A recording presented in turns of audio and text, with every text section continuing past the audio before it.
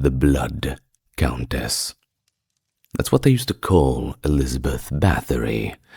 She was a Hungarian noblewoman whose infamous reputation has become somewhat legendary. Born in 1560, it is alleged that she had tortured and murdered dozens, if not hundreds, of young girls in a pursuit of eternal youth. The gruesome rumors surrounding her alleged vampiric tendencies and sadistic rituals were fueled by her wealth, power, and the eerie isolation of her castle. But despite her aristocratic status, the dark legacy that she built led to her arrest in 1610, though her exact crime still remains shrouded in mystery.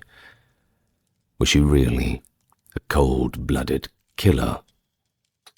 Or was she, as some claim, simply the victim of a political conspiracy? Whichever way you think, it's a story of a chilling blend of myth and reality. It's got everything: madness, power, tragedy, all wrapped into one.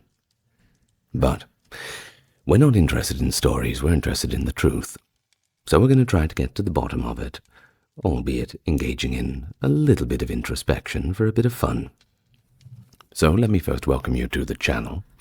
Here we are today, finally doing a video on Elizabeth Bathory. A few of you have suggested it, so here I am, hopefully right on schedule. As always, if you like this kind of content and want to hear about more psychos and all the rest through history, well, check out the playlists and subscribe for more. And tell me who you want to see next in the comments. But with all of that out of the way, let's get busy. So, as I have said, we start our story in 1560, where Elizabeth Bathory was born at her family estate in near Bathory, Royal Hungary, and she spent much of her early years at Aethelred Castle, that is, still located within the family's ancestral lands. You must remember that the Bathory family was, well, let's just say they were quite well-to-do, old money from the old world. In fact, her father, Baron George VI Bathory, belonged to the Aethelred branch of the Bathory family, and that was a very prominent aristocratic lineage in Hungary. Baron George's brother, Andrew Bonaventura Bathory, had previously held the title of Voivode of Transylvania until his death in 1566. Now, just quickly, Voivode is kind of the... In Hungarian we say ban. That is the term for local ruler, or kind of like a king. In Romanian we say voivode. Think of Vlad Dracula, Vlad Tepes II. He was the voivode of Transylvania in a different time. So, Elizabeth's paternal heritage was of course notable too, and traced back to plenty of powerful figures, including her great-grandmother, Anna Radziwill, who was a member of the influential Polish-Lithuanian House of Radziwill, and her great-grandfather, Conrad the Red, Duke of Masovia and Warsaw, from the ancient Piast dynasty. On her mother's side, Elizabeth's lineage was equally distinguished. Baroness Anna Bathory of Somlyo, Elizabeth's mother, was the daughter of Stefan Bathory. I've mentioned him in a few other videos. He was the Palatine of Hungary and belonged to another branch of the Bathory family. Now, as for her maternal uncle, Stefan Bathory, 1533-86, was an important historical figure who became the Prince of Transylvania and later the King of Poland and Grand Duke of Lithuania. And that's a significant place in European politics, to say the least. Elizabeth also had an older brother called Stefan Bathory, who lived 1555 to 1605, who held the esteemed position of Royal Judge of Hungary, alongside several other siblings. So as you can see, This isn't just some random rise to power. This is a legacy that is set into the fabric of the Hungarian royalty and well, just the East European structure of the royal families and old aristocratic lineages, which is why the entire controversy around Elizabeth was such a huge one. An embarrassment, the black sheep, as we could say. Well, let's continue on.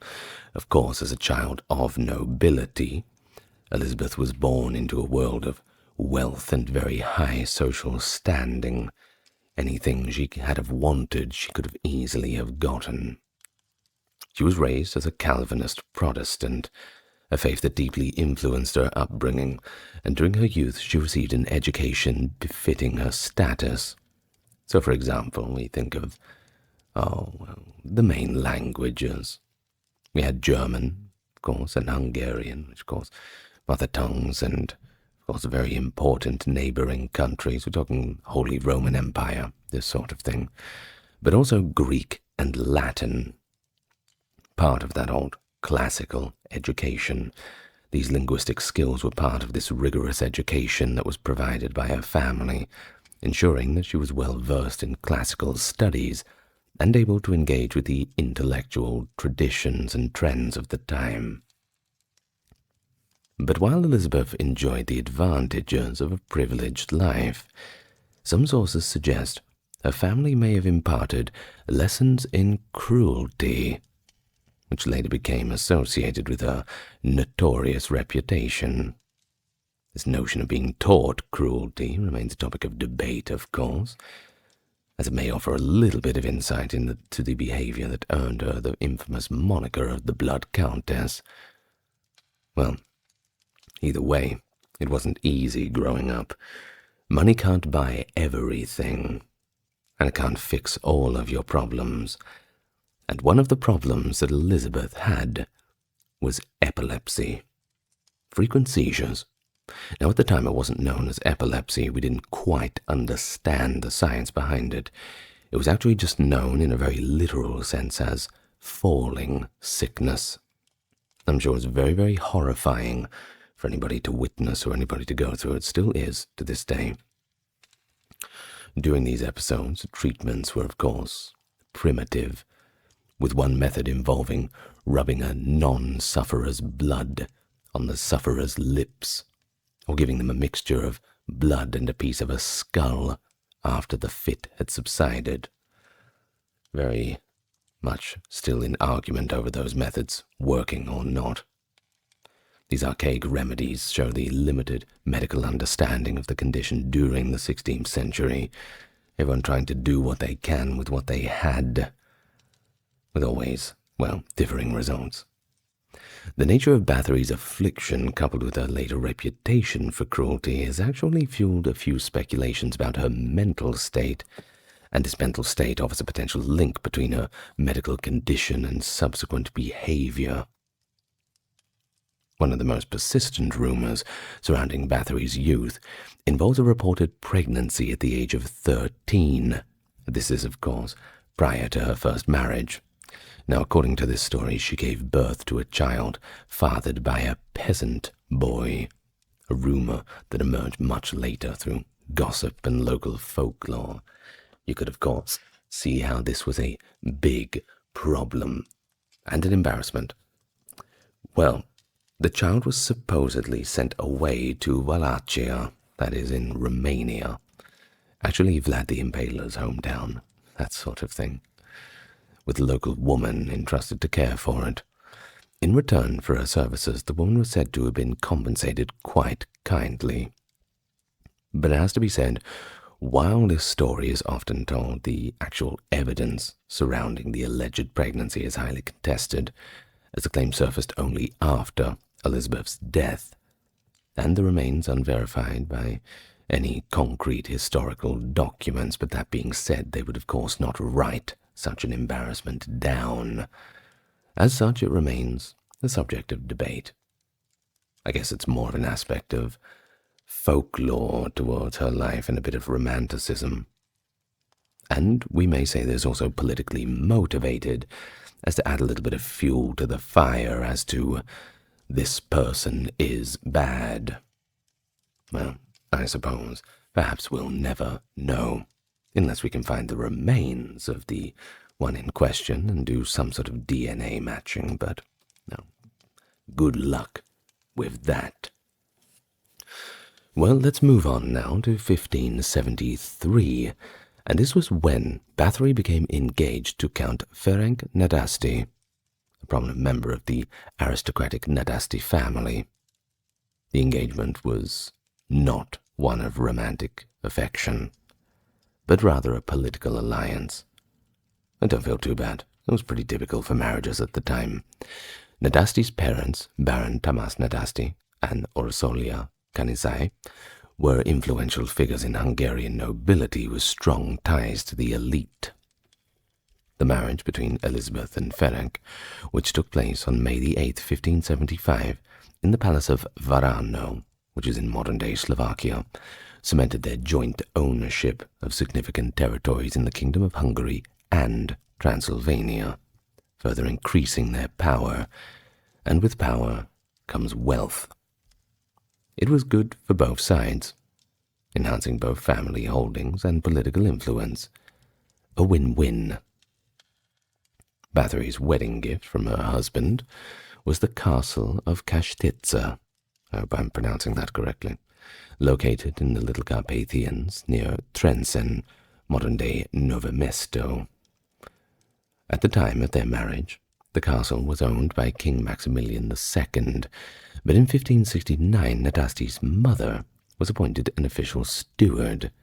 In 1602, Nadasti purchased the castle from the Holy Roman Emperor Rudolf II, and Bathory took responsibility for managing the estate and overseeing its operations, including Kastitsa country house and 17 nearby villages, especially while Nadasti was away on military campaigns. Following their wedding, the couple resided at Nadasti's family castle in Sarvar. However, in 1578, Nadasti was called to lead Hungarian forces against the Ottomans, marking the beginning of his military involvement in the region. While he was away fighting in the so-called Long War, which lasted from 1593 to 1606, Bathory assumed full control of the family estates and managed the business operations.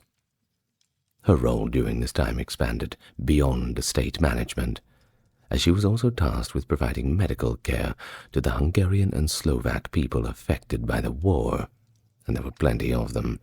You see, at this time the Ottomans were really trying to push north. They had been ever since they took Constantinople.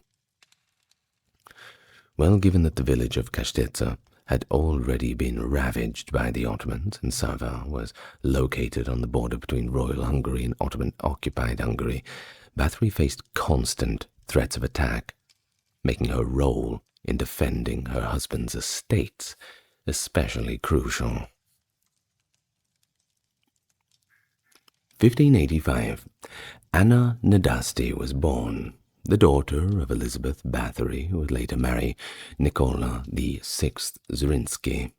Becoming one of the most prominent families in the region, Anna's marriage to him linked her to the influential Croatian noble family, furthering her status within the Hungarian circles too.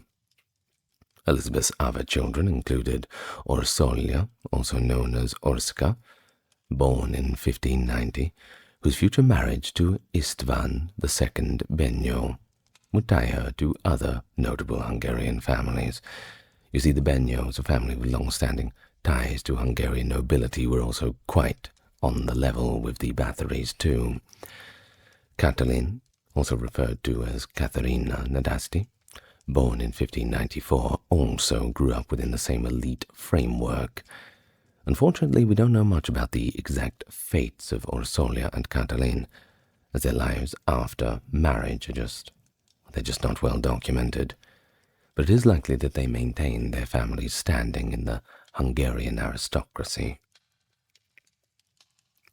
Another of Bathory's children, Andras Nadasti, was born in 1596, but tragically didn't make it very far. He died in 1603, before he could establish his place in the legacy. Paul Nadasti, born in 1598, survived into adulthood and played a significant role in Hungarian history himself, but that's a topic for another video. He would father Franz III Nadasti, who was involved in the Magnate plot against the Holy Roman Emperor Leopold I, so that's something. The Nadasti family's involvement in political intrigue and the tensions with the emperor shows the high stakes of noble life during this period. In fact, some chronicles even mention a son named Miklos Nadasti, who allegedly married another Susanna Zrinski. However, Miklos' name is conspicuously absent from Bathory's will of 1610, and that raises a few questions about his legitimacy, or perhaps the possibility that he either died young or was raised as a cousin rather than one of Elizabeth's legitimate children. Oh, and also, there's a few rumors surrounding the life of another child, a deceased Nadasti infant named Georgi, though details of his life and death are also unverified. Such is the nature of rumors. All of Elizabeth's children, just like their mother, were raised under the supervision of a governess, ensuring they received education and training that was expected of noble children. Now, here's where things get a little bit sad. Tragedy struck Elizabeth when her husband, Ferenc Nadasti, passed away on the 4th of January 1604 at the age of 48. Now, Elizabeth did not take this well. It was a significant blow to her, as they'd been married for 29 years and had weathered numerous challenges together. Despite the fact that the marriage was political, they had grown quite close. Ferenc's health had been declining for several years, with the illness reportedly beginning around 1601. He was first afflicted with severe leg pain, which ultimately left him permanently disabled by 1603. Despite efforts to treat the ailment, his condition only worsened, and eventually it took his life. Ferenc's passing left Elizabeth to manage the family estates and the legacy of the Nadasti name alone, and that is a lot of pressure. But before his death, Ferenc had entrusted his widow and their children to the care of Georgi Thurzo, a figure that will, come up later on. He kind of played a pretty big role in investigating the alleged crimes. But we'll get to them soon, because the rumors of Elizabeth's involvement in horrific acts were already circulating in Hungary, beyond by the early 1600s, Hungary and beyond rather, Between 1602 and 04, the Lutheran minister István Magyari took the step of lodging formal complaints against Elizabeth, raising suspicions about her behavior and actions at the Vienna court. Just quickly, this name Magyari. Magyar is actually the word for Hungary. And I believe they call their language Magyar as well. So if you hear this word, you know that it relates to Hungary or something Hungarian. Well, these complaints, fueled by rumors that had been whispered throughout the region, of course, caught the attention of authorities. They were hard to ignore after a while. In 1610, Emperor Matthias II assigned Georgi Thurzo, the Palatine of Hungary, to lead a formal investigation into the allegations. Thurzo, a respected nobleman, directed two notaries, Moses Ziraki and Andras Keretsuri, to gather the evidence.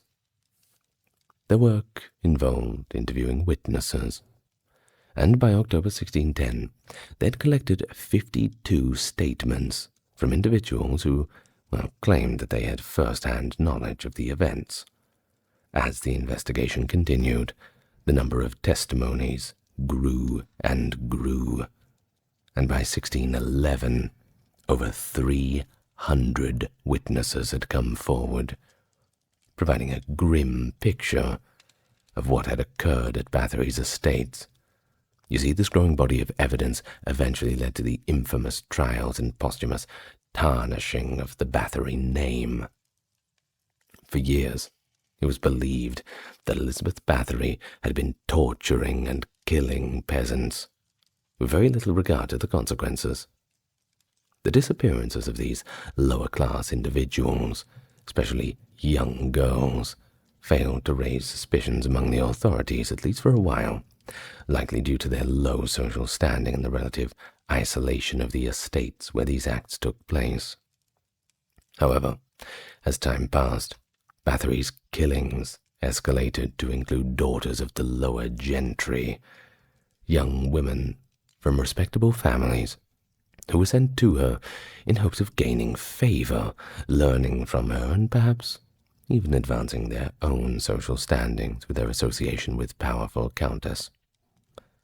The inclusion of these girls in her grisly acts was the real turning point, as the deaths of those from higher social classes, of course, were bound to attract a little bit more attention. It's not right, but it is the way it is. Witnesses at her trial later spoke of various methods that Bathory allegedly employed. Some survivors recalled seeing signs of extreme physical abuse on the bodies of those deceased, with some corpses buried in traditional cemeteries and others disposed of in unmarked graves, adding to this mystery and horror surrounding her actions. One detail that did emerge during the investigation was the alleged use of needles, which were reportedly employed in the torment of her victims. The exact nature of Bathory's methods of cruelty is, of course, a matter of historical debate, but these accounts, fueled by testimonies of numerous witnesses, certainly do not make her look very good. But, innocent until proven guilty, still, we talk about the accusations. Among the testimonies were those from witnesses who claimed to have witnessed the deaths of family members within the confines of Bathory's private quarters, the gymnasium. This area, meant for the ladies of the household, became a scene of unspeakable horror, where those who were trusted into Bathory's care often met tragic and violent ends. The secrecy surrounding the deaths and the suspicion that they were a result of torture and brutal torture of that led to a growing sense of unease among the locals. As rumors of Bathory's crimes spread, the situation reached a boiling point. On the 13th of December, 1612, a formal agreement was made between Georgi Thurzo and Nicola VI Zrinski regarding the division of Bathory's estate and her eventual imprisonment. Thurzo, who had been tasked with investigating the allegations, arrived at Kastitsa Castle on New Year's Eve, 1612, along with a small group of soldiers. It was here that he arrested Bathory and 4 of her servants, including Dorotia Semtets, Ilona Yo, Katarina Benica, and Janos Ujvali, known by the nicknames Ibis or Fliko. These 4 were suspected of assisting her in the murders, or perhaps getting rid of the evidence. Thurzo's letter to his wife, describing the scene, mentioned that he had discovered a deceased girl and another living prey girl in the castle during his surprise visit. However, once again, it's unclear whether these statements were corroborated or exaggerated, and there's no concrete evidence to confirm them. Although some accounts suggest that Bathory was found in a state of shock or under duress, the widely accepted story of her being found covered in blood seems to be a little bit fabricated. This sensationalized element likely emerged as part of this larger myth surrounding her, but despite the dramatic claims, it appears that Bathory was arrested without any immediate spectacle. She went away pretty quietly and was not discovered mid-act, as some stories might have suggested. Certainly makes for a better story, though, don't you think? Thurzo's actions were reportedly more calculated as he made his move swiftly and professionally, taking Bathory into custody before any further victims could be identified. Following her arrest, Thurzo convened with key family members to discuss how to proceed. Of course, this wasn't just a common criminal, a member of the nobility. Perhaps a more gentle and private approach would be needed. And think about Thurzo.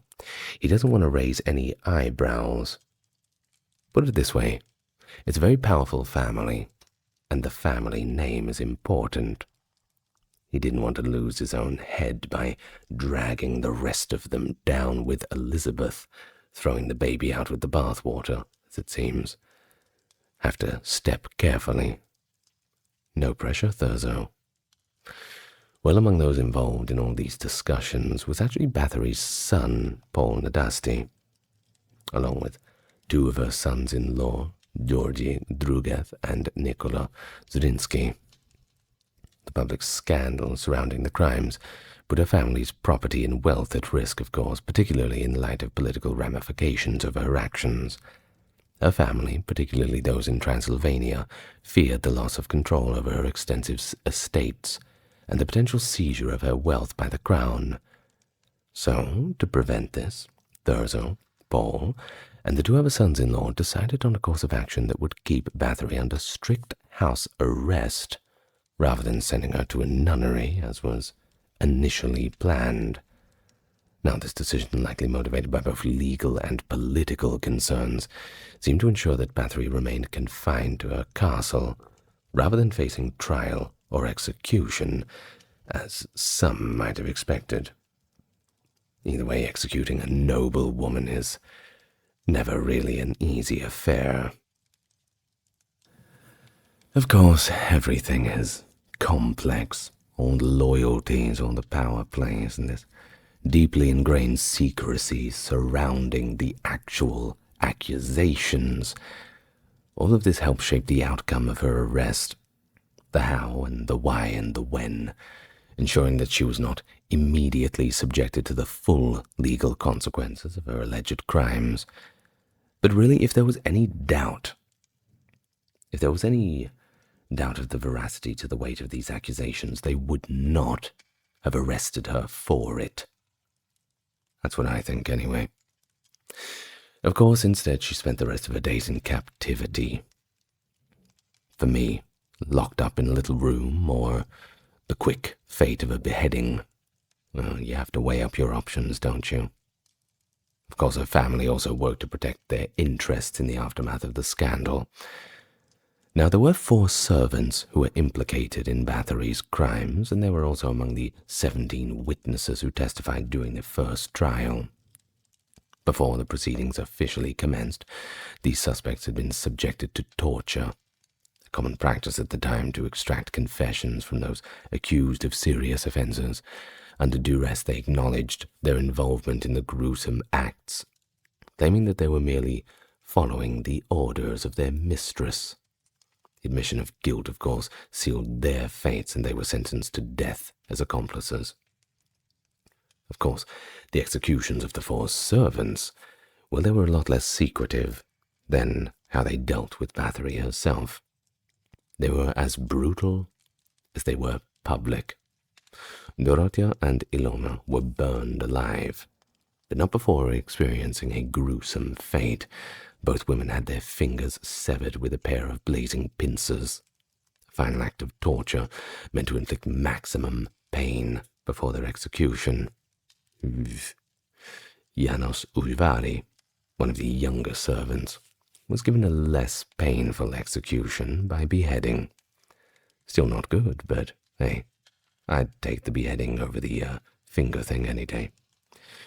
A somewhat more merciful punishment, of course, due to his youth and the belief that his involvement in the crimes was somewhat less severe than others.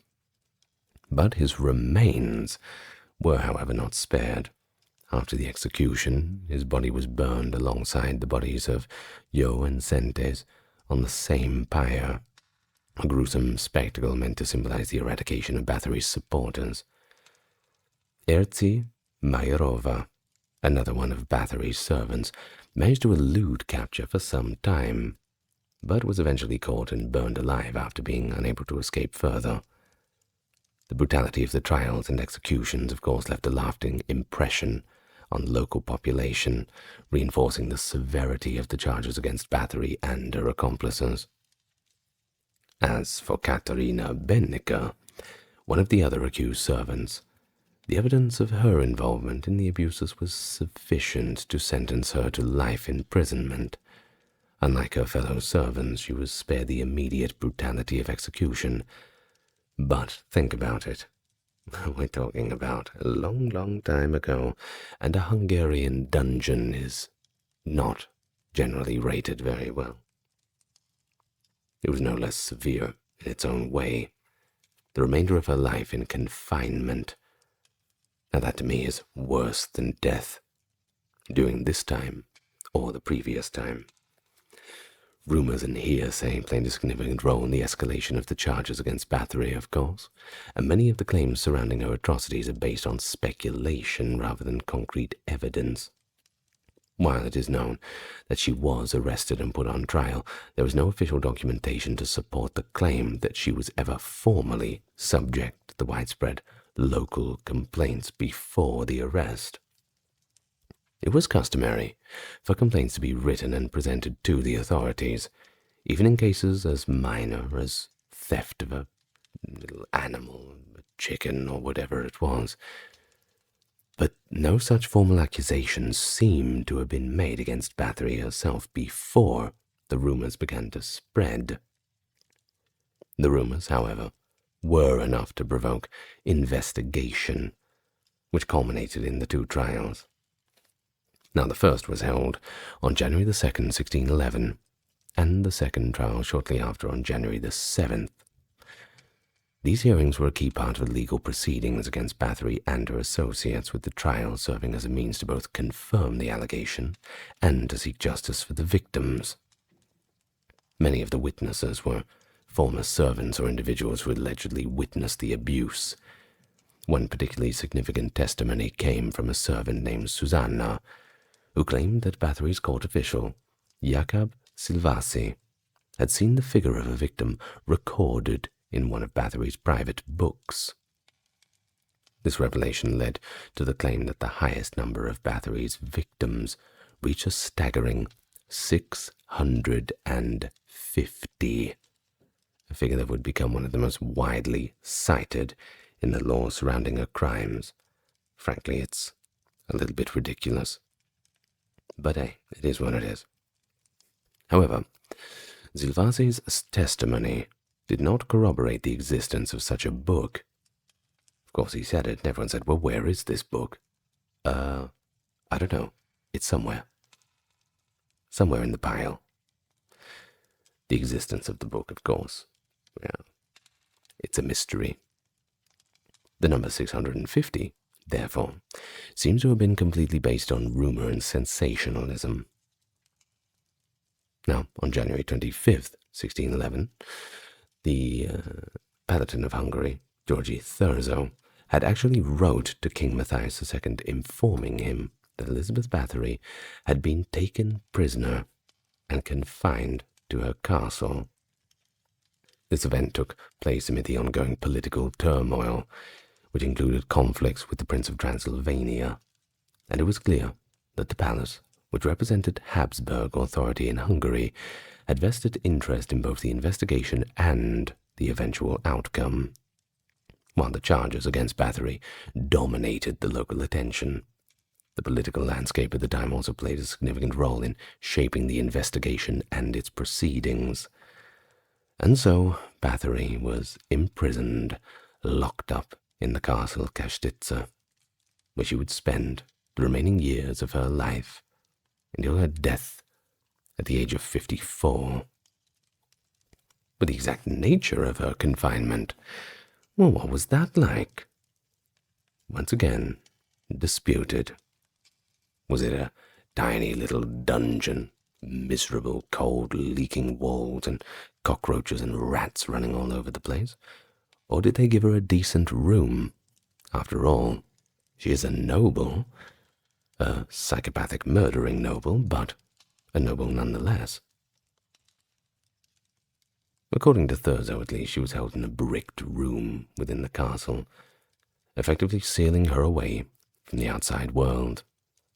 However, other sources, including written records from a visit by priests in July of 1614, suggest that Bathory's imprisonment was actually more akin to house arrest, where she was still able to move around the castle with a certain degree of freedom.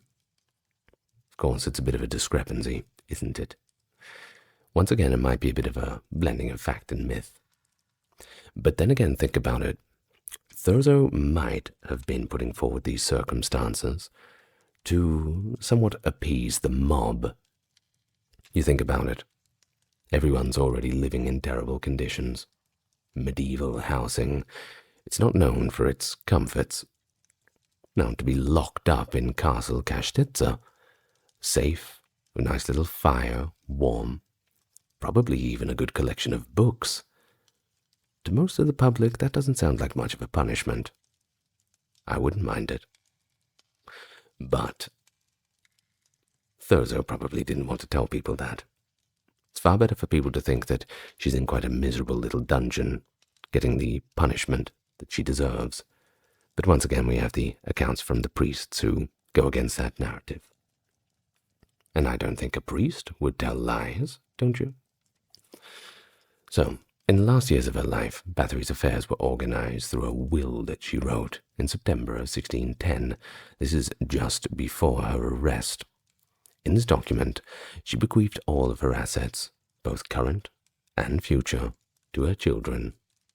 The will was signed at the end of 1610, and the division of her estates and properties was set into motion.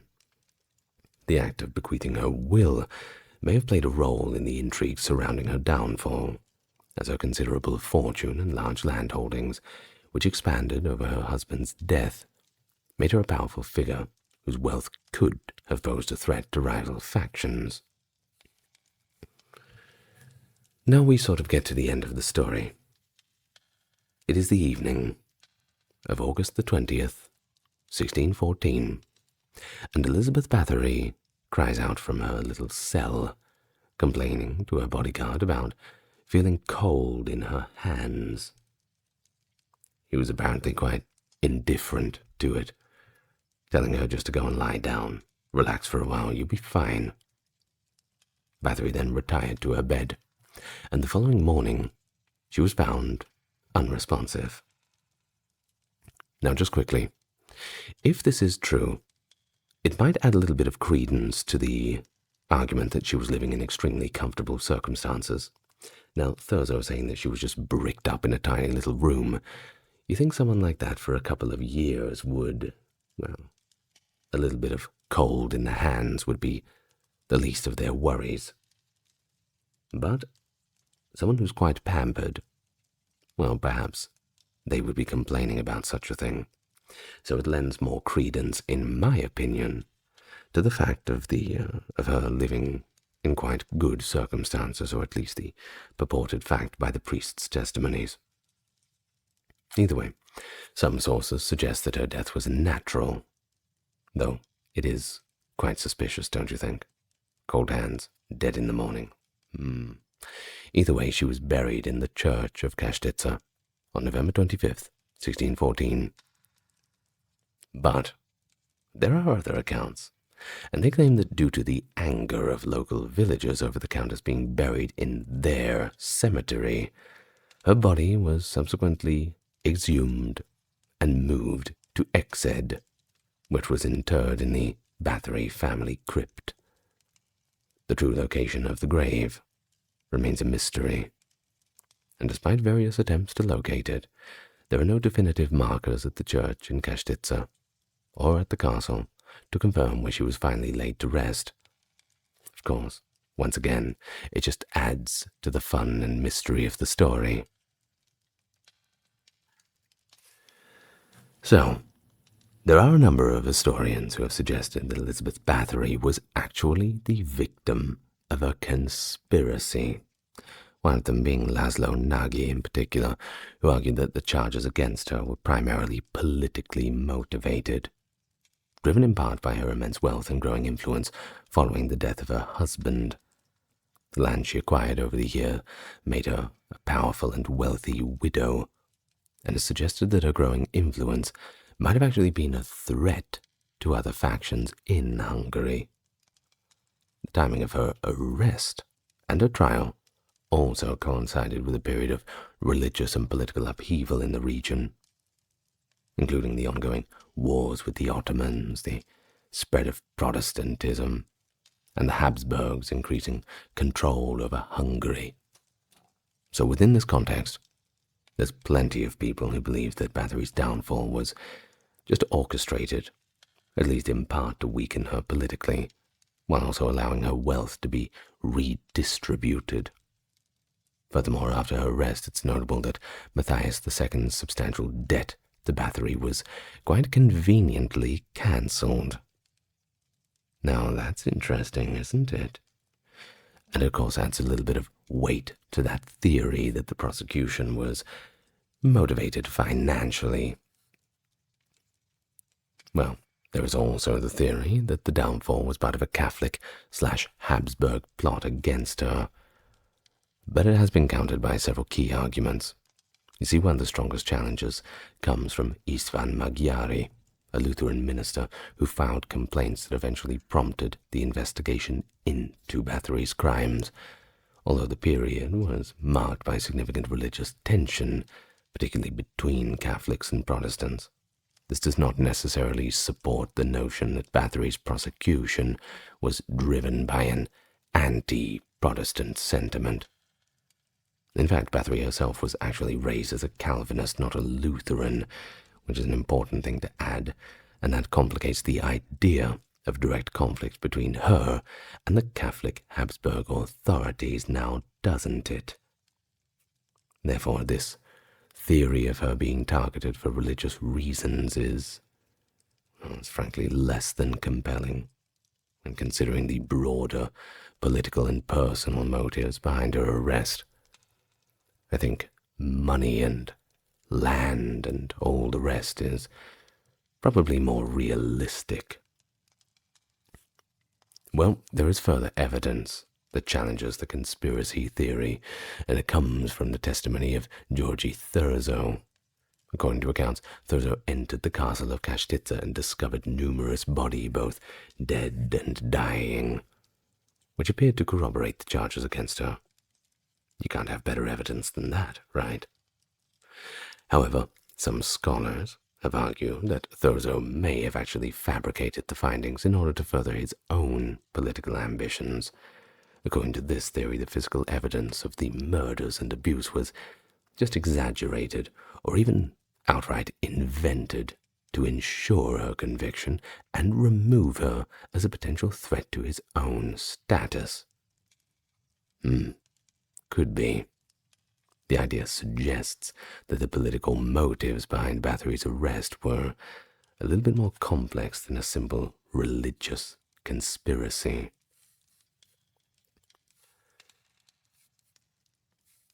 Well, it's also left quite a mark on folklore and literature, don't you think? Influencing the countless tales and stories over the centuries.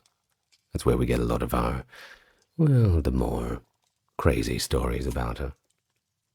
The most persistent thing to emerge from her case is this image of her bathing in the blood of her victims to preserve her youth.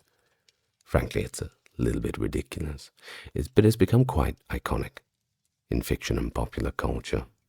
Exaggerated, distorted for dramatic attempts, Bathory is sometimes depicted as learning the secret of bathing in blood after slapping a servant in anger, causing the blood to spatter onto her skin and, well, after a little bit of inspections, thinking, hey, not bad, let's do a mask. The blood, it is claimed, would have had the effect of making her skin look younger and more beautiful than once it was removed. Well, the first written account of the Bathory case to prominently feature this blood-bathing myth was in Tragica Historia penned by a Jesuit scholar, Laszlo Turoczi, in 1729. This work was considered one of the earliest sources to introduce the now famous legend of the Countess's blood rituals. Despite the lack of solid evidence supporting this detail, Matthias Bell, in his 1742 book, expressed skepticism about the authenticity about the blood-bathing story. Although he still played a role in spreading the legend, over time the narrative became deeply ingrained in public imagination, and later historians and novelists often reduced Bathory's crimes to simple vanity, claiming she was motivated by a desire to retain her youthful appearance. Of course, modern historians argued the idea of Elizabeth Bathory being driven by vanity, particularly the legend of the blood bathing in the blood of virgins to maintain her appearance, was rooted in contemporary gender role stereotypes. During the time of Bathory's trial and subsequent myth-building, it was difficult for society to imagine that women could commit violent acts for reasons beyond superficial desire. The notion that a woman might engage in sadistic acts of violence for its own sake, well, that was largely unthinkable.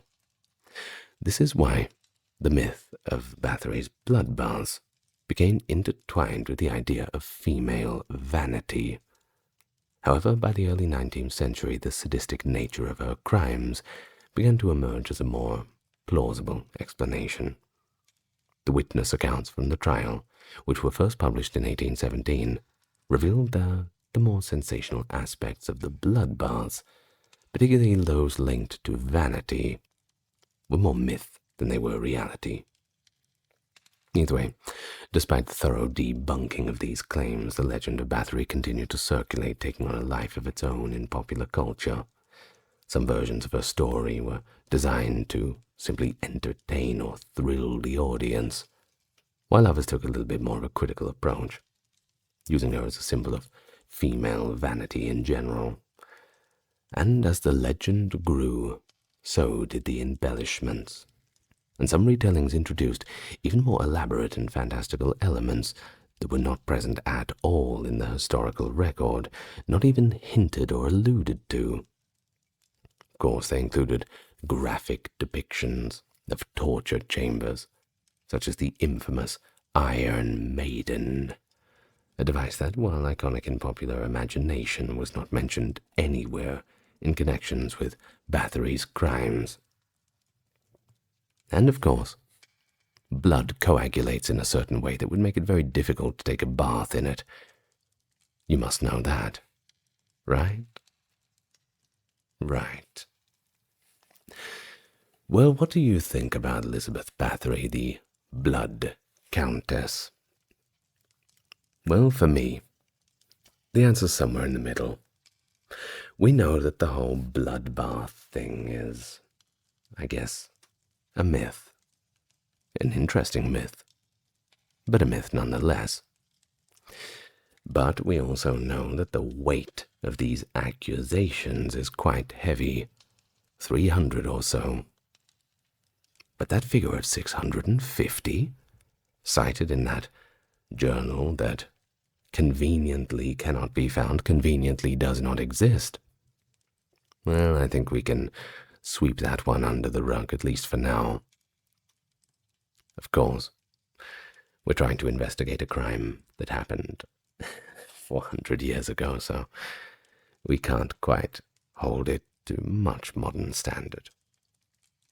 But as always, it's interesting. List off a few of the terrifying and awe-inspiring figures from history, and no doubt you'll come across Attila the Hun, who ruled over the vast Hunnic Empire covering Central and Eastern Europe from 434 to 453 AD. Renowned for his extraordinary military skill, he led multiple campaigns against the Eastern and Western Roman empires, causing such a catastrophic loss that he gained the nickname the Scourge of God. The geopolitical landscape of late antiquity was altered by the Huns' tremendous pressure on the established civilizations, which was made possible by Attila's ability to unite disparate tribes under a single, disciplined force. In addition to his military skill, he was also quite a good diplomat who negotiated tributes and treaties that preserved the stability and power of his growing empire. And so, as a testament to this unwavering strength and determination, Attila's legacy lives on. It shows the difficulties of leadership and the influence of nomadic empires on the development of European history. And we're going to learn all about it today, from start to finish, as we talk about the life of Attila the Hun. But first, where are my manners? We can't begin without welcoming you to the channel again, can't we? I do it in every video, you know. So here I am again, saying welcome to the newcomers and welcome back to those who are watching again. If you've been watching from the start, well, leave me a comment. Actually, tell me how long you've been on the train for, and we can all discuss in the comments for the juicy engagement. Well, with all that said, let us begin. Of course, we have to begin in a little bit of a blurry spot. Now, this is pretty normal for nomadic peoples not keeping records and only really getting talked about from the sources that come from Roman and Greek records, those quote-unquote civilized peoples that they came up against writing about them once they got in contact with them, and doing so from quite a biased point of view. So with that in mind, the only real comprehensive sources are written in Greek and Latin, and by the enemies of the Huns. And this is why putting together a historiography about him faces, well, more than a few obstacles. Only shards of the numerous testimonials that Attila's contemporaries left behind about his life survive to our modern day. Now, we do know that as a member of Theodosius II's embassy at the Hunnic court in 449, one Priscus, a Byzantine historian, that being the Eastern Roman Empire, you know, Constantinople, this sort of thing, and a diplomat who wrote in Greek, was both a witness to and an actor in Attila's story. In fact, he's the only person known to have written a physical description of Attila, not a very kind one at that. And his writing is a significant source of information about Attila's life. But despite all that, he's still an Eastern Roman, and you can clearly see the political bias. He wrote 8 books, spanning the years 430 to 496, in which he chronicled the history of the late Roman Empire. And of course, with Attila ruling from 434 to 453, well, this is smack bang in the middle of where we need to be to say that he is indeed a primary source. Now, there are only pieces of Priscus's work left, unfortunately, in addition to being a significant source of information about the Hunnic Empire and its neighbors. It was frequently cited by historians Procopius and Jordanes in the 6th century, particularly in the work of Jordanes, The Origin and Deeds of the Goths, which is filled with references to Priscus's history. 100 years, actually, after Attila's passing, he recounts the Hunnic peoples and Attila's legacy in general. And we'll get to Jordanes a little bit later. It's quite a good description that he provides us of the death of Attila. Between the 6th and 17th centuries, many ecclesiastical writings contain valuable but dispersed information that has occasionally been distorted by years of hand copying, or is just in general difficult to verify. the 12th century Hungarian writers suppressed some historical details and added their own legends in an effort to present the Huns as their glorious ancestors. Of course, this isn't just the case with Attila. This happens for many historical figures, many historical events. You might find a trend in all the history books that when it comes to the wars, the good guys win every time. What a coincidence. Well, with that in mind, of course, whenever you look over these sources for Attila, I hope you've brought your many grains of salt with you, because you are going to have to take many of them. So the Huns themselves, well, they passed down their literature and knowledge orally, from generation to generation through chanted poetry and epics, much in the same way that we'd see it with the Gauls, the Germanics, and pre-Roman Germanics, even going up to the Britannic tribes that were inhabiting Britain before they had writing and all the rest. One of the main reasons why we've lost all of the Druidic knowledge was because it was simply orally transmitted through stories and poetry, epics, this kind of thing. Well, literature of the Scandinavians and Germans, who were the Huns' neighbours, and wrote between in the 9th and 13th centuries, has indirectly given us these little snippets of the oral history. Attila plays a significant role in numerous Eddas, sagas, and medieval epics, and there is one that he's particularly prominent in, that is the Nibelungenlied, which you can look up. Now, archaeological research in more modern times has revealed some information about the Huns' way of life, their art, and of course, the warfare, what they're really known for.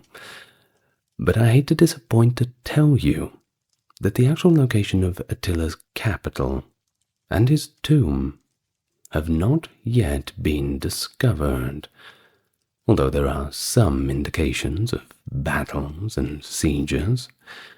Perhaps it's not so much of a disappointing thing to let you in on that, but perhaps it's more of an exciting thing that, well, it's still out there. Same as the burial place of Alexander the Great, by the way, which is reportedly, the last I heard, at the main crossroads of Alexandria.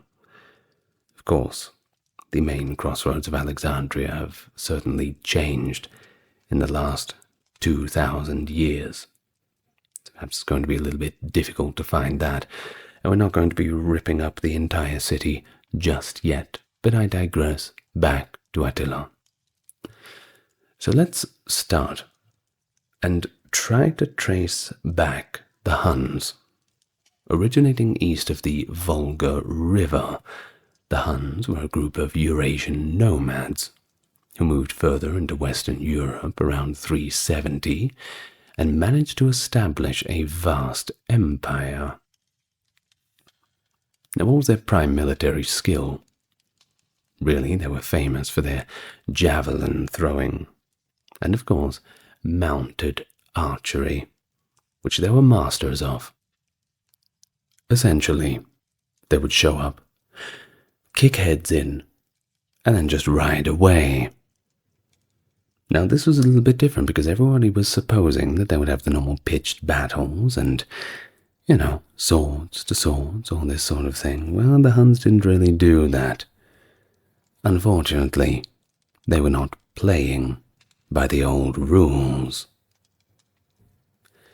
Well, although they were a pastoral warrior society that was still establishing settlements prior to their arrival in Western Europe, the main source of food they had were the meat and the milk from their herds.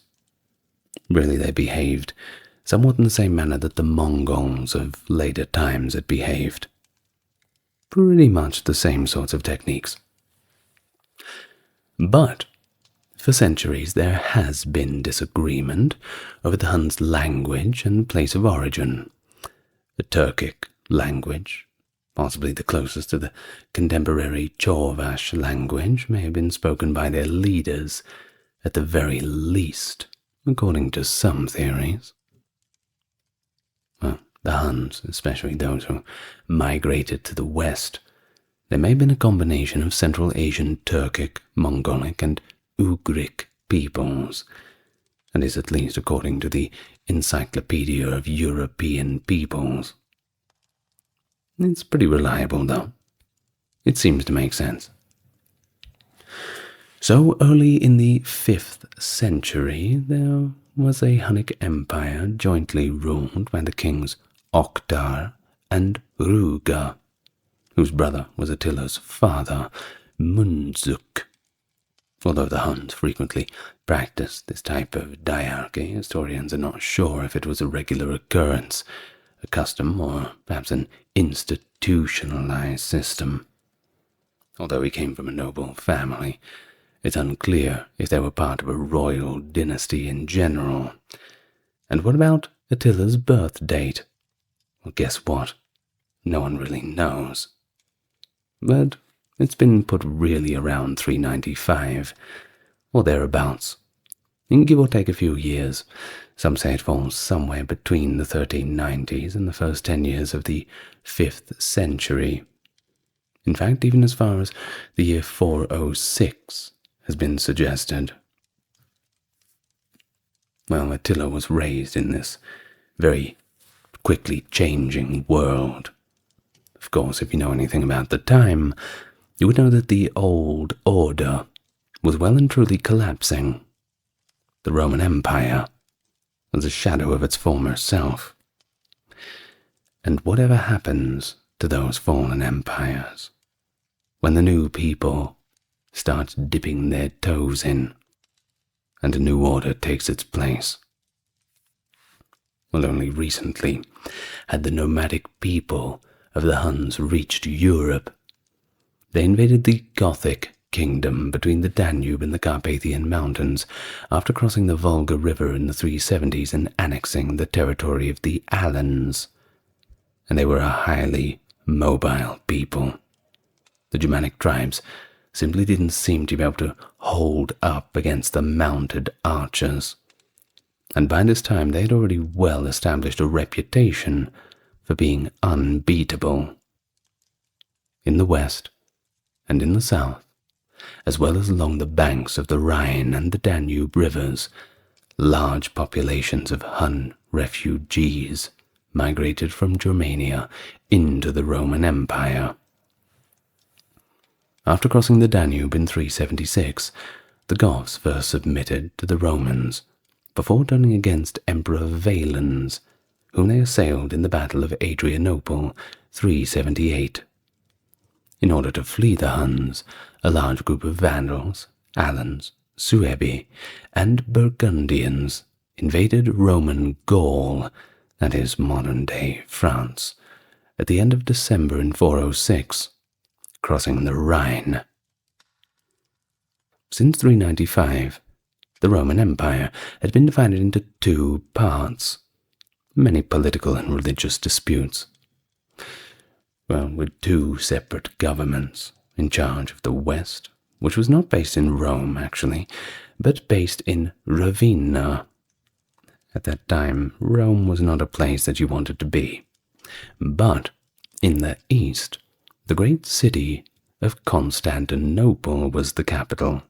Of course, this is bearing the namesake of its progenitor, Constantine, and in our modern vernacular it is called Istanbul, and it has been for about almost 600 years, but we don't want to talk about that. Despite a number of power struggles, the majority of the Roman emperors during Attila's reign, both east and west, were actually members of the Theodosian family. As for the Huns, they ruled over a sizable area with hazy borders that were set by the will of numerous ethnic groups. While many maintained their own identities and rulers while acknowledging the suzerainty of the Hun king, others were simply assimilated into the Hunnic nationality. although many of the Romans' issues were indirectly caused by the Huns, who drove different Germanic tribes into Roman territory.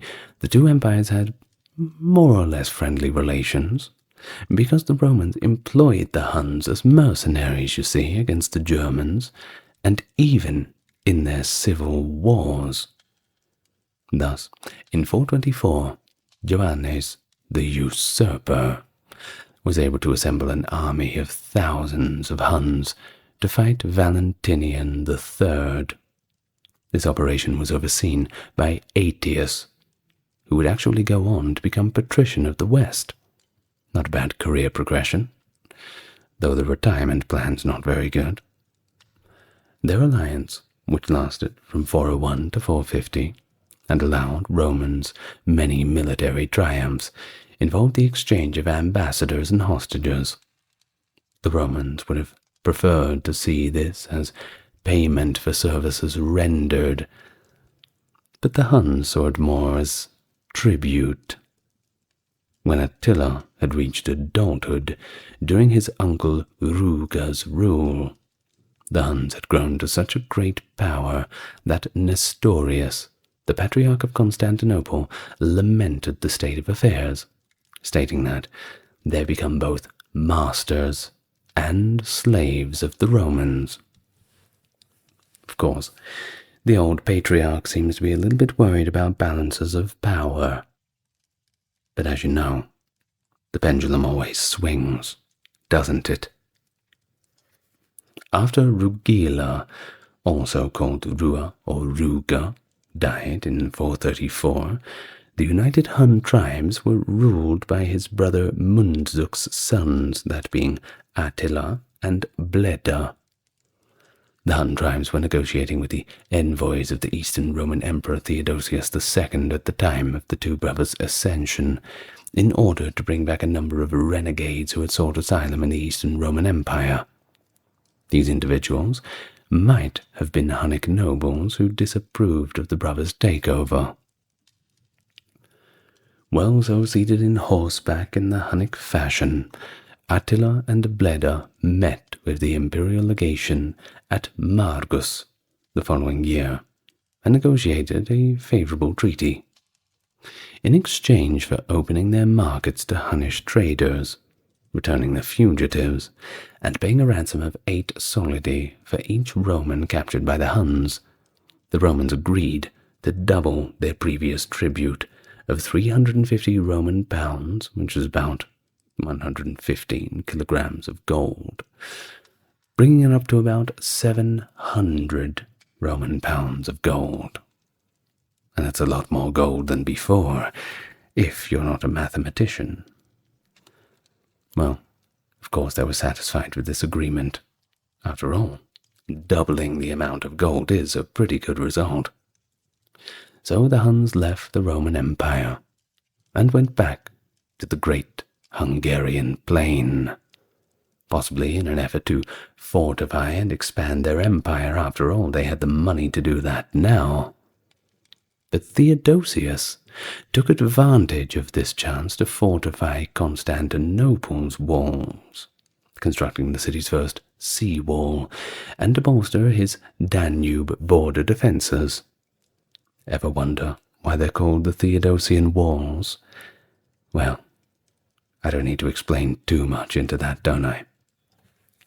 So as the Romans invaded the Sassanid Empire over the following few years, that is, the kind of like the Persians, we can bubble it down to that, the Huns stayed pretty much out of sight. I wonder what they were doing. Well, after the Sassanids defeated them in Armenia, they simply gave up their invasion and returned their focus on Europe. And then they resurfaced in force on the Roman Empire's borders in 440, attacking the traders at the market established by the 435 treaty on the north bank of the Danube. They destroyed forts on the Danube and the cities of Illyricum, including, at least according to Priscus, the Moesian city of Viminacium. At Marcus, where they were where they demanded the Romans surrender a bishop who had kept property that Attila considered his, they launched their advance. The bishop betrayed the city to the Huns by sneaking away while the Romans were debating his fate. Of course, he is remembered as a coward. Well, in come the Vandals. Sure you've heard of them, under Gaisaric's leadership, and they took control of the western Roman province of Africa, and its capital, which I'm also sure you've heard of, Carthage. This was all while the Huns were targeting city-states along the Danube. Not a very good time for the Eastern Roman Empire. Well, Rome relied heavily on food from Africa, of course, and it was the wealthiest province in the Western Empire.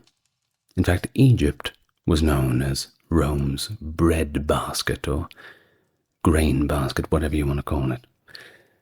And every single day, ships would go back and forth across the Mediterranean, taking Rome everything it needed to survive. Once that was threatened, you can certainly imagine how much panic could set in. Well, in 441, Armenia was also invaded by the Sassanid Shah, Yazdegerd II, as if things could not get any worse.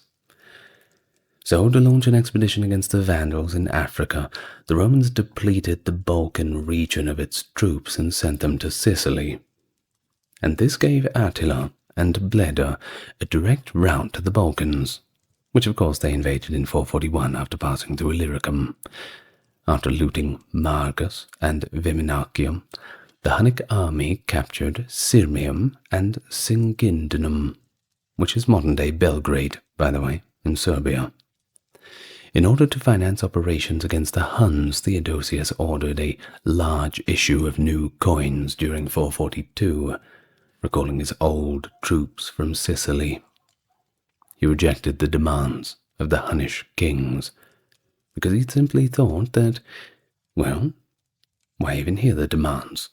I'll just show up and kick some heads in, and no problem. As a matter of fact, we're Romans. That's what we do. Well, he was about to learn a few grim realizations. In response to all this, Attila launched a campaign in 443. His troops successfully attacked the military bases of Ratiara and Nisus, modern-day Nish, and slaughtered the locals after acquiring rolling siege towers and battering rams for the first time ever. At least, that's what the Romans thought, that was the first time ever that they ever had them. Either way, new toys, always welcome. Priscus had remarked, "On our arrival in Nisus, we discovered the city completely abandoned, as if it had been looted. Only a few sick people were lying in the churches. We stopped in an open area, a short distance from the river, because the entire area next to the bank was covered in the bones of soldiers who had died in the battle." The Huns then advanced along the Nishava River and captured Arcadiopolis, which is modern-day Lulaburgats. They also captured Philippopolis, modern-day Plovdiv, and Serdica, modern-day Sofia. Outside of Constantinople, they came across and routed a Roman army, but the eastern capital's double walls prevented them from continuing. After all, siege equipment will only get you too far. A second army was also routed close to Callipolis. As for Theodosius, he conceded defeat after failing to mount a successful armed defense, and dispatched Magister Militum per Orientem Anatolius to negotiate terms of the peace. The terms were, of course, much more severe than the previous treaty. The annual tribute was tripled now to 2,100 Roman pounds. It's about 700 kilograms in gold, and the ransom for each Roman prisoner increased to 12 solidi. The emperor agreed to surrender 6,000 Roman pounds, about 2,000 kilograms of gold, as punishment for breaking the terms of the treaty during the invasion. The Hun kings retreated into the interior of their empire after their demands were temporarily satisfied. And at this point, Bleda, Attila's brother, passed away after the Huns had left Constantinople, most likely in 445. Of course, this means that Attila was the only Hun ruler after seizing the throne for himself. He rode south through Moesia once more in 447, entering the Eastern Roman Empire. There he fought the Battle of Utus with a Roman army led by the Gothic Magister Militum Arnegesiclus, lost, but not without suffering heavy casualties. So, without any resistance, the Huns swept across the Balkans to Thermopylae. The Isaurian forces of Magister Militum per Orientem Zeno saved Constantinople itself, and Prefect Constantinus stepped in to protect it by arranging for the walls that had previously been damaged by earthquakes to be rebuilt and, in some cases, to build a new line of fortification in front of the old. Of this time, Callinicus, in his Life of St. Epartius, wrote, "The barbarian nation of the Huns, which was in Thrace, became so great, more than 100 cities were captured, and Constantinople also came into danger, and most men fled from it. And there were so many murders and bloodlettings that the dead could not be numbered, for they took captive the churches and monasteries, and slew the monks and maidens in great numbers." In 450, Attila formed an alliance with Emperor Valentinian III and declared his intention to attack the Visigoth kingdom of Toulouse. In the past, he had enjoyed good relations with Flavius Aetius, a powerful general in the Western Roman Empire. Attila's troops against the Goths and Baguade had earned him largely the honorary title of Magister Militum in the West, and Aetius had been exiled among the Huns for a short time in 433. So Attila's plans might also have been impacted by Gaisaric's gifts and diplomatic efforts, as he opposed and feared the Visigoths. I think it's so fantastic that these Visigoths, the Vandals, the Huns, they're all knocking about at the same time. Picked a bad time to be a Roman, that's for sure. But Honoria, that is, Valentinian's sister, had escaped her forced engagement to a Roman senator in the spring of 450 by sending the Hunnish king a request for assistance, along with her engagement ring. Seems pretty obvious what that means, right?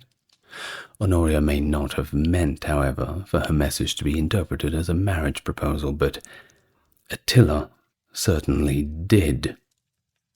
And you really can't blame him. He agreed, of course, and he requested a dowry. A pretty generous one, too. In fact, he wanted half of the Western Empire. Now, that's pretty cheeky. That is a pretty hefty demand.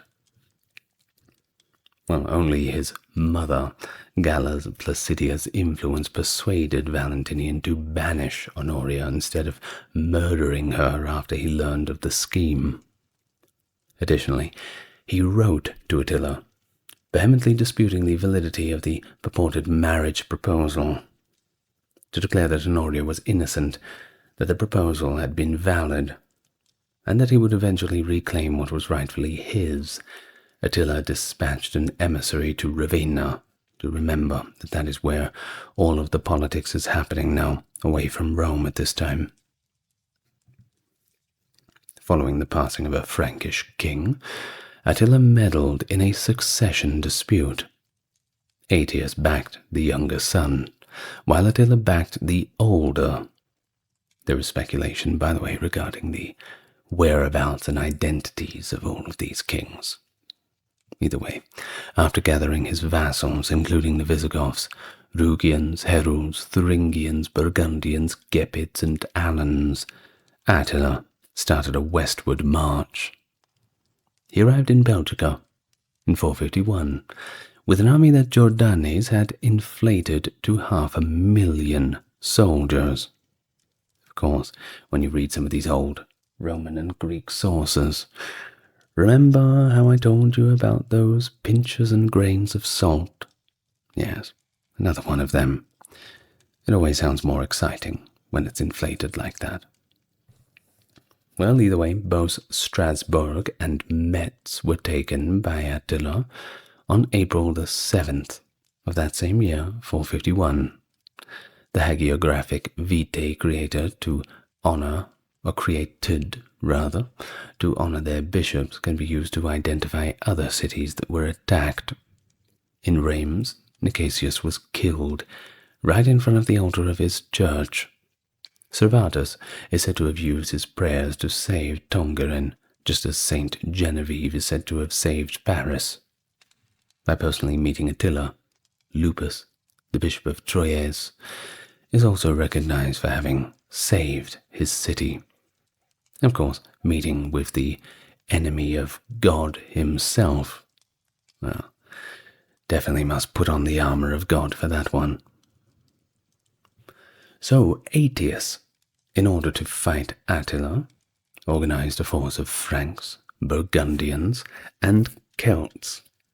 Theodoric I, the Visigoth king, was persuaded to form an alliance with the Romans by a mission by Avitus and Attila's ongoing westward advance. The Hunnish advance was checked and reversed when the combined armies arrived in Orleans before Attila. A location typically thought to be close to the Catalaunum, present-day Châlons-en-Champagne, Aetius pursued and captured the Huns. In order to use his cavalry, Attila chose to engage the Romans on plains. The Battle of the Catalonian Plains, in which the two armies engaged, is generally regarded as a strategic triumph for the Visigothic-Roman alliance. Now, according to Edward Gibbon, the author of The Decline and Fall of the Roman Empire, which is required reading, by the way, and also Edward Creasy, too, Aetius failed to press his advantage because he was as afraid of the repercussions of a decisive Visigothic victory as he was of defeat. And as for Theodoric, he was actually killed in the battle. From Aetius's perspective, the best result was really what happened. Attila was in retreat and disarray, Theodoric was dead, well and truly, and the Romans had the advantage of looking quite victorious. Of course, hold that up as a propaganda win. The glory days are back, boys. Rome is on top again. Well, not quite. I'm afraid one victory, one battle, does not mean the war is over. Attila invaded and devastated Italy on his way back. A little bit of revenge, slamming the door behind him in 452 to reaffirm his claim to Honoria's hand in marriage, which he certainly had not forgotten about. These attacks caused the inhabitants to flee to small islands in the Venetian lagoon, where communities were established in what would eventually become Venice. That's right. Oh, and there will be a full history of Venice coming up soon. There's someone in the comments who keeps asking for it. So, well, I better do my damn job and do one for him then. That's if I haven't already published it. Anyway. His army destroyed Aquileia so thoroughly that it was later difficult to identify its original location after he pillaged many cities. So now, with only a shadow of a force, Aetius was able to harass and impede Attila's advance, despite lacking the strength to engage in combat. We're talking guerrilla tactics, this kind of thing. Small skirmishes on the baggage train. Well, at last, Attila stopped at the River Po. By this time, starvation and illness seemed to have spread throughout Attila's camp. Of course, nothing impedes a war effort like those two, and it possibly led to the end of the invasion. 3 emissaries, including Pope Leo I, and high civilian officers, Gennadius Avienus and Trigetius, were sent by Emperor Valentinian III to meet Attila at Mincio near Mantua and secure his pledge to leave Italy and engage in peace talks with the emperor. In his brief account of the historic meeting, Prosper of Aquitaine attributes all the credit for the successful negotiation to Leo. But Priscus claims that he hesitated because of superstitious fears of Alaric's fate, since Alaric passed away soon after he sacked Rome in 410. That's a little bit of superstition, of course. And so this leads us to 452, when things in Italy were not doing very well. We're talking about crop failures, devastating famine in the year before as well. Not a good time. The year's harvest was not enhanced as well by Attila's destructive invasion of northern Italy's plains. That certainly didn't help. So taking the city would not really improved Attila's supply situation, and advancing on Rome would have required supplies that were pretty much unavailable in Italy.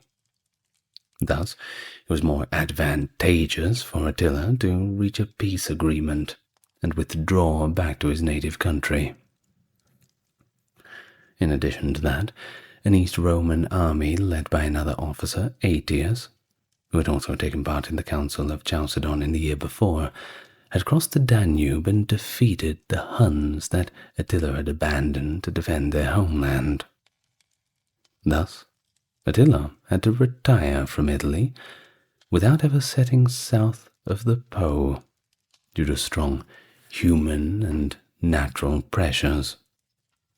Emperor Marcian, who succeeded Theodosius II in the Eastern Roman Empire, ceased to honor the Huns, while preparing to attack Constantinople, again to recover tribute. Attila retreated from Italy to his palace on the other side of the Danube. But unfortunately, well, not unfortunately for the Romans, but unfortunately for Attila, he died, which is just about the worst possible thing that could happen in the first few months of 453. According to the traditional version of Priscus, Attila was present at a feast commemorating his most recent marriage, this time to the stunning young Ildico, whose name suggests either Gothic or Ostrogothic ancestry. However, he died from severe bleeding while the festivities were going on. He might have choked to death in a daze, or after suffering a nosebleed, or he might have died from an internal hemorrhage, which could have been brought on by an esophageal varices that burst. Now, esophageal varices, which are dilated veins that develop in the lower portion of the esophagus, and are frequently brought on by years of binge drinking, are very delicate and can easily burst, which can result in hemorrhage-related deaths. Marcellinus Comes, a Roman chronicler, was actually the first to write about his death decades after the events, and he states that Attila, king of the Huns and ravager of the provinces of Europe, was pierced by the hand and blade of his wife. But we don't really know if that is true. Either way, we have a full account, as I did promise at the start of the video, from Jordanes before we finish up. And it goes like this. On the following day, when a great part of the morning was spent, the royal attendants suspected some ill, and after a great uproar, broke in the doors. There they found the death of Attila, accomplished by an effusion of blood without any wound, and the girl with downcast face weeping beneath her veil. Then, as is the custom of that race, they plucked out the hair of their heads and made their faces hideous with deep wounds, that the renowned warrior might be mourned not by effeminate wailings and tears, but by the blood of men. Moreover, a wondrous thing took place in connection with Attila's death, for in a dream some god stood at the side of Marcian, the emperor of the East, while he was disquieted about his fierce foe, and showed him the bow of Attila broken in that same night, as if to intimate that the race of the Huns owed much to that weapon. This account, the historian Priscus says he accepts upon truthful evidence, for so terrible was Attila thought to be the great empires that the god announced his death to the rulers as a special boon. His body was placed in the midst of a plain, and lay in a state in a silken tent as a sight for men's admiration. The best horsemen of the entire tribe of the Huns rode around in circles after the manner of a circus game, in the place to which he had been brought, and told of his deeds in a funeral dirge in the following manner.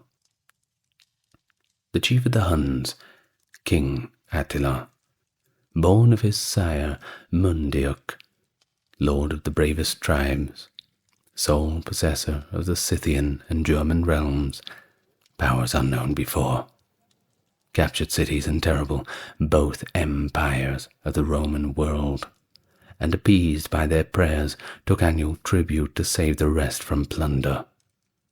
And when he accomplished all this by the favor of fortune, he fell, not by a wound of the foe, nor by treachery of friends, but in the midst of his nation at peace, happy in his joy, and without sense of pain. Who can rate this as death, when none believes it calls for vengeance? When they had mourned him with such lamentations, a strava, as they call it, was celebrated over his tomb with great revelling. They gave way in turn to the extremes of feeling, and displayed funereal grief alternating with joy. Then in the secrecy of night they buried his body in the earth. They bound his coffins, the first with gold, the second with silver, and the third with the strength of iron, showing by such means that these three things suited his mightiest of kings. Iron, because he subdued the nations; gold and silver, because he received the honors of both empires. They also added the arms of foemen won in the fight, trappings of rare worth, sparkling with various gems and ornaments of all sorts, whereby princely state is maintained, and that so great riches might be kept from human curiosity, they slew those appointed to the work, a dreadful pay for their labor. And thus sudden death was the lot of those who buried him, as well as of him who was buried. From 978 to 1016, Aethelred the Unready, also called Aethelred II, ruled as England's king. He is a contentious figure, and his epithet, which is frequently taken to mean poor counsel, we'll explain that a little bit more later, captures the, let's say, complexities of his reign. What complexities? Unrelenting Viking raids, which forced him to pay hefty tributes known as Danegeld in a last-ditch effort to buy peace. His decision-making was also widely criticized for being ill-prepared and reactive. His was a leadership that was generally regarded as representative of the weaknesses of late Anglo-Saxon governance, despite his attempts to preserve stability in the face of both internal conflict and external threats. But what was he really like? Was he really as bad as they paint him to be? Well, maybe within the next hour we can figure it out. Welcome to the channel. It's good to see you. For a little bit more about Anglo-Saxon times. And if that doesn't excite you, I don't know what will. Like and subscribe if you enjoy the content, and get comfortable. We're going back to the year 975, when King Edgar unexpectedly breathes his last breath in the month of July, and in the wake of his death, he leaves behind 2 young sons. The elder son, Edward, who would later earn the epithet Edward the Martyr, was described at the time as still a youth on the verge of manhood, and he was considered illegitimate by some. Edgar had married Aethelfrith, the mother of the younger son, Aethelred, in 964. Aethelfrith herself descended from notable lineages. You see, her father was Ordgar, the ealdorman of Devon, and she was also connected to Aethelwald, the ealdorman of East Anglia. Now, I've already done a video, well, a full, I think it goes for about 9 hours or something, of the Anglo-Saxon Chronicle.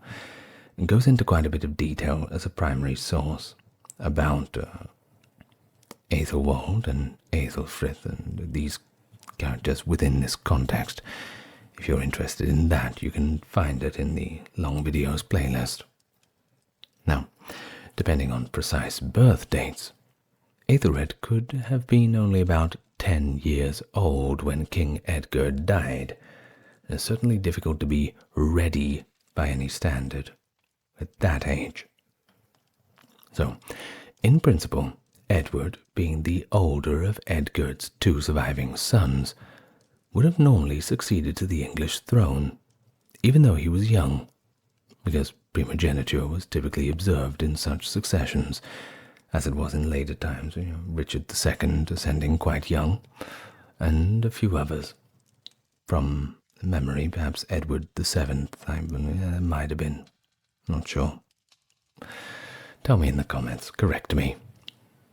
However, chronicles note that he had a disposition inclined towards outbursts and violence, and there was a rumor that held that his intolerable violence of speech and other people's behavior alienated numerous important figures at the court, and this, of course, casts a little bit of doubt on his suitability for kingship. This factor, combined with Edward's suspected illegitimacy, made a faction of English nobles apprehensive about enthroning him. After all, letting such a loose cannon on the throne, you never know what he's going to do. That being said, at a time when there was constant Viking raids, you probably didn't want somebody who was too relaxed. So, in contrast, we have Aethelred, the main character of our talk today, the younger boy, and he was, well, free from the taint of illegitimacy, at least the accusation of illegitimacy, being the child of Edgar's recognized and still living wife. As a result, some of the great men of the realm preferred to advance Aethelred's claim, claiming that his mother's royal marriage offered a more secure basis for succession. Neither Edward nor Aethelred played a direct role in the political power struggles that followed their father's demise. They were both far too young to participate in the factional disputes that arose, which were orchestrated by the influential noblemen and clerics that backed each child. And I say, child. Do remember, yes, we're talking about kings, but we're still talking about very young lads here. Too much pressure. Way too much pressure. Edward's candidacy found strong allies in the ecclesiastical world, notably Dunstan, the Archbishop of Canterbury, and Oswald, the Archbishop of York. Dunstan, by the way, is quite prominent in the Anglo-Saxon Chronicle around this time. You'll hear his name come up quite a lot. Powerful secular supporters also rallied to Edward's cause, among them Aethelwine, Ealdorman of East Anglia, and Brythnoth, Ealdorman of Essex. Meanwhile, Elfrith, the mother of Aethelred, tirelessly championed her son's bid for the crown. She drew on the support of key figures such as Aelfhere, Ealdorman of Mercia, and Bishop Aethelwald of Winchester, who saw advantages in Aethelred's legitimacy or in promoting the interests of the Queen Dowager. In the end, Edward's supporters proved the more cohesive and compelling faction. By the close of 975, he had triumphed over his half-brother in the contest for succession. Edward was duly crowned as the king at Kingston upon Thames, securing the throne for himself, despite all of those lingering questions regarding his temperament and, of course, the illegitimacy accusations, but, well, I doubt no one will be talking too much about them once he's actually on the throne, especially with that temper of his. Meanwhile, young Aethelred, though not chosen to be king at this juncture, remained an ever-present figure at court, a prince who, in time, would also inherit his father's crown under dramatic circumstance. How dramatic? Well, you see, poor old Edward's reign only lasted 3 years, because he was assassinated, reportedly by members of his younger brother's household at Corfe Castle in March of 978. Although detailed records of Edward's time on the throne are pretty scarce, surviving accounts do emphasize the political turbulence that marked his brief rule.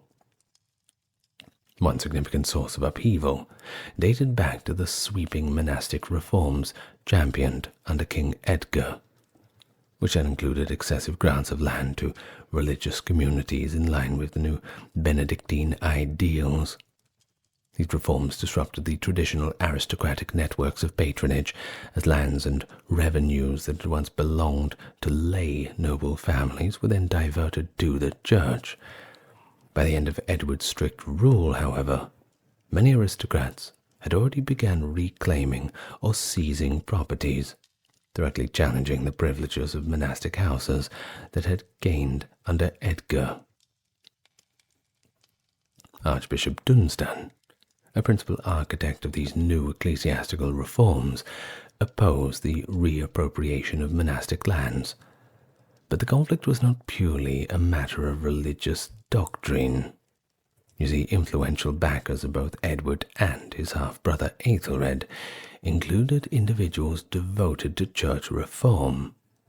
Their support or rejection of monastic privileges was often shaped by immediate concerns over local power structures and land ownership. Despite the turmoil, Edward seems to have enjoyed solid backing within many monasteries, and that's hardly surprising, given that monastic chroniclers were the ones who recorded the reactions to his murder. Well, it was these same religious writers who documented Edward's final days and the shock that reverberated through the country when he was killed on the very estate belonging to his younger sibling.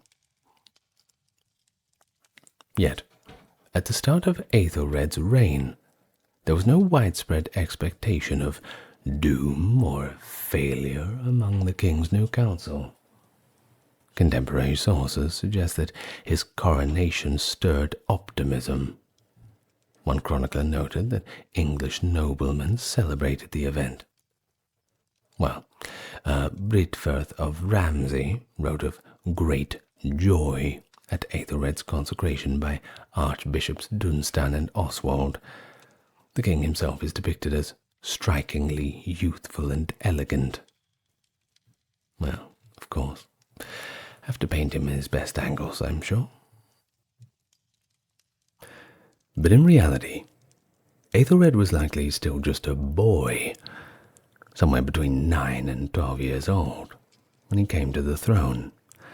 Of course, times were different, and when you have a lifespan of about, life expectancy of 25, you've got to grow up a little bit quicker, but still quite a young lad.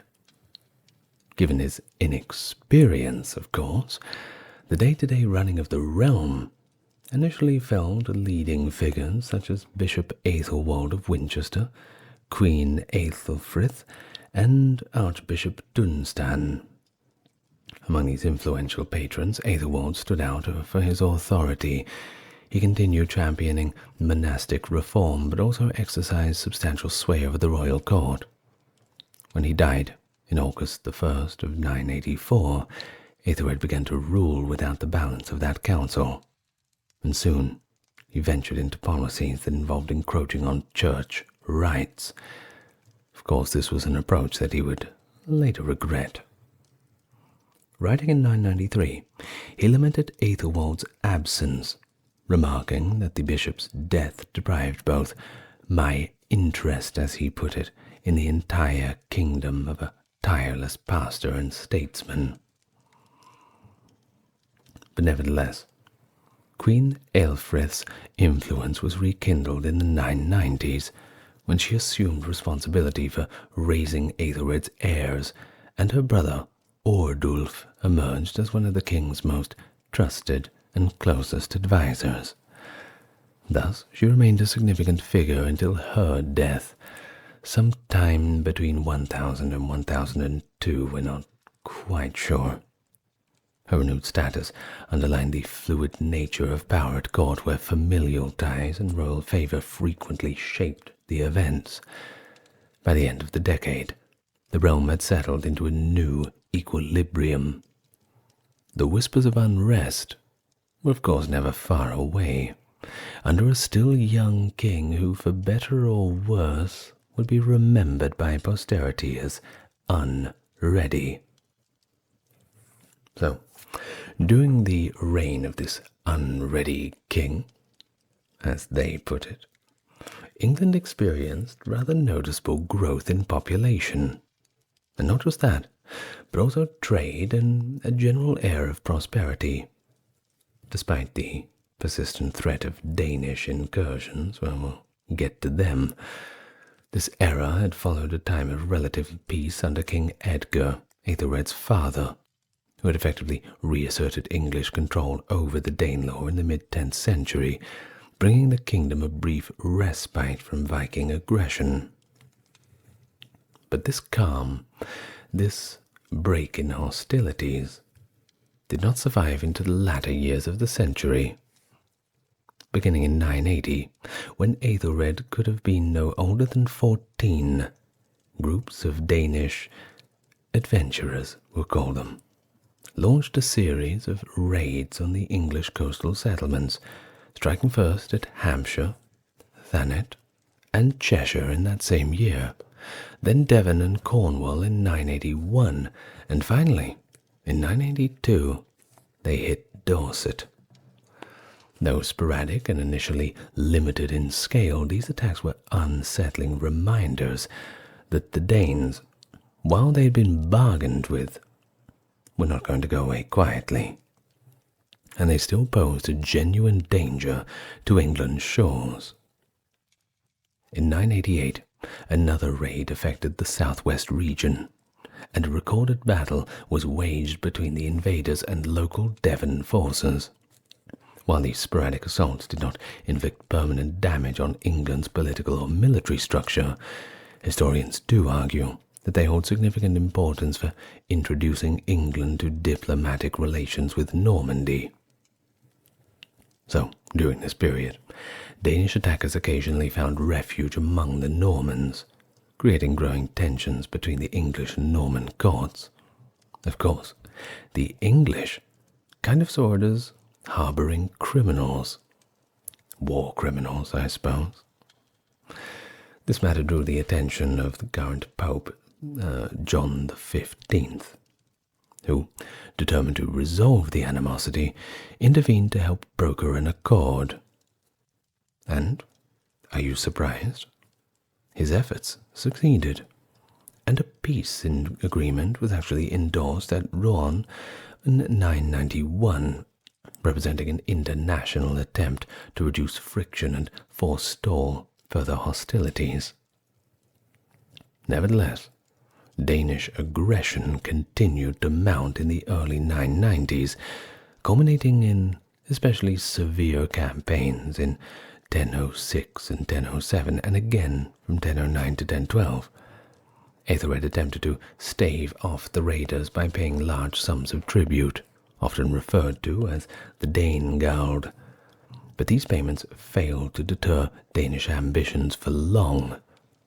Adding to the difficulty, the English forces during Aethelred's reign primarily relied on infantry, reinforced by mercenaries from overseas rather than developing a robust native cavalry. The Danes, well versed in swift attacks and flexible maneuvers, exploited this vulnerability. One of the pivotal moments of this escalating conflict came in August 991, and we gotta rewind it back a little bit. A Danish fleet of considerable size began a campaign along the southeastern coastline, landing first at Folkestone in Kent, before making its way around the coast, moving up the river Blackwater and ultimately occupying Northey Island near Malden in Essex. Byrhtnoth, the ealdorman of Essex, had stationed himself and a revenue of thanes at Malden, which lies roughly a mile or two west of Northey. What ensued was a fierce confrontation, remembered today through the Battle of Malden, an old English poem that commemorates Byrhtnoth's gallant yet ultimately futile stand against the overwhelming forces of the Danes. This clash proved to be the first in a series of devastating defeats for the English, who would face not only smaller bands of Danish raiders, but also far more organized Danish armies. Even as England's economic and demographic fortunes flourished under Aethelred, these military losses left a lasting impact on the realm's stability, foreshadowing further struggles in the decades to come. Now, the Danes, entrenched on Northey Island and getting nice and comfortable there too, were constrained by a single tidal causeway that linked their position to the mainland at Malden. This causeway was submerged at high tide, making it impassable during certain hours. By the time the Danes prepared to leave their camp on the island, Byrhtnoth and his combined force of personal retainers and local militia had seized control of the landward end of the causeway. As the tide rose, Danish envoys shouted across the water, demanding the tribute they believed England owed. Byrhtnoth staunchly refused to yield, and his men waited in orderly ranks along the banks for the waters to recede. Once the tide ebbed, the Danes began pushing across the now exposed path, only to be halted by 3 of Byrhtnoth's stalwarts who, for a time, held the crossing single-handedly.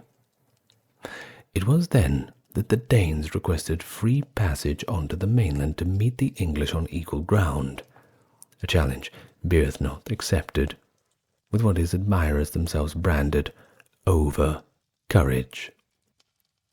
Seizing the opportunity, the Danes rushed through the falling tide and engaged Bertnoth's men in fierce battle.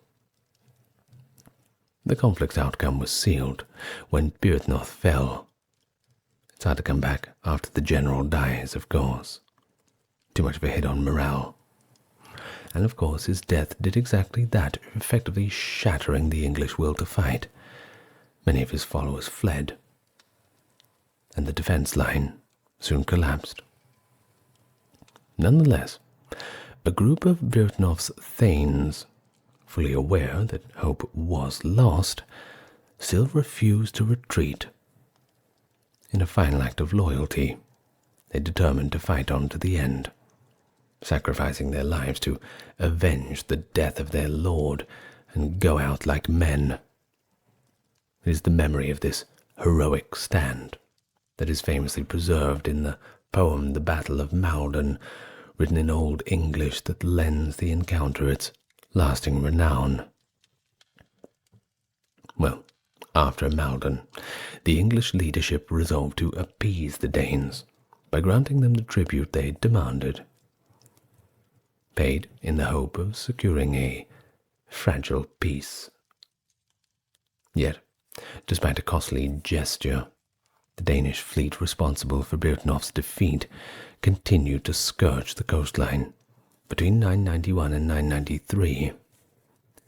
Their numbers evidently increased during this period, and by 994 they sailed up the Thames estuary in a significantly larger force, pressing all the way to London.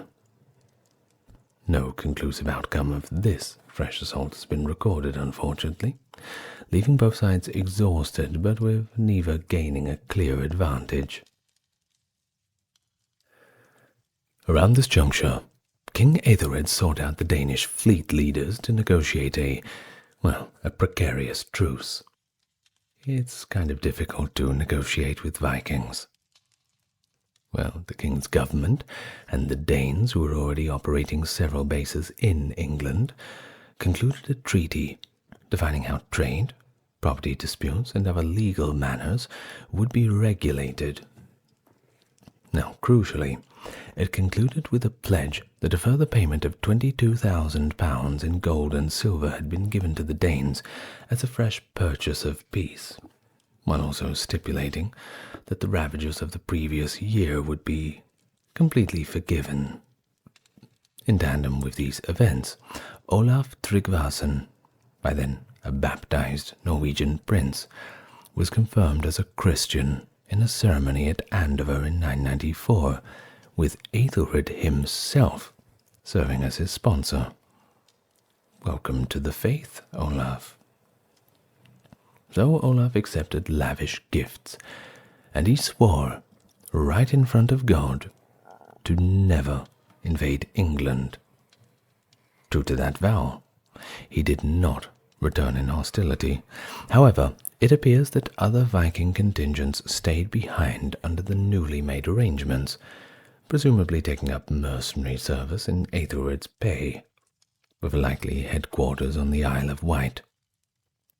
Thus, even as Olaf's departure provided a momentary respite, remnants of the Danish force remained woven into the fabric of the kingdom's defense and economy, an uneasy legacy of these diplomatic dealings.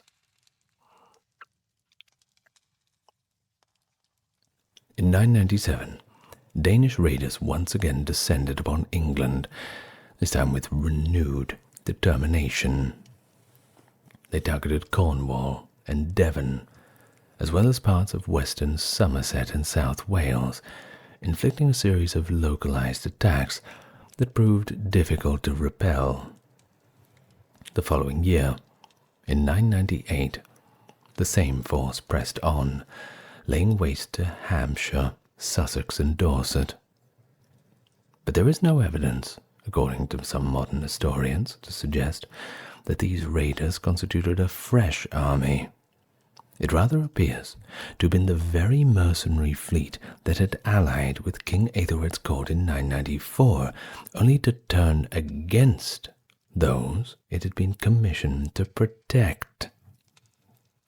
Well, after harassing Kent in 999, the Danes sailed away to Normandy in 1000, likely prompted by English reluctance to produce another round of gaffol, that tribute that would later be widely referred to as Danegeld or Dane payment. The departure in 1000 gave King Aethelred a fleeting respite, during which he embarked on a campaign of devastation in Strathclyde. The precise motivation for this northern venture is unknown, lost in obscurity of the era's records. But the brief lull allowed the king to regroup and make a new plan. By 1001, the Danish fleet, possibly the same one that had just departed, returned to England and proceeded to ravage the area of West Sussex. During their raids, the Danes often retired to a stronghold on the Isle of Wight, from which they could launch further assaults at a moment's notice. But in the south of Devon, the city of Exeter successfully resisted their attempts. Yet it became clear that King Aethelred struggled to contain these incursions. Come the spring of 1002, England once more paid a substantial sum of tribute, this time amounting to 24,000 to secure a truce. Modern commentators frequently criticize Aethelred's repeated reliance on massive Danegeld payments as a sign of short-sightedness or weakness in his governance. But there are others that can observe that paying off marauders had been recognized policy for at least a century, and it wasn't just him doing it. Think of Alfred the Great, Charles the Bold, many people before Aethelred. So don't think it was his idea to just start throwing money at the problem. It was quite established. Well, while extortionate and undeniably onerous, such payments might still have seemed what the most expedient way to spare local communities from further destruction and loss of life. A short-term solution, sure, but it's still a solution. Now, on November 13th, 1002, Aethelred ordered the infamous massacre of all Danish men in England. Among the victims was said to be Gunhild, the sister of Denmark's King Sweyn Forkbeard. Her death apparently fueled Sweyn's resolve for vengeance, prompting him to initiate a new wave of incursions. Arriving in East Anglia in 1004, he first sacked Norwich, before confronting Ulfketil Snilgener, an influential East Anglian noble. Although Ulfketil ultimately suffered defeat, his determined resistance, especially near Thetford, significantly damaged the Danish host and almost trapped their ships. Now, this proved that the English defenders could still strike formidable blows. They just needed to be ably led by someone who was perhaps ready. In 1005, Sweyn's army withdrew to Denmark, possibly urged on by the severe famine affecting both the British Isles and the continent, and perhaps also influenced by the losses inflicted upon it in East Anglia. Early in 1007, the English agreed upon yet another massive tribute payment, £36,000, to buy themselves at least 2 years of relative safety. During this breathing space, a new national fleet of warships was assembled in 1008, presumably with the intention of mounting a far more cohesive defense. This plan, however, suffered a setback when one of its commanders turned into a pirate. It's a dramatic career change, throwing the king's councillors into doubt about deploying the fleet en masse. Before long, in 1009, formidable Danish forces arrived under Thorkel the Tall and his brother Hemming, representing the most daunting Viking threat that England had faced since Aethelred's accession. The campaigns from 1009 to 1012 would effectively decide the fate of England for the next generation. The English defensive effort, beset by internal divisions and weakened morale, soon crumbled under the relentless and brutal raids. In April 1012, the marauders were finally bought off for a staggering £48,000, another vast sum that showed England's desperate attempts to hold back a tide of devastation. Over the next years, these recurring payments and the repeated breakdowns in the English defense would leave a deep mark on both the monarchy and the kingdom's governance, and definitely a foreshadowing of the further turmoil that lay ahead. Things were going to get worse before they got better. Well, if they ever got better.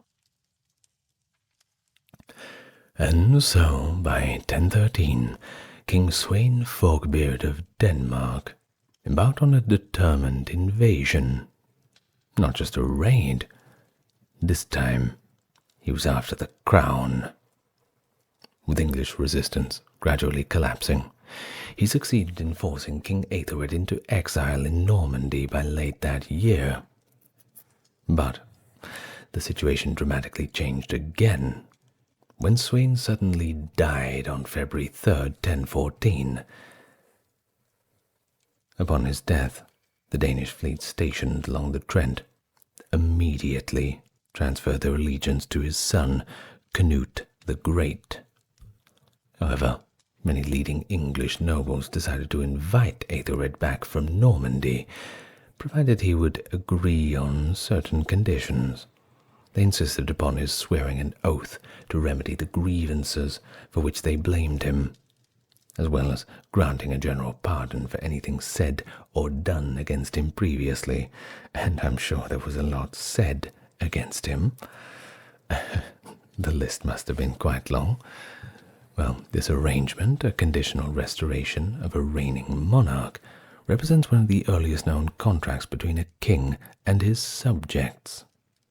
It also suggests that numerous English lords had submitted to Sweyn in the first place out of pure distrust for Aethelred. No respect. Well, either way, restored under these terms, Aethelred mustered an army to drive out Canute and his Danish supporters. At this stage, Canute's only real support in England lay in the kingdom of Lindsey, that is around the modern-day North Lincolnshire, or thereabouts. According to the Icelandic historian Snorri Sturluson, this is quite old, by the way, it's not modern, Aethelred received assistance from the Norwegian Olaf Haraldsson, who repeatedly led a flotilla of ships in a successful assault on London Bridge. Thereafter, Olaf helped Aethelred recover the capital and various parts of the country from Danish control. In April of 1014, facing increased opposition, Canute decided it was best to withdraw from England, leaving his allies in Lindsey to suffer Aethelred's reprisals, and suffer they did. Olaf departed in 1016 to undertake raids in Western Europe, leaving the situation in England unresolved. But later that same year, Canute returned to England in turmoil.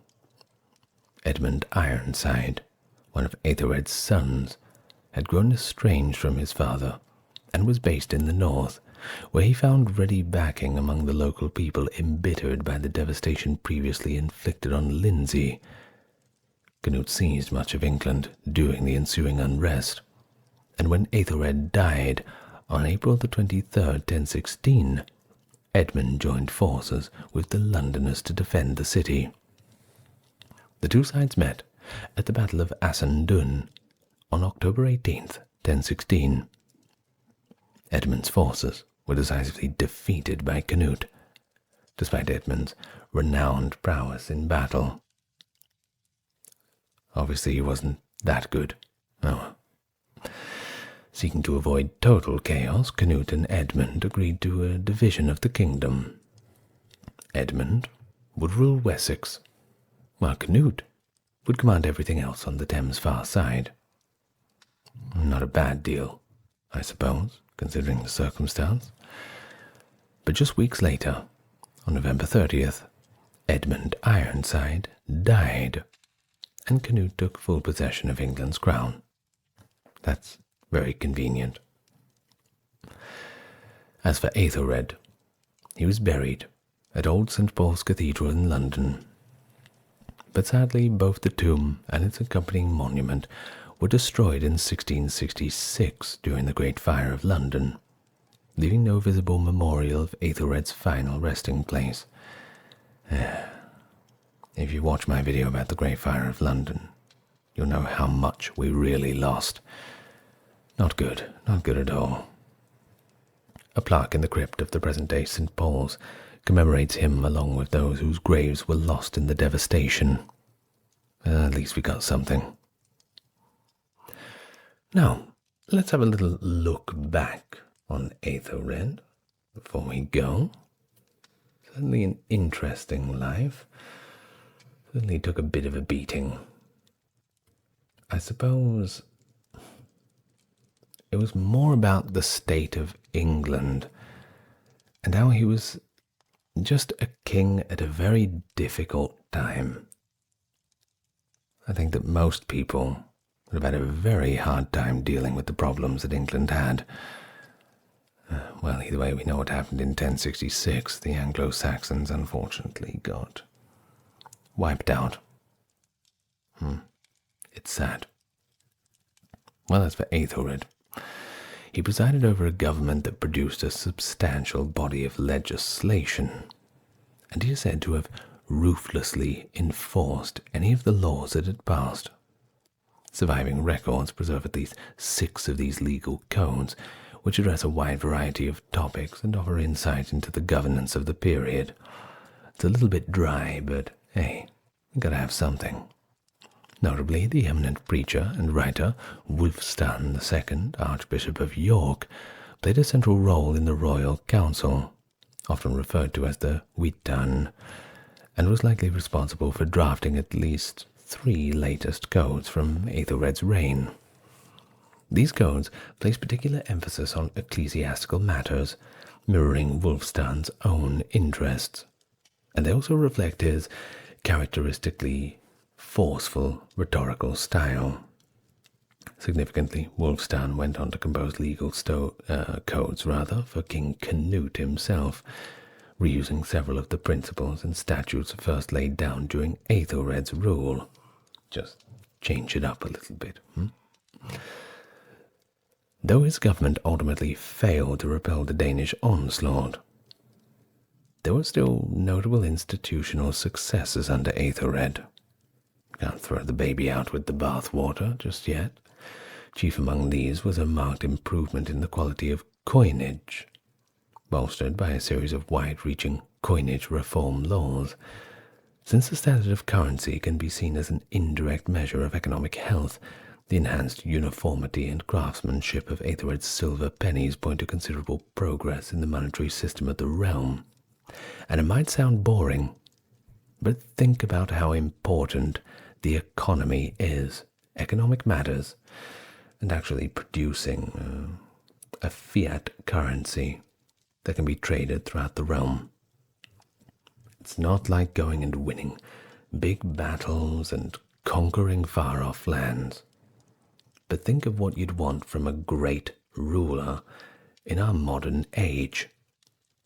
The economy is always number one, right? So let's think about it like that.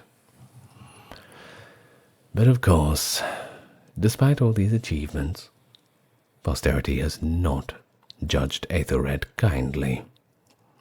And there's been a number of apocryphal tales and myths over the centuries, attempting to account for his perceived failures by exaggerating both his personal quirks and his missteps. There is one such story, among the many, recorded by the 12th century historian William of Malmesbury, and it claims that St. Dunstan foresaw the downfall of the English monarchy during Aethelred's lifetime, allegedly because, according to his tale, Aethelred had fouled the baptismal font as an infant. I mean, maybe. There is a strikingly similar legend circulated about the Byzantine Emperor Constantine Copronymus, another monarch widely disliked by certain factions, and that indicates that these stories may have been nothing more than fabrications intended to discredit unpopular rulers, very easy to do after they pass away. But you see, since our modern times, concerted efforts to revisit Aethelred's reputation have gained quite a bit of momentum, especially with one Simon Keynes, who contends that many of our enduring negative impressions stem from retrospective or embellished narratives that really cast events from Aethelred's lengthy reign in the light of an ultimate English defeat. The Anglo-Saxon Chronicle, vital source for this era's history that I mentioned before, prominently features among these accounts, because it sometimes describes events from a vantage point 15 years or more after they occurred. It often portrays the ruinous end as inevitable, colouring the depiction of Aethelred's policies and decisions with a fatalistic sense of hindsight. This retrospective lens, as Keynes argues, has been long obscured a more balanced view of the king and his achievements, all these complexities going completely unnoticed. But of course, we're all inevitably constrained by the limited sources available for Aethelred's reign, which means we just have to rely on whatever evidence survives and take it as it comes. This dependence, of course, has led scholars to emphasize the potential pitfalls that arise when trying to reconstruct the life of a king who's long been dismissed in popular opinion. Modern, more careful assessments of Aethelred's rule, rather than supporting the long-held perception of his alleged incompetence, frequently provide grounds for questioning that later notoriety. Indeed, many historians now judge Aethelred's personal character quite less harshly, I should say, pointing out that any monarch of the era would have struggled amidst such formidable circumstances. It could have been Edward the Unready. It could have been Peter the Unready. It could have been anybody. No one was really ready for that England that Aethelred inherited. But even so, the failings of Aethelred's government have forever placed his reign in the shadow of those of Edgar, Aethelstan, and Alfred, but they are certainly hard acts to follow, especially Alfred with the epithet the Great. You don't get that for nothing. Well, in terms of appearance, we don't really have any contemporary descriptions of Aethelred that have survived. Nevertheless, John of Worcester, writing in the 12th century, calls him elegant in his manners, handsome in visage, glorious in appearance. Not a bad assessment.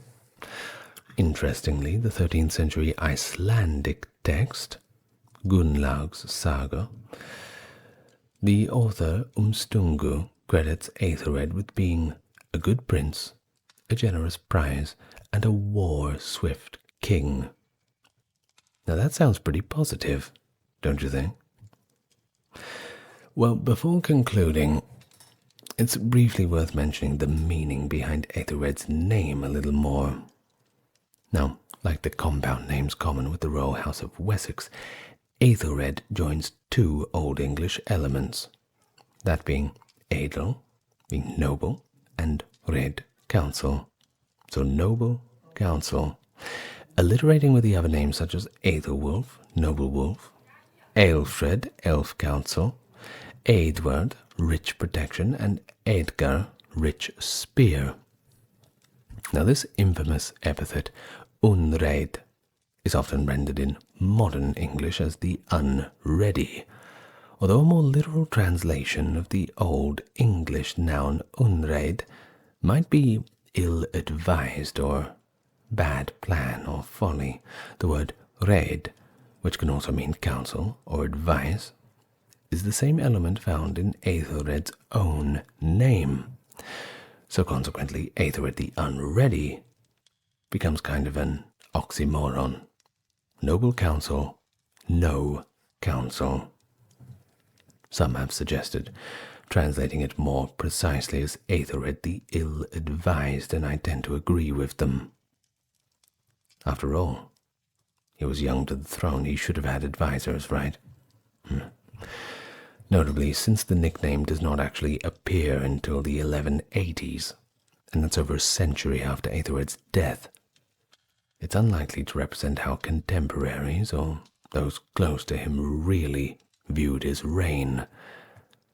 Of course, I suppose that we'll never really know. But what do you think? Was he really unready? Were you ready for this video? I've been ready to make it for a while, to be honest. I'm glad I did. It's complicated when we look back 1,000 years ago and try to judge how someone behaved in certain circumstance, but perhaps look at yourselves and think, how would I have dealt with this situation? How would you really dealt with the Danes? The Siege of Orleans, lasting from October 1428 to May 1429. The situation is as follows. The long-term English siege of Orleans, which was strategically located on the Loire River, had resulted in a terrible famine, and of course a drop in the morale of the French defenders. But it wasn't over yet. The arrival of Joan of Arc, a young visionary who claimed divine guidance, gave the beleaguered French troops a new hope and a new resolve. The army was inspired by her inspiring presence and charismatic leadership, which resulted in a string of decisive victories, finally ending the siege. But in addition to boosting French spirits, this incredible turnaround made it possible for Charles VII to be crowned the King of France, enhancing the legitimacy of his rule. The triumphant defense of Orleans is hailed as a testament to the tenacity and solidarity of the nation. It shows the significant influence of individual leadership in determining the path of history. And so, the final French victory in the 100 Years' War was greatly aided by the bravery and strategic cunning displayed during this siege, and is a tale certainly worth telling. And that's what we're going to do today, in stunning detail. Welcome to the channel. Here we are again, but now we go to the 100 Years' War between France and England. What a topic. Of course, if you like this kind of content, click the like and subscribe button, and you'll get more of it. And leave me your thoughts in the comments. Well, with that being said, let's get started. Nice and relaxed now. We start, of course, by mentioning the 100 Years' War. Everything happens within this context. If you don't know too much about it, I did a very detailed video on it. It goes for about, 3 hours or something. I guess it's a short introduction.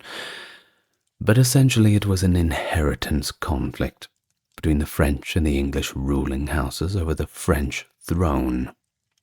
And it was within the context of this war that the siege of Orleans took place. Now, because he was the son of Isabela of France and thus descended from the disputed French royal line, Edward III, the King of England at that time, made the decision to go ahead and assert his claim to the French throne in 1337. Of course, this was not received well by the French. Either way, the English took control of the war after a resounding victory at another famous battle in 1415. That was the Battle of Agincourt, and they now control a large portion of northern France. Henry V of England became the regent of France in 1420 as a result of the Treaty of Troyes. In accordance with this agreement, Henry had wed Catherine, the daughter of Charles VI, who was the reigning French king, and would take the French throne after Charles had passed away. How complicated could it be? Well, it only gets complicated when somebody else wants to dip their toes into the royal succession. So Charles, the son of the French king, was then disinherited as the Dauphin of France, the title bestowed upon the French heir apparent. North central France's Orléans was situated on the Loire River. It was the northernmost city to remain faithful to the Valois French crown during the siege, so it was right on the front line. The remainder of northern France, including Paris, by the way, was ruled by the English along with their allies of Burgundian stock. Orléans was, in fact, the final barrier to a campaign into central France because of its location on a significant river. The southwest coast of France was also already under English control. So as you can see, things were not looking very good for the French at this time. Perhaps they need a hero to come and save the day. Now we'll get to that. Of course, the city of Orléans was symbolic in the politics of early 15th century France as the capital of the Duchy of Orléans. A political group known as the Armagnacs, led by the Dukes of Orléans, actually opposed the Treaty of Troyes and backed the claims of the exiled and disinherited Dauphin Charles to the French throne. In fact, for 2 generations, this faction had existed. One of the few Agincourt fighters still held captive by the English 14 years after the battle was its leader, the Duke of Orléans, who was also vying for the throne. A city that submitted to an invading army without resistance was of course entitled to lenient treatment from its new ruler. That was under the chivalric customs. Think of it as kind of like a rules for war. Before we had the Geneva Convention, we had good manners, let's call them that. Wars are wars, of course, but you still act in a certain way that the Pope doesn't get too angry with you. Either way, a hostile occupation was to be expected of a city that resisted. This kind of situation frequently resulted in mass executions. Late medieval reasoning demonstrated that the English were forced to use violence because the city of Orléans had, in fact, intensified the conflict, which justified a conquering lord's retaliation against the populace. If the city fell, it was unlikely to be spared because of its ties to the Armagnac party. So in 1427, English and Burgundian forces reaffirmed their alliance and offensive against the Dauphins, France following the brief fallout over Hainault in 1425 and 1426. In addition to controlling the Loire, the Orléans region, southwest of Paris, was crucial for facilitating a seamless transition between the Burgundian area of operations in the east and the English area of operations in the west. You see, prior to the Anglo-Burgundian assault, French forces were, mainly ineffectual. However, in late 1427, they succeeded in forcing the siege of Montargis to be lifted. The first successful French action in years, the relief of Montargis, encouraged the intermittent rebellions in the sparsely garrisoned English-occupied area of Maine to the west. Of course, that poses yet another threat to recent English victories. So the French court was enmeshed in an internal power struggle between the Chamberlain Georges de Tremoille, the new favourite of the Dauphin Charles, and the Constable Arthur de Richemont, which prevented the French from taking advantage of the aftermath at Montague. Charles of Bourbon, Count of Clermont, the Marshal Jean de Brosse, and John Stuart of Darnley, who, by the way, led the Scottish auxiliary forces, were all allied with the Constable, while La Hire, Jean de Gentral, and John the Bastard of Orleans, also known as Dunois, were participants of La Tremoille. Now, by the middle of 1428, the internal French conflict had escalated to the point where their partisans were engaged in open combat. Thomas Montague, the 4th Earl of Salisbury, who was considered the most successful English commander of the time, brought a new force of about 2,700 men. Now that's 450 men at arms, and 2,250 longbowmen, pretty popular after Agincourt, to England in early 1428, taking advantage of this French paralysis. With the addition of the auxiliaries from Burgundy and vassal domains in Picardy and Champagne, these were strengthened by new levies raised in Normandy and Paris, potentially reaching a total strength of 10,000. That's a lot of guys. The English regent, John, Duke of Bedford, decided at the Council of War in the spring of 1428 that the primary goal of the English military campaigns were to be advance westward in order to crush the last of the Armagnac forces in the Maine and establish a siege to Angers. This plan did not initially include the city of Orleans. In fact, Bedford had negotiated a private agreement with Dunois, who was then enraged in the Berry and concentrating on the conflict between Richemont and La Tremoille. Since Charles, the Duke of Orleans, was then in captivity in England, it would have been against knightly war customs to take up prisoners' belongings.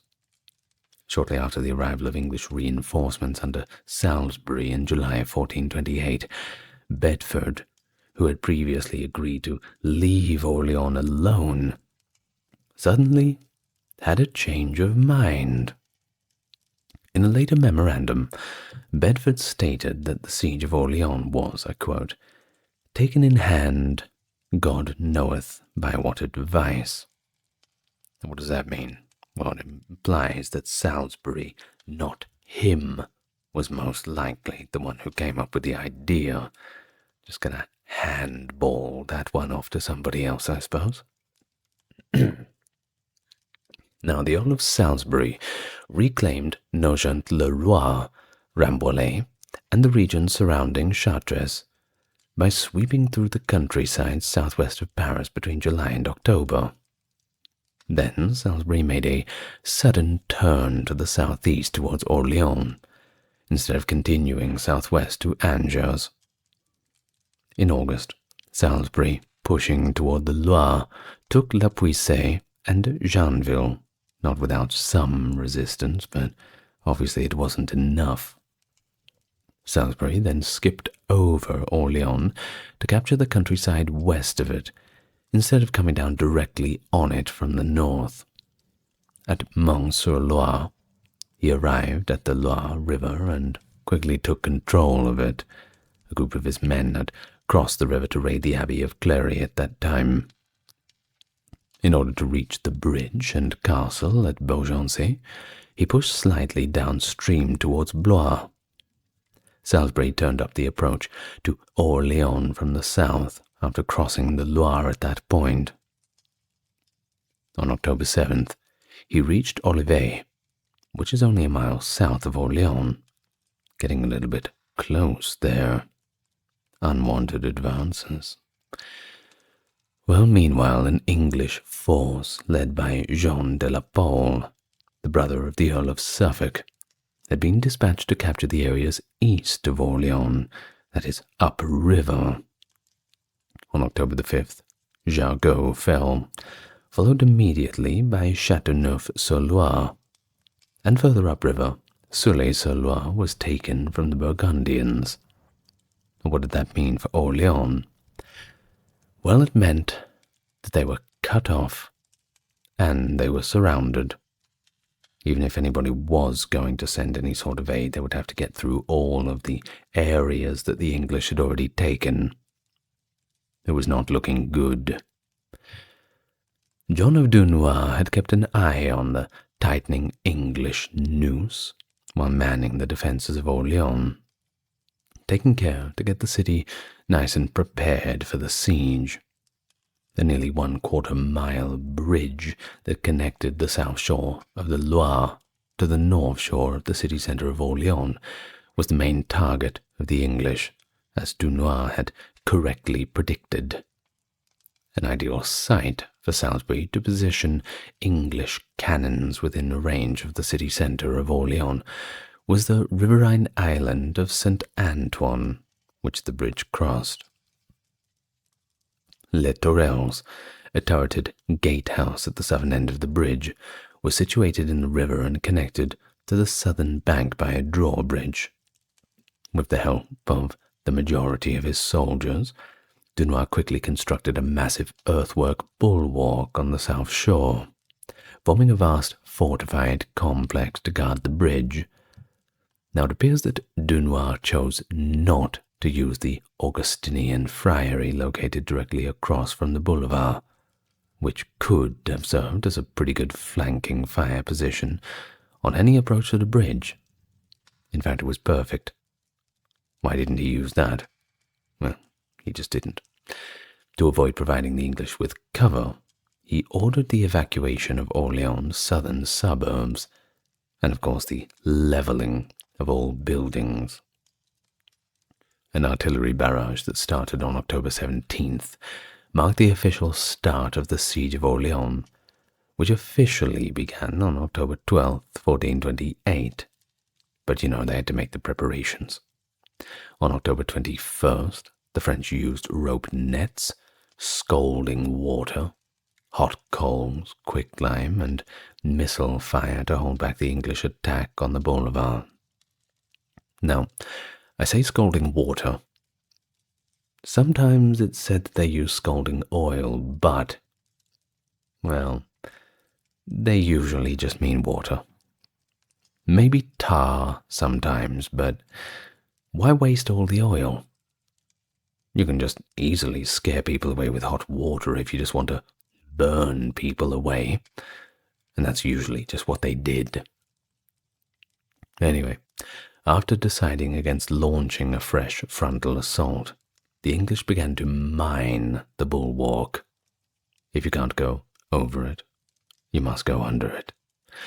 On October the 23rd, the French countermined, fired the pit props, and retreated to the Tourelles. However, the following day, October 24th, the Tourelles itself was overrun. To avoid a direct pursuit, the departing French detonated some of the bridge archers. Orleans appeared to be doomed at this point, after the Tourelles collapsed. However, the Marshal de Boussac and significant French reinforcements arrived just in time to stop the English from repairing the bridge, crossing it, and taking Orleans right away. 2 days later, while overseeing the Tourelles' installation, the Earl of Salisbury was hit in the face by debris that was kicked up in the cannon fire, causing yet another setback for the English. Salisbury was taken to the Mung to recuperate, while English operations were more or less halted till further notice. Unfortunately for Salisbury, though, he didn't get to see much of it because he passed away from his wounds after a week or so. Now, the citizens of Orleans were able to knock out the remaining archers of the bridge on their end, during the lull in the English operations after Salisbury's death and injury, which eliminated the chance of direct attack and speedy repair. William de la Pole, the Earl of Suffolk, and the new siege commander that Bedford appointed in mid-November, decided to encircle the city and starve it out. And this was usually the strategy with sieges.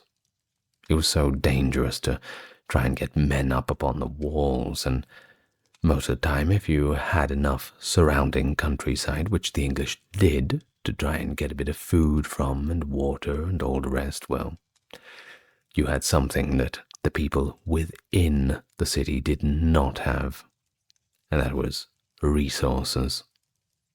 So it's far better off just to play the waiting game, which is what they did most of the time. Anyway, so he established a number of outworks, or bastides as they called it, because he lacked the manpower to establish continuous trench lines throughout the city. 7 strongholds were established on the north bank and 4 on the south bank over the course of the following few months. The bridges that had connected the 2 banks were controlled by the small riverine Isle of Charlemagne, which is located west of Orleans.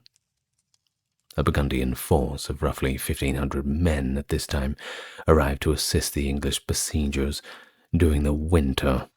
Certainly a welcome surprise. So the outworks construction, of course, was not without its own challenges. Couldn't make it too easy on them, couldn't we? In addition to consistently harassing the builders, which they did, the French garrison methodically demolished other suburban structures, and most notably, all of the churches. Why did they do that? Well, it's meant to stop the English from using them as shelter in the winter. The northeast of the city was essentially left open by the spring of 1429, when the English outworks only covered the south and west of the city. Although English patrols were still swarming the area, large groups of French men-at-arms could dislodge the patrols and enter and exit the city, but any lighter escorted supplies and provisions were firmly barred from the city and beyond. The Tourelles Boulevard and the now fortified Augustins made up the bridge complex, which served as the English centre on the south bank. The Bastille of Champ de Saint-Prive stood to the west of the bridge complex, while the Bastille of Saint-Jean-le-Blanc guarded the approach to the bridge from the east. Additionally, Saint-Prive protected the bridge leading to Charlemagne's Island, which had its own Bastille. The biggest English fortress and the focal point of English operations was the Bastille of Saint-Laurent, located across the Charlemagne Bridge and on the north bank of the Loire.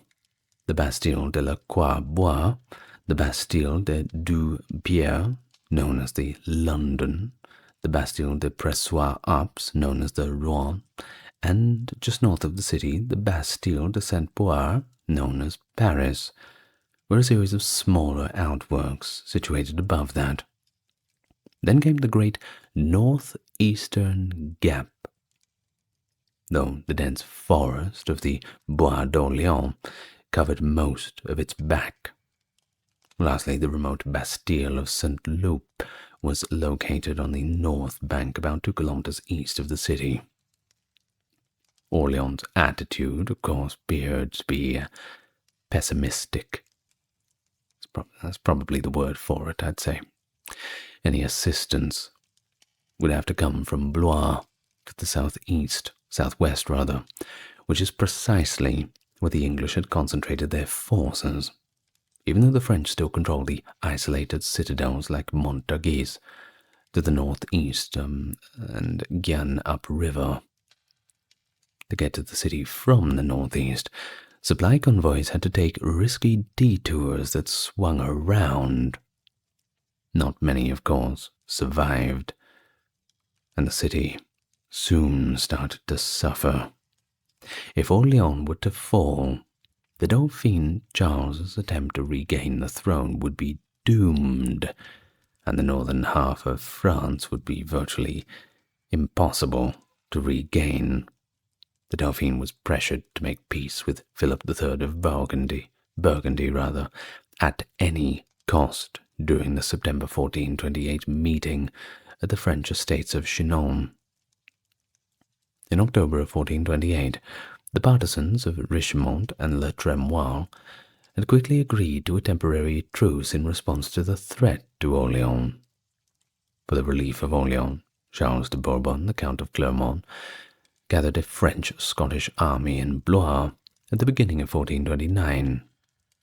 Clermont made the decision to detour in an attempt to intercept the English supply convoy that was being sent from Paris to the English siege troops under the command of Sir John Fastolf.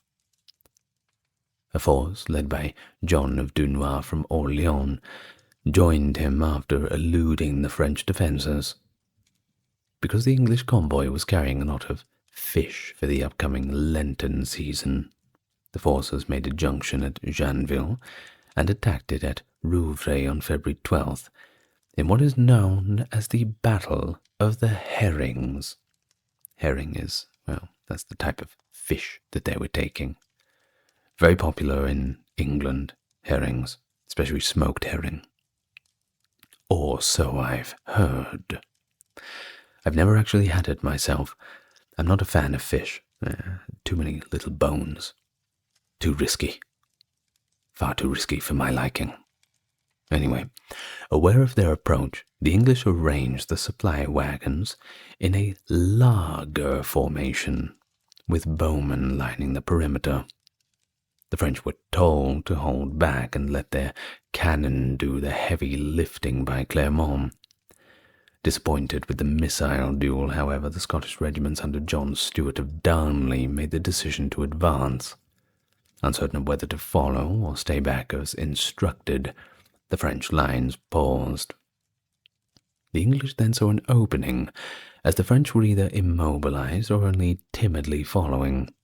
The hesitant French were thrown back as the English cavalry rushed out of the wagon fort and overpowered the lone Scots. Panic and chaos took hold, and the French began to flee. John of Dunois was injured, and Stewart of Darnley was killed. 3 days later, Falstaff triumphantly delivered the supplies to the English soldiers at Orleans. The morale of the French, well, it took quite a beating at the Rouvray defeat. Clermont and Dunois immediately began arguing and accusing one another of the fault of the catastrophe, each saying it was the other's fault completely, which of course reopened that rift between the Richemont and Le Tremoille parties. Disguised, Clermont left the field and withdrew to his estates, declining to continue his involvement. Charles, the Dauphin, was once more counseled to seek peace with Burgundy and, if that failed, to even think about abdicating. I'm sure they nervously told him that one. Then they advised that once he abdicated, he would retire to the Dauphin and possibly also go into exile in Scotland. Not the ideal situation. But if it comes down to saving one's skin, perhaps those sorts of decisions must be made. Well, on behalf of his imprisoned half-brother Charles, Duke of Orleans, John of Dunois made Philip III of Burgundy an offer in March that he hoped would be too good to refuse. Orleans would be given to him to maintain as a natural territory. Philip was approached by a group of the city's bourgeois and nobles who wanted to convince the Duke of Bedford to break the siege so that Orleans could instead surrender to Burgundy. The letter, written by a modern merchant, a contemporary merchant of the time rather, details the terms of the offer. It goes like this, that half of the city's taxes would go to the English and the other half would be used to pay the ransom for the imprisoned Duke. Burgundy would have the authority to choose the city's governors on behalf of the Duke of Orleans, and, well, a few other little stipulations to make sure nobody tries to take any easy ways out. The siege was also to be lifted, and the city turned over to the Burgundians in exchange for the English gaining military access through Orleans and Bedford receiving a donation of 10,000 gold crowns for war expenses. The deal would have allowed the English to bypass Orleans and attack Bourges, the Dauphine's administrative capital, which had been the main driving force behind the siege. Early in April, Burgundy rushed to Paris to convince John of Bedford, the English regent, to accept the offer. However, Bedford refused to give up his prize, because he was convinced that Orleans was about to fall. Disappointed, Philip stormed out of the English siege with his Burgundian auxiliaries. The English had a very small army to carry out the siege after the Burgundian contingent departed on April 17, 1429. In the end, the choice turned out to be a disastrous error for the English, and frankly, a wasted opportunity. Now, here we get to the interesting part. The one you've been waiting for. A young French peasant girl by the name of Joan of Arc was meeting with Robert de Baudricourt, the Dauphinois captain of Vaucouleurs, on the day of the Battle of the Herrings. She was attempting to convince the doubtful captain that her mission to save the Dauphin Charles and bring him to his royal coronation at Reims was divinely mandated, i.e., God was on her side. She had previously met Baudricourt twice and had been rejected, but, well, this time he seemed to agree and set up an escort to the Dauphin's court in Chinon. The Chronique de la Pucelle claims that during the encounter with Baudricourt, Joan revealed that the Dauphin's army had experienced a significant setback that day close to Orleans, and that more would be sent to him if she wasn't sent right away. Thus, when Vaucouleurs learned of the defeat at Rouvray, Baudricourt was persuaded of the girl's foresight and consented to accompany her. Well, regardless of the veracity of the story, it's always up for debate. Not all authorities agree with it, of course. Joan departed Vaucouleurs for Chinon on February 23rd. Of course, all over France there were these hazy predictions about her armored maiden who would save France, and they'd been going on for quite some time. Several of these predictions predicted that the armored maiden would originate from the Lorraine borders, which was where Joan was born in Domremy. Consequently, there were great hopes and expectations when news of Joan's trip to see the Dauphin reached the besieged citizens of Orleans. In fact, well, they'd take anything they could get at that moment. So Joan met the skeptic Le Tremoille when she arrived in Chinon on March 6, 1429, escorted by a number of Baudricourt's soldiers. She eventually met Dauphin Charles on March the 9th, but it would take a few more days before she had a private meeting in which the Dauphin was persuaded of her powers, or at least her value. However, he did demand that she first travel to Poitiers, so she could be inspected by church officials. They had to make sure everything was up to standard, of course. So on March 22nd, Dauphin Charles finally agreed to hire her after a clerical ruling determining that she was safe to take on. She received a banner, a page boy, heralds, and a full, bright, shiny new suit of plate armor. So her first task was to accompany a convoy that was gathering at Blois and carrying supplies to Orleans under the leadership of Marshal Jean de la Brosse, Lord of Boussac. Joan wrote her well-known letters to the English siege commanders from Blois, referring to herself as the Maiden, La Pucelle, and directing them to "Be gone, or I will make you go in the name of God." Either on April 27th or 28th, the relief convoy finally departed Blois in a nearly religious processional array, accompanied by 400 to 500 soldiers.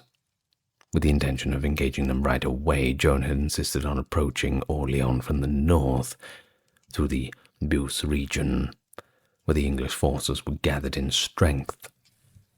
However, without informing Joan, the commanders chose to lead the convoy in a detour around the south, through the Sologne region, arriving at Rouly, about 4 miles east of the city, on the south bank of the Loire.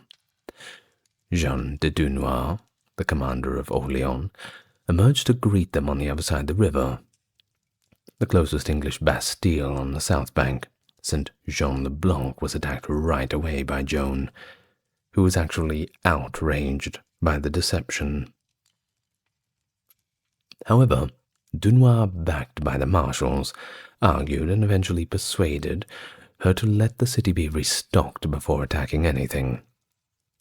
Across the river from the English Bastille of St. Loup on the north bank, the provisions convoy neared Port St. Loup's landing.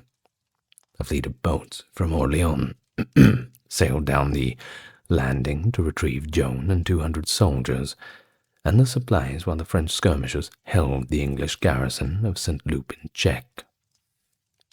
The winds that had carried the boats upriver abruptly turned around, enabling them to sail back to Orleans without incident in the dark, according to one of Joan's alleged miracles.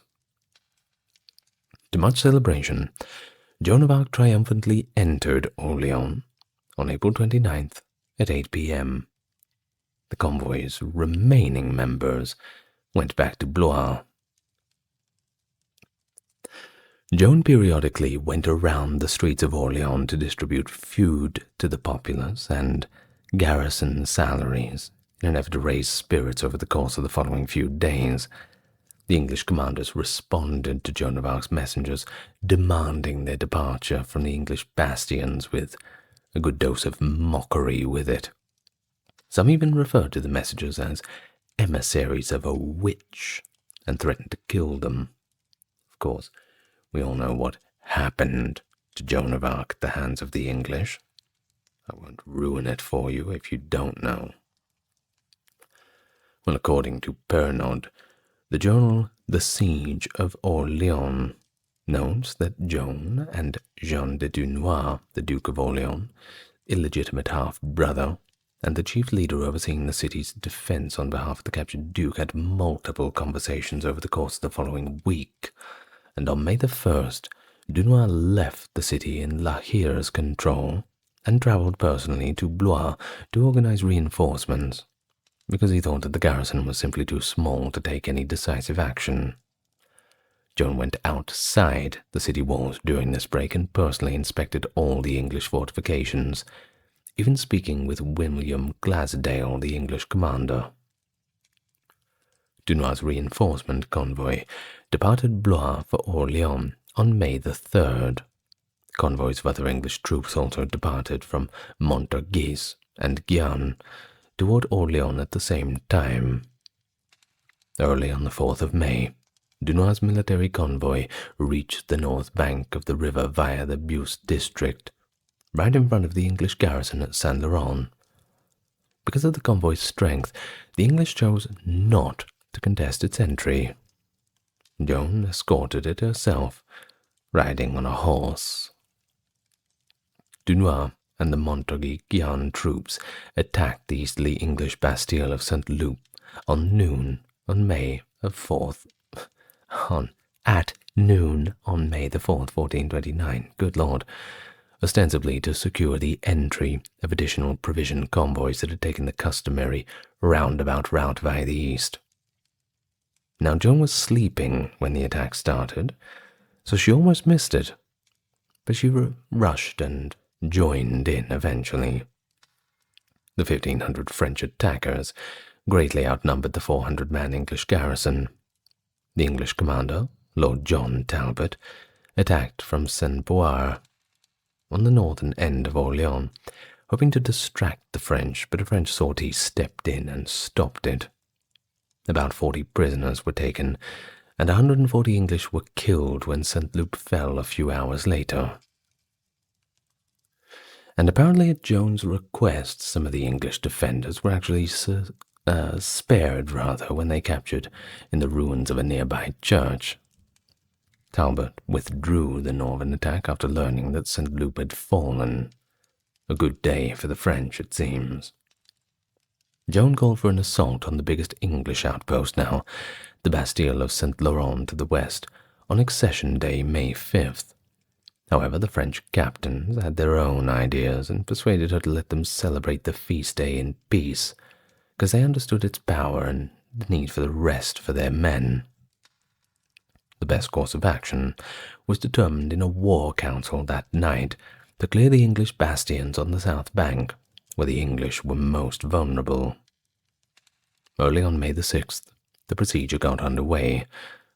To the chagrin of professional commanders, the people of Orléans organized urban militias on Joan of Arc's behalf and gathered at the gates.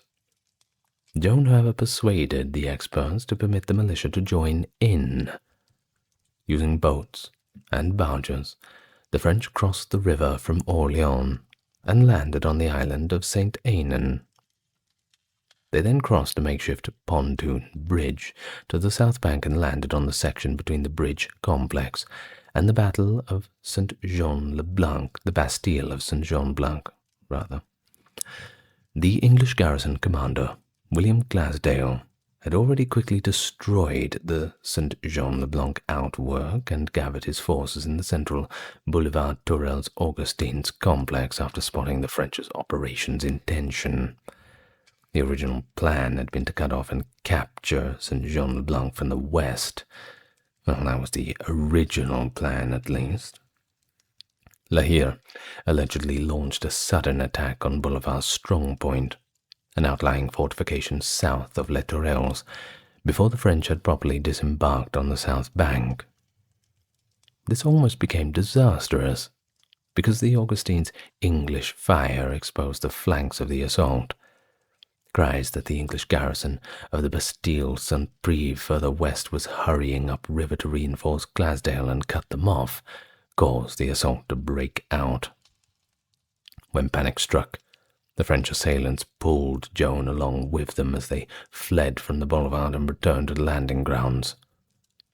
The legend goes that Joan turned around on them alone, raised her holy standard, and cried out, "Au nom de Dieu," in the name of God, which was apparently enough to impress the English to stop their pursuit and return to the boulevard when they saw the quote-unquote witch fleeing and the quote-unquote spell broken. Turning around, the escaping French soldiers gathered around her. The fortified monastery of Les Augustins was then attacked by the French commanders, and eventually was captured just before dusk.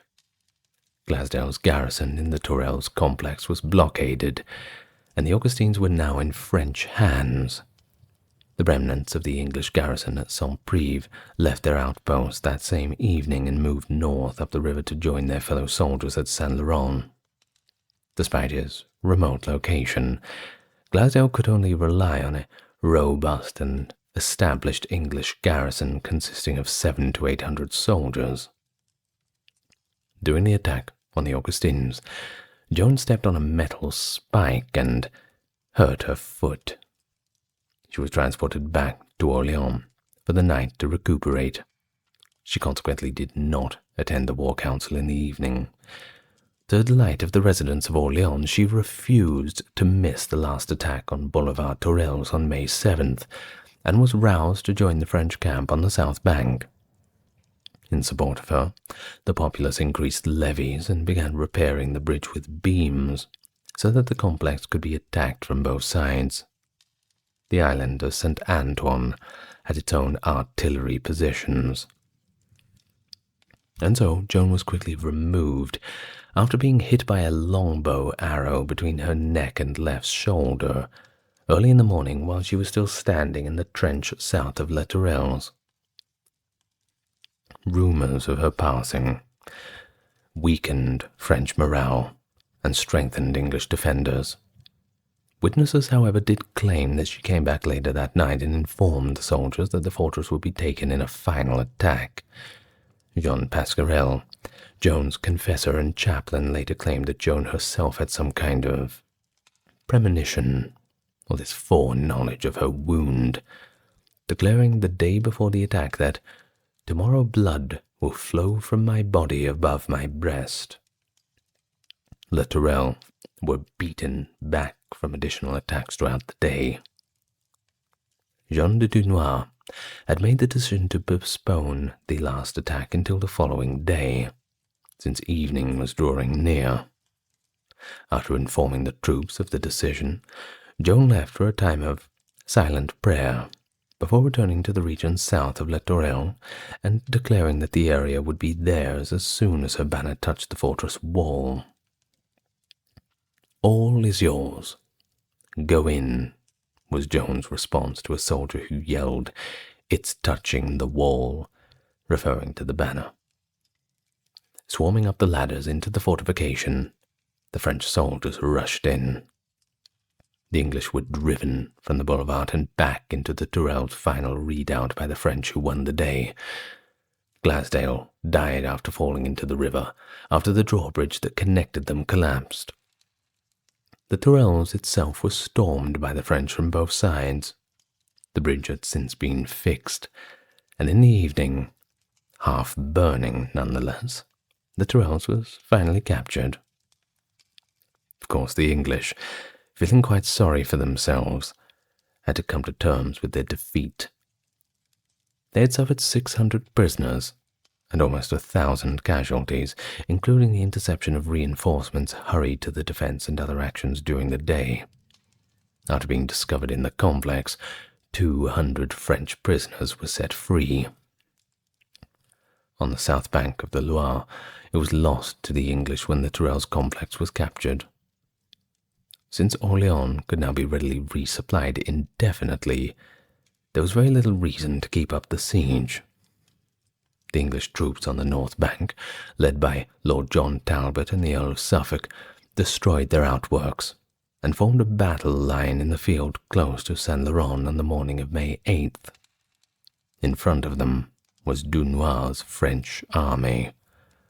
Before the English had left the field and marched off to join the other English units in Meung, Beaugency, and Jargeau, they stood facing each other, motionless, for approximately an hour.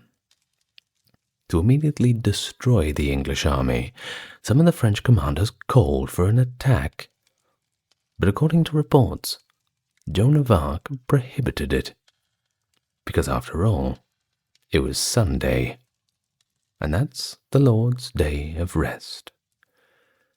The English, of course, didn't think that they were completely defeated. Even though they'd lost pretty badly at Orléans, they still controlled the Beaugency, Meung, and Janville, and Jargeau areas that surrounded the region. Since the bridge had been repaired, and was therefore more vulnerable to attack, the English could, in fact, quickly reorganize and recommence the siege, possibly with even greater success this time. That day, the 8th of May, saving what was left of the English forces, was, however, Suffolk's top priority.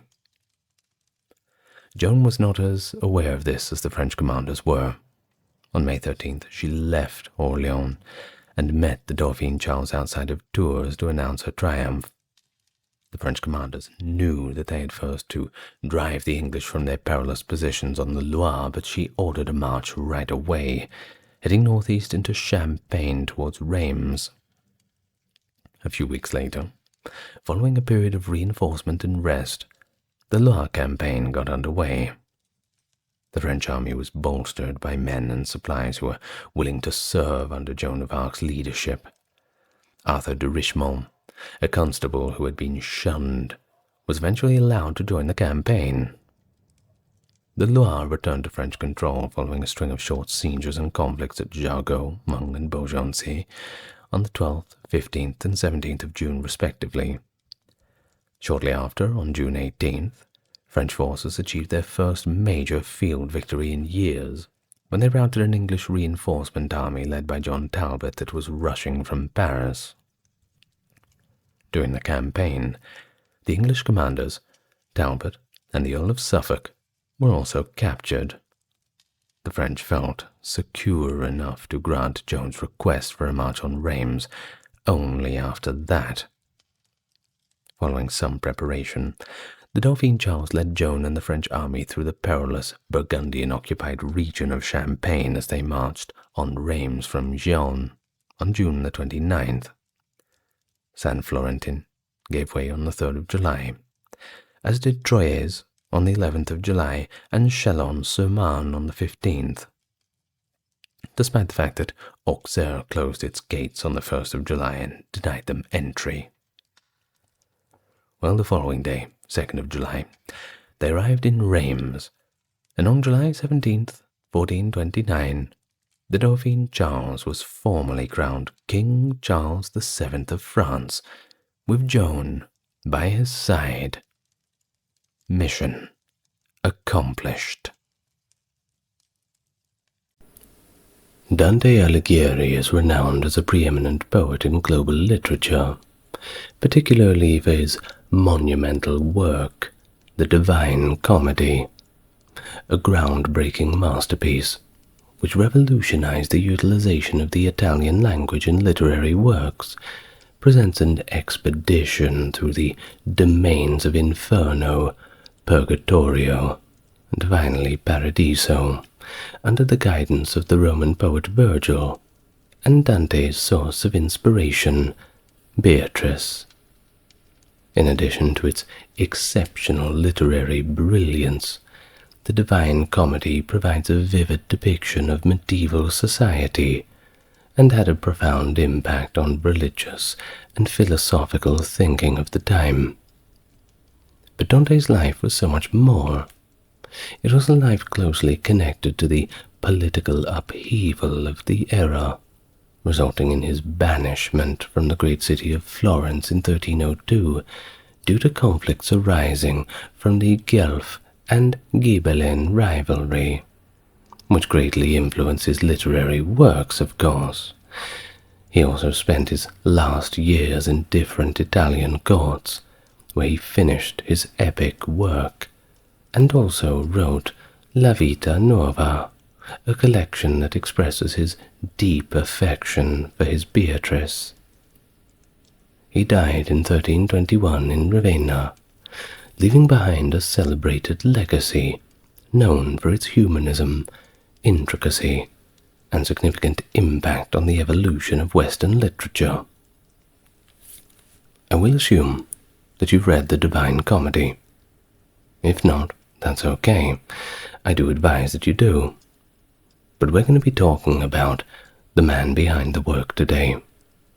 A biography, all about Dante Alighieri. But first, let me, as is customary, welcome you to the channel. For the newcomers, it's good to meet you, and those returning, great to have you with me again. Now, we are on Facebook now, so if you want to talk on Facebook and get involved with the community, well, go ahead and search me up. You'll find me. Also, if you want to support the channel, just click the like and subscribe. That always helps. Well, let's all just get nice and relaxed first. And let's discuss the topic for today, the life of Dante Alighieri. We go back to Florence, where Dante was born, which was part of the Republic of Florence at the time in what is now known as Italy. Of course, Italy as a country did not really exist as it does in our modern sense then. Now, in terms of the precise date of when Dante was born, that is a little uncertain, although it's estimated to be about in the May of 1265, though this is yet to be completely confirmed. But we can infer this from the autobiographical references in the Divine Comedy. You see, the first section of Dante's work, the Inferno, starts with the line, midway upon the journey of my life, suggesting that Dante was approximately 35 years old, and this estimation is based on the biblical reference in Psalm 89:10, which states that the average lifespan is 70 years. So that's where we get that midway on our journey of life from. Well, considering that Dante's fictional journey to the netherworld occurred in the year 1300, it can be inferred that he was likely born around 1265, and according to some verses in the Paradiso section of the Divine Comedy, there is a suggestion that the author was born under the astrological sign of Gemini. So, in these verses, the author describes observing the eternal twins and witnessing a threshing floor that incites our ferocity, which can be seen as a reference to the characteristics associated with the sign of Gemini. Now, the specific verses 22, 151 to 154, the sun was positioned in the zodiac sign of Gemini from around May 11th to June the 11th in the year 1265. And of course, Dante, like many of the other poets at the time, were quite fascinated with the world that came before them, that golden age of Roman power. So, he was not shy about asserting that his lineage traced back to the ancient Romans. However, the earliest known ancestor he could identify was his great-great-grandfather, Cassiaguida de Alice, who was born around 1100 or perhaps a little later. Well, Dante's paternal parentage consisted of Alighiero de Bellinzione, a prominent entrepreneur, but also a usurer. That basically means you lend money out at interest. Generally a frowned-upon practice at the time, that's for sure. While his maternal lineage can be traced to Bella, plausibly affiliated with the esteemed Abati lineage, a notable Florentine dynasty. But she had passed away when Dante was still quite young. In fact, he was less than 10 years old. Alighiero then entered into another marriage with one Lapa di Chiarissimo Chialuffi, and I'll do my best with the Italian pronunciations, by the way. Well, the veracity of their marriage remains disputed due to the societal constraints imposed on widowers. It wasn't so easy back then. However, it is undeniable that she gave birth to 2 children from their union. Now that is Dante's half-brother, Francesco, and also his half-sister, Tana, also known as Gaetana. Now in general, in the era of Dante, the majority of city-states in northern Italy were divided into 2 political factions, kind of a red team and a blue team. There was the Guelphs, who backed the papacy, and the Ghibellines, who supported the Holy Roman Empire. Now, the Holy Roman Empire was effectively, well, we can boil it down to the Germans.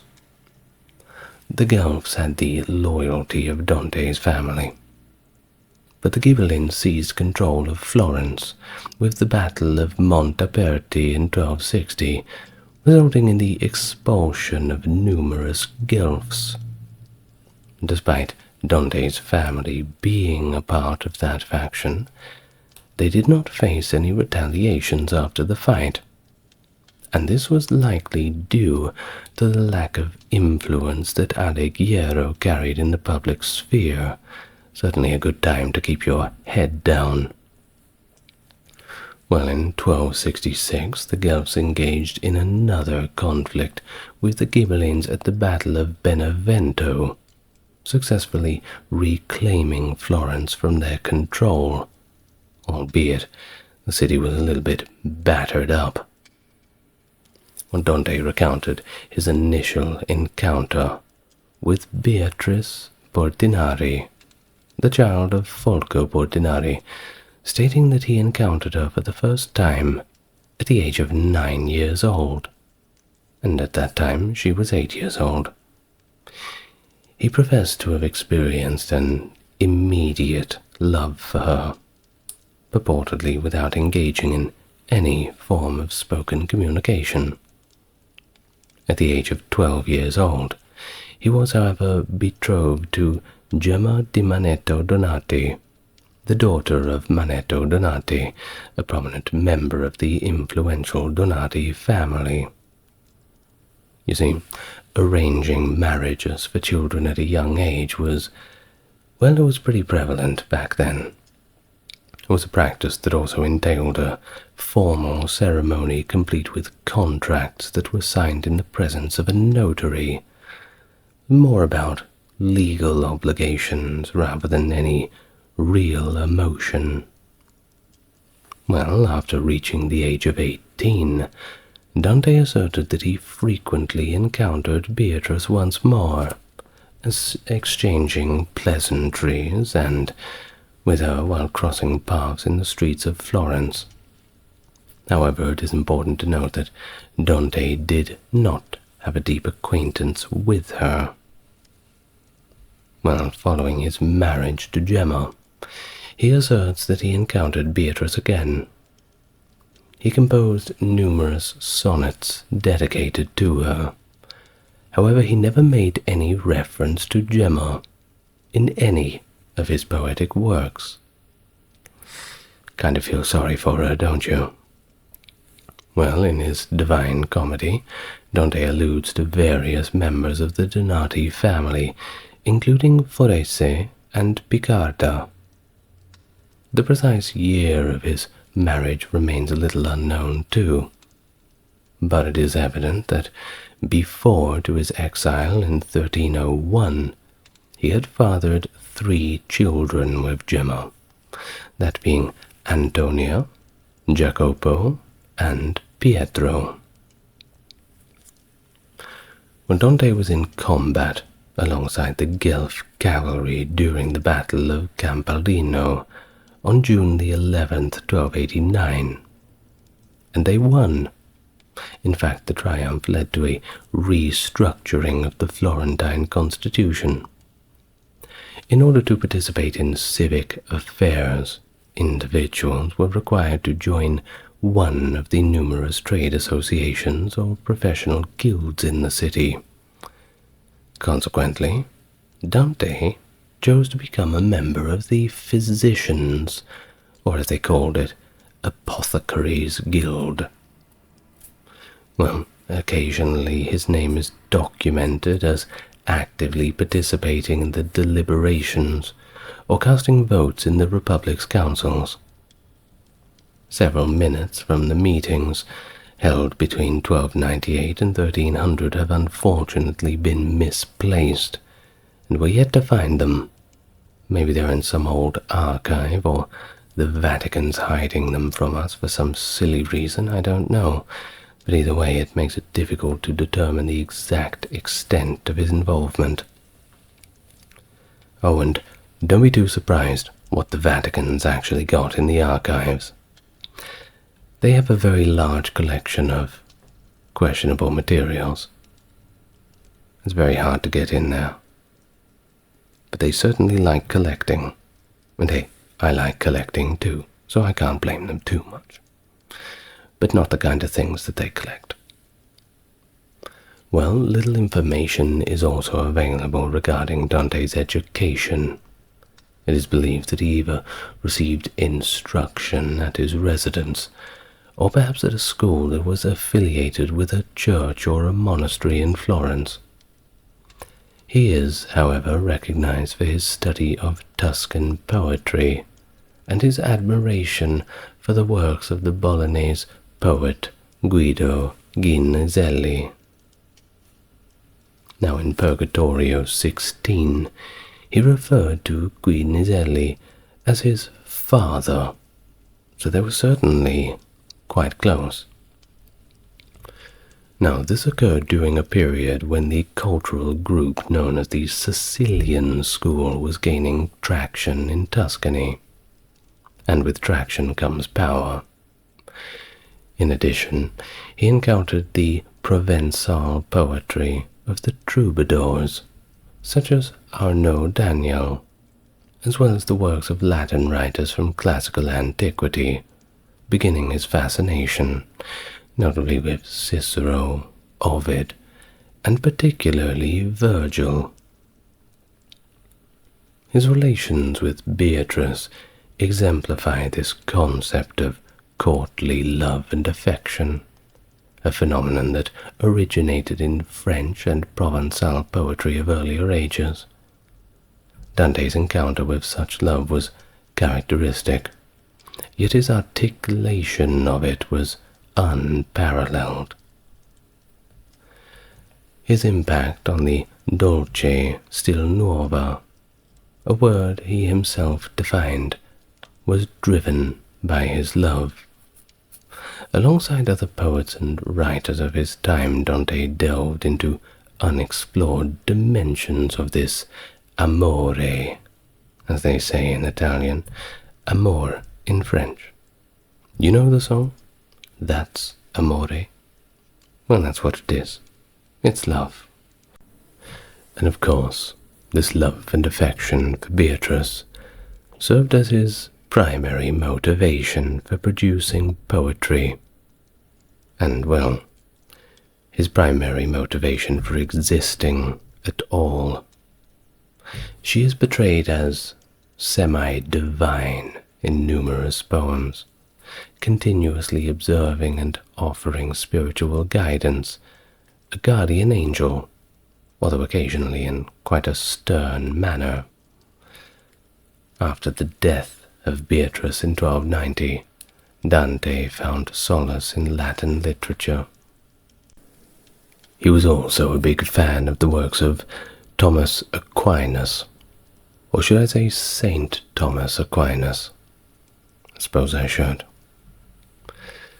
Now, to rewind a little bit, when Dante was about 18 years old, he encountered Guido Cavalcanti, Lapo Gianni Sina da Pistoia, and shortly thereafter Brunetto Latini. They collectively emerged as the prominent figures of the Dolce Stil Nuovo movement. You see, Brunetto was subsequently acknowledged in the Divine Comedy for the knowledge he imparted to Dante. But of course, it wasn't all hanging around with your friends and having fun, writing poetry and all the rest. Dante, like pretty much everybody else in Florence at the time, was deeply involved in that war between the Guelphs and the Ghibellines. And yes, he participated in the Battle of Campaldino on June the 11th, 1289, fighting on the side of the Florentine Guelphs against the Arezzo Ghibellines. He served as a feditore, leading the initial assault, and quite bravely at that. Well, following their victory over the Ghibellines, the Guelphs split into two groups. First, there was the White Guelphs, headed up by Vieri de' Cerchi, and representing Dante's party. And then there was the Black Guelphs, led by Corso Donati. Well, initially the division occurred inside the family, but later on, ideological disagreements emerged due to contrasting perspectives on papal influence in Florentine matters. The Black Guelphs were in favor of the Pope's authority, while the White Guelphs desired greater autonomy from Rome. And the Whites assumed control initially and forcibly removed the other half. Pope Boniface devised a strategy to militarily seize control of Florence. Charles of Valois, the sibling of King Philip IV of France, was anticipated to travel to Florence in 1301. This voyage was prompted by the Pope's appointment of Charles as a mediator to establish peace in Tuscany. However, the municipal administration had previously mistreated the Pope's envoys a few weeks ago, as they were striving for autonomy from the influence of the papacy. And the Pope doesn't like it when you mistreat his envoys. Due to suspicions that Charles had been given additional unofficial directives, the council dispatched a delegation, which included Dante, all the way to Rome with the aim of convincing the Pope to refrain from sending Charles to Florence. Now you see, remember when we mentioned that he was in that guild of physicians and apothecaries? Well, by virtue of this guild membership, he was granted the privilege of holding public office in Florence, and as a politician he occupied multiple positions over several years in a city characterized by its political turmoil. So when the time came to send their little delegation to Rome, well, Dante was the perfect guy to send with them. Join the party. Now as for Pope Boniface, he expeditiously dismissed the other delegates, and he requested Dante alone to stay in Rome. Don't worry, it's not what you think. Well, simultaneously on the 1st of November 1301, Charles of Valois arrived in Florence, accompanied by the Black Guelphs. Well, within the following 6 days, they inflicted significant damage upon the city and caused the demise of numerous adversaries. A fresh administration of Black Guelphs was established, and Cante de Gabriele de Gubbio was designated as the podesta of the city. Dante, who, remember, was affiliated with the White Guelphs, was sentenced to a 2-year exile in the March of 1302. Additionally, he was also charged with a substantial fee, along with the Gherardini family.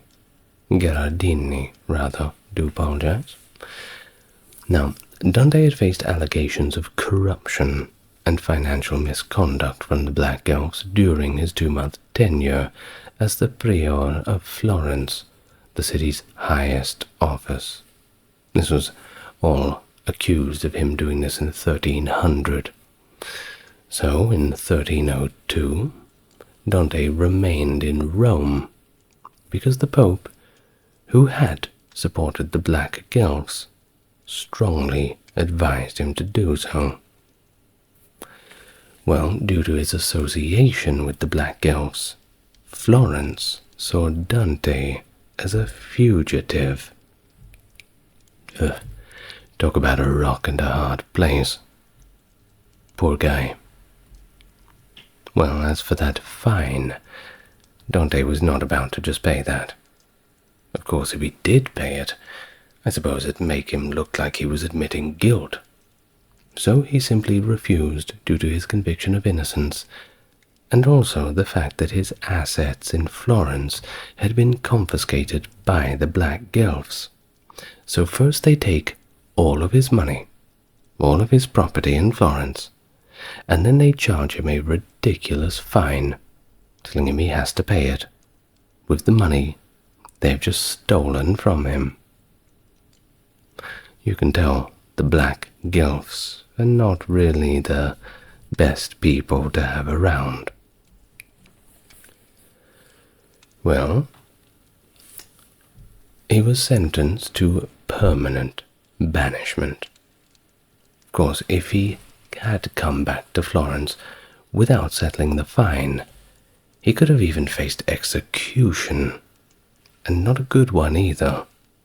they were going to burn him at the stake. Now, I don't know how they arrived at such a gruesome method, but they certainly did not like him. As a matter of fact, you'd be surprised to know that it took until the year 2008 for the municipal court of Florence to revoke Dante's sentence, which had been imposed upon him almost 7 centuries later. 2008, my goodness.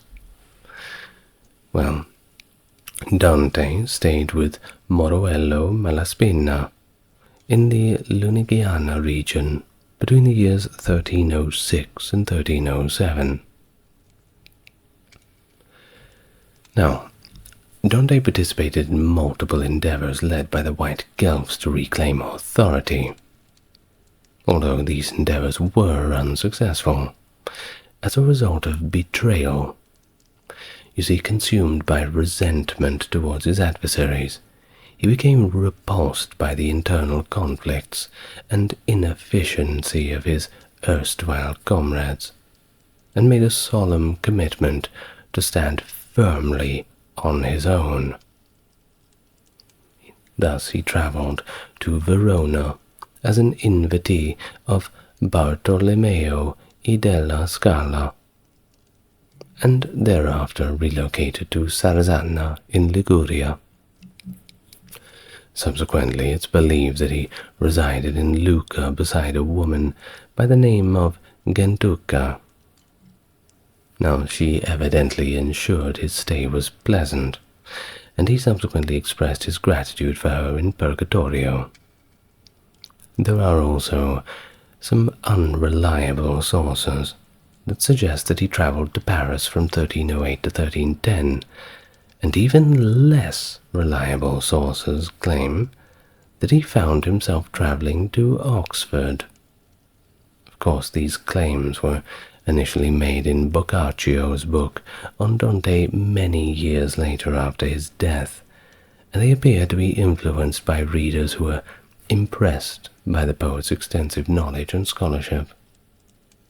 Clearly, Dante's mastery of philosophy and his literary pursuits grew during his exile, where he was no longer occupied with the daily affairs of all of those unpleasant political things. You couldn't pay me enough to be a politician.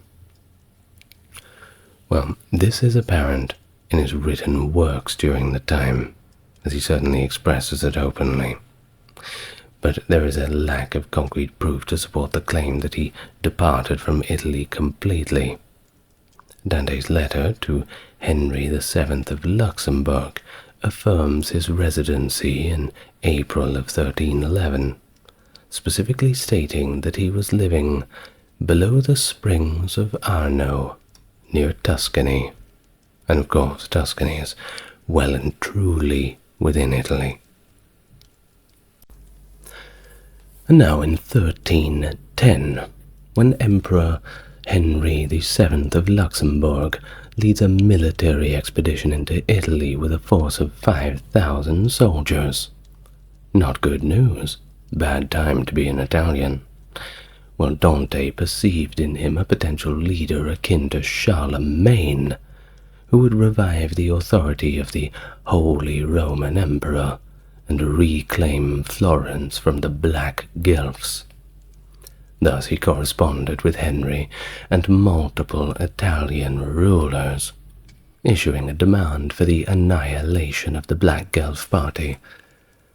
By blending religious beliefs with personal matters in his works, he provoked a divine wrath against his city, and identified specific individuals who were also his personal adversaries as potential targets. Of course, during this period he also authored De Monarchia, advocating for a global monarchy, led by Henry VII himself. So you can see how much Dante liked him. Oh, and yes, as we had mentioned, the individuals who ended up in Dante's writings in rather unfavorable positions, well, that was pretty common. If you look through Inferno, you'll find a few of Dante's, well, the people that he did not really like very much in rather horrible circumstance. At some indeterminate moment during his period of banishment, he formulated the concept of the comedy, although the exact date remains obscure. The work demonstrates a higher level of confidence and is of greater magnitude compared to anything he had produced in Florence. Of course, it's the most famous of all of his works. I mean, no one's really talking about De Monarchia. Well, except for us, just then. But that doesn't count. Well, it is probable that he would have only embarked on such a project after realizing that his political aspirations, which had been of the most importance to him, at least until his exile, had been indefinitely suspended. While it is evident that Beatrice's presence in his imagination had become stronger and more significant than it was in the Vita Nuova. In Convivio, written between 1304 and 07, Dante had stated that the memory of his childhood romance was simply a thing of the past. Well, a preliminary sign that the poem had begun is a notification by Francesco de Barberino, inserted into his work The Lessons of Love, most likely composed in 1314 or early 1315. Francesco observes that Dante utilized the Aeneid as a model for his poem titled Comedy, with the location of this work or portion of it being the underworld, namely hell. The concise letter does not provide any undeniable evidence that Barberino had seen or read the Inferno, or that this particular part of the poem had been published at the time. However, it does suggest that the composition was well in progress, and the initial outlining of the poem may have commenced some years earlier. The illuminations of Francesco de Barberino's earlier Officolium manuscript, 1305–08, which was discovered as early as, well, as late, rather, as 2003, are believed to have been strongly influenced by Dante's work.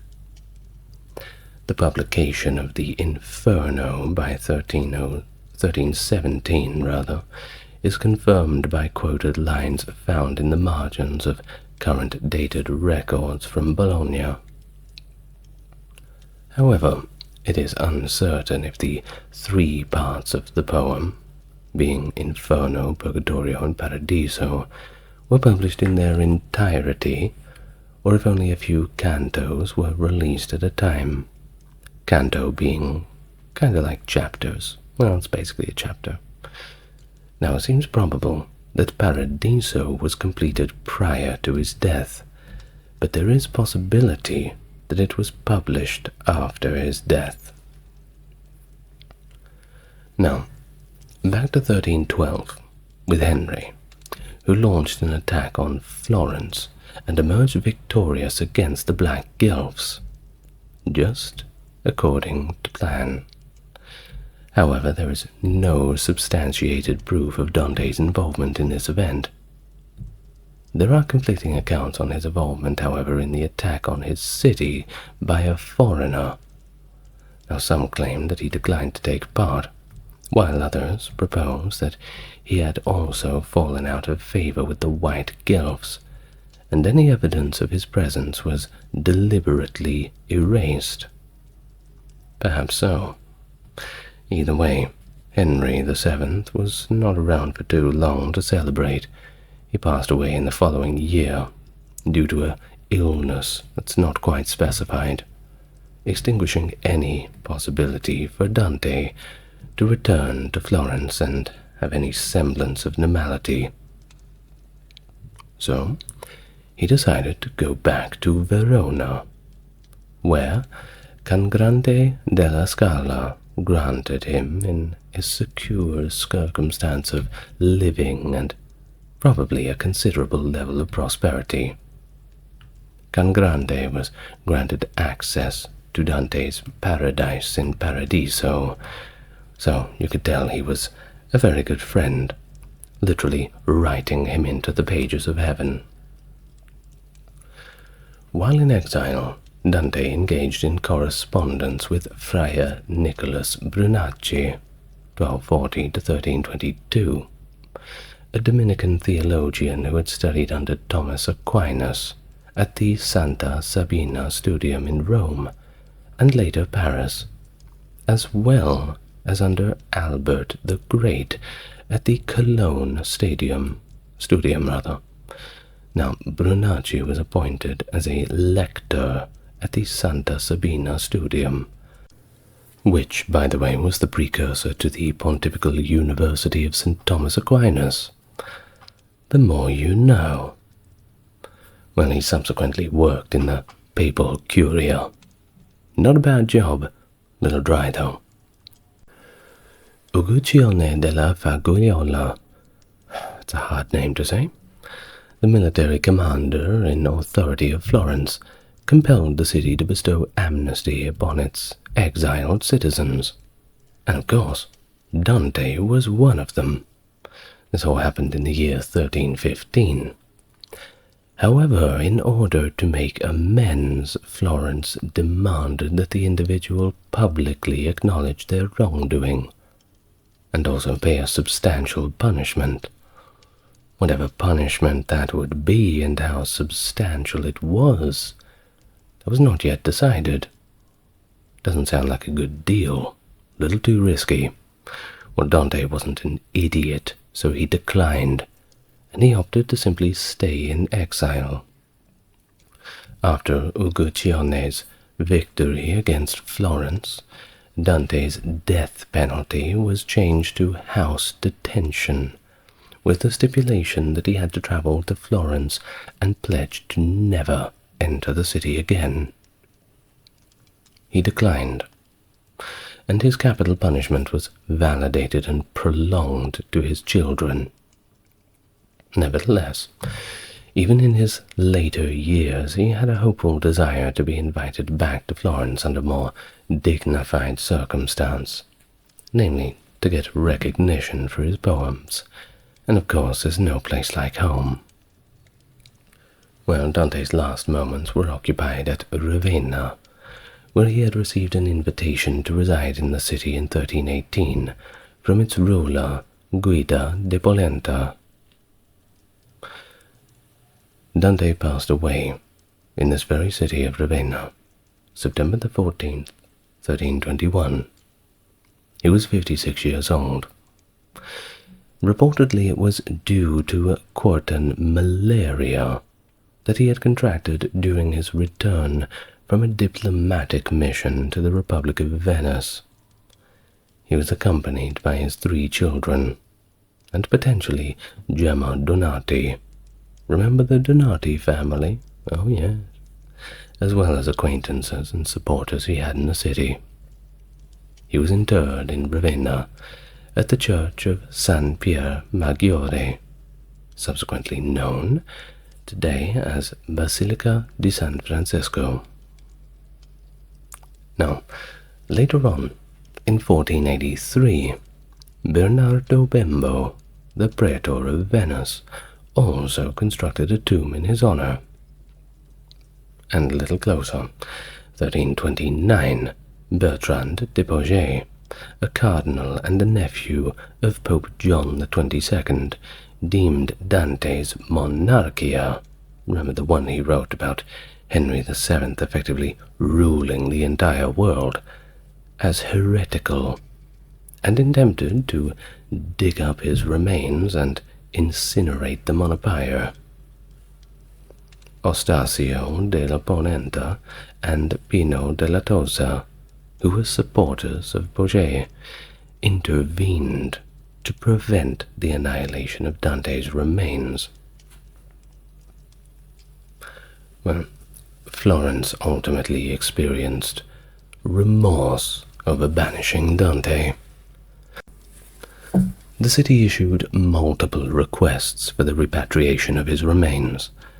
The custodians in Ravenna adamantly declined, even resorting to concealing the bones under a deceptive wall of the monastery. But in 1829, Florence constructed a mausoleum for Dante at the Basilica of Santa Croce. Since then, the grave has remained vacant, while Dante's body has remained in Ravenna.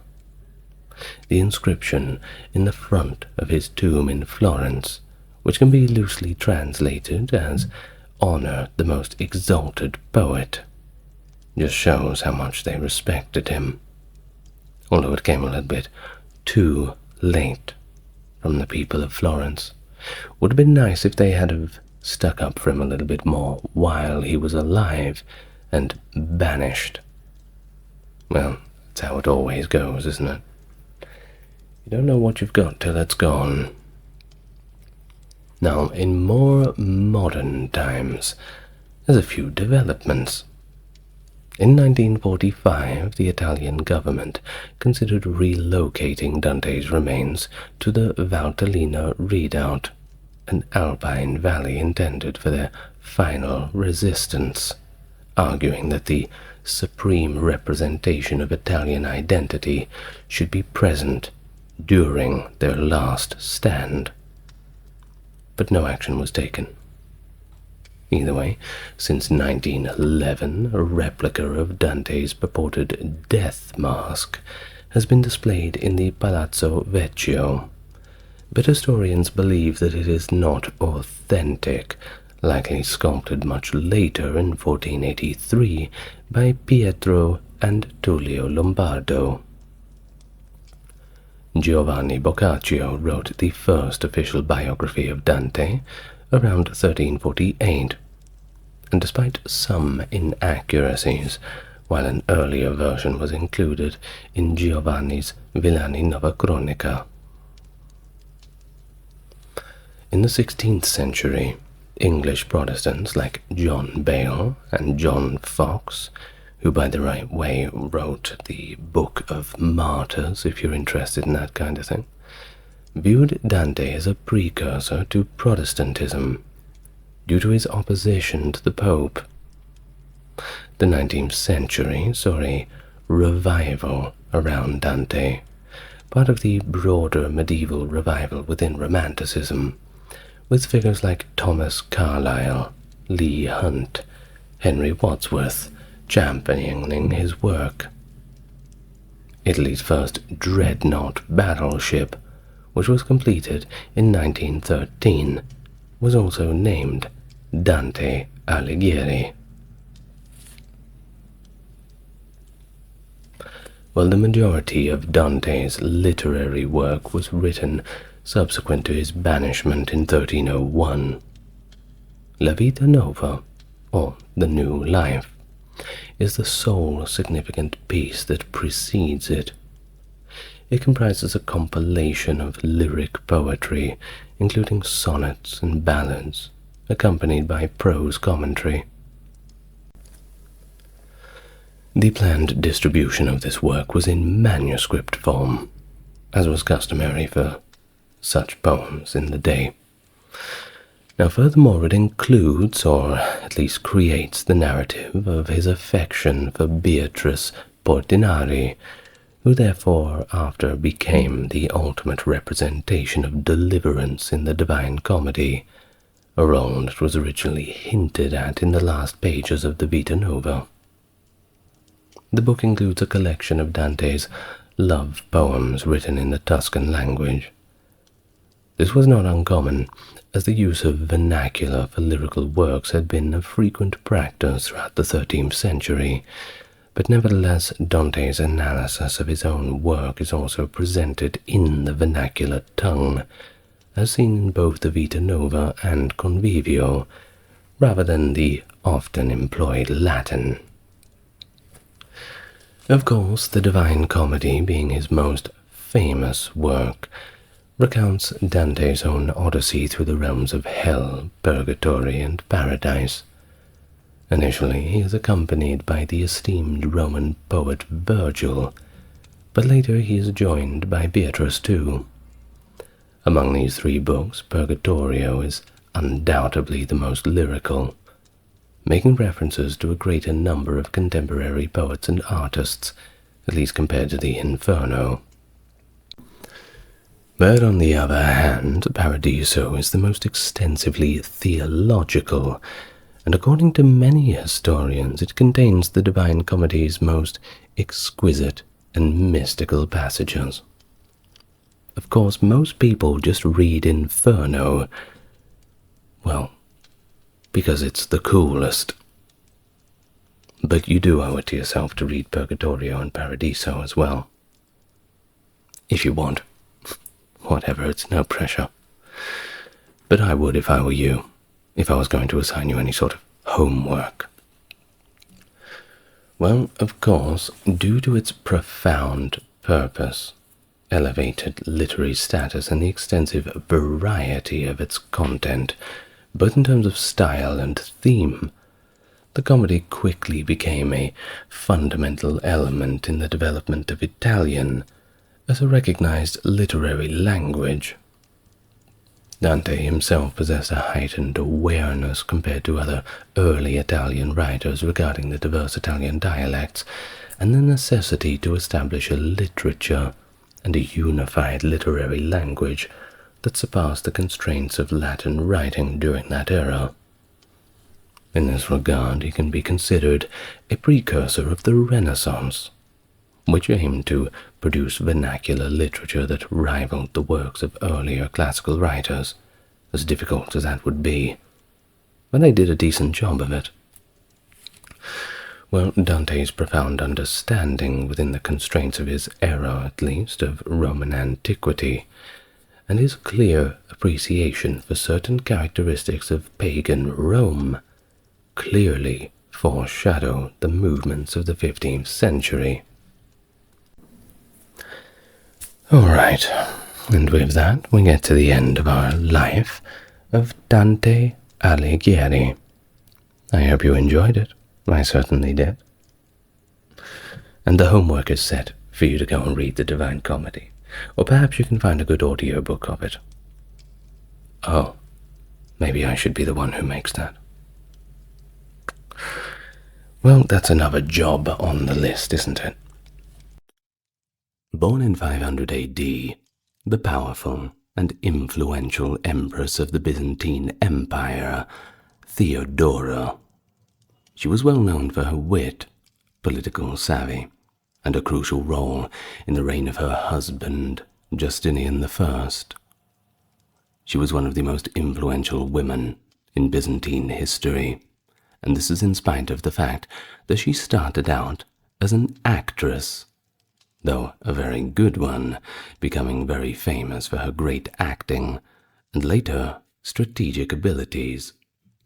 And thus, over time, she played a significant role in influencing imperial policy, sitting at the side of Emperor Justinian in the decision-making process. To maintain his rule and the stability of the empire, Justinian was convinced to put down the rebellion during the Nika riots in 532 AD by Theodora's resolute determination and decisive advice. And Theodora also supported the arts and architecture, which of course led to the growth of Byzantine civilization and the building of many famous structures, including the Hagia Sophia.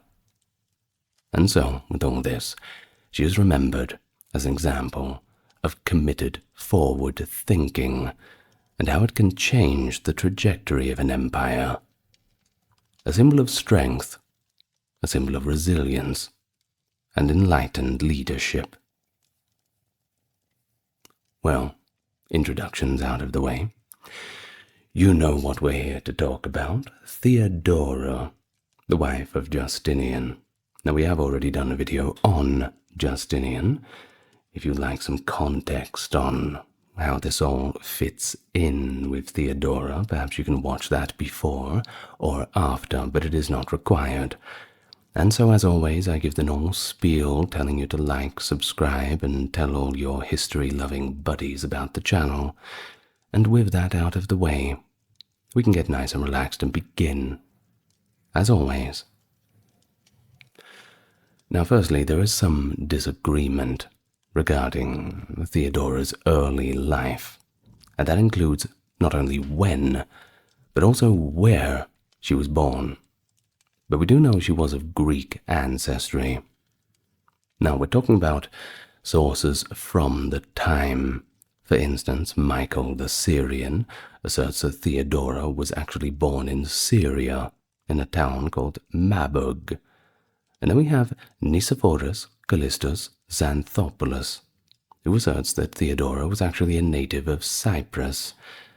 And then the Patria, which is attributed to George Codinus, asserts that Theodora was actually born in Paphlagonia.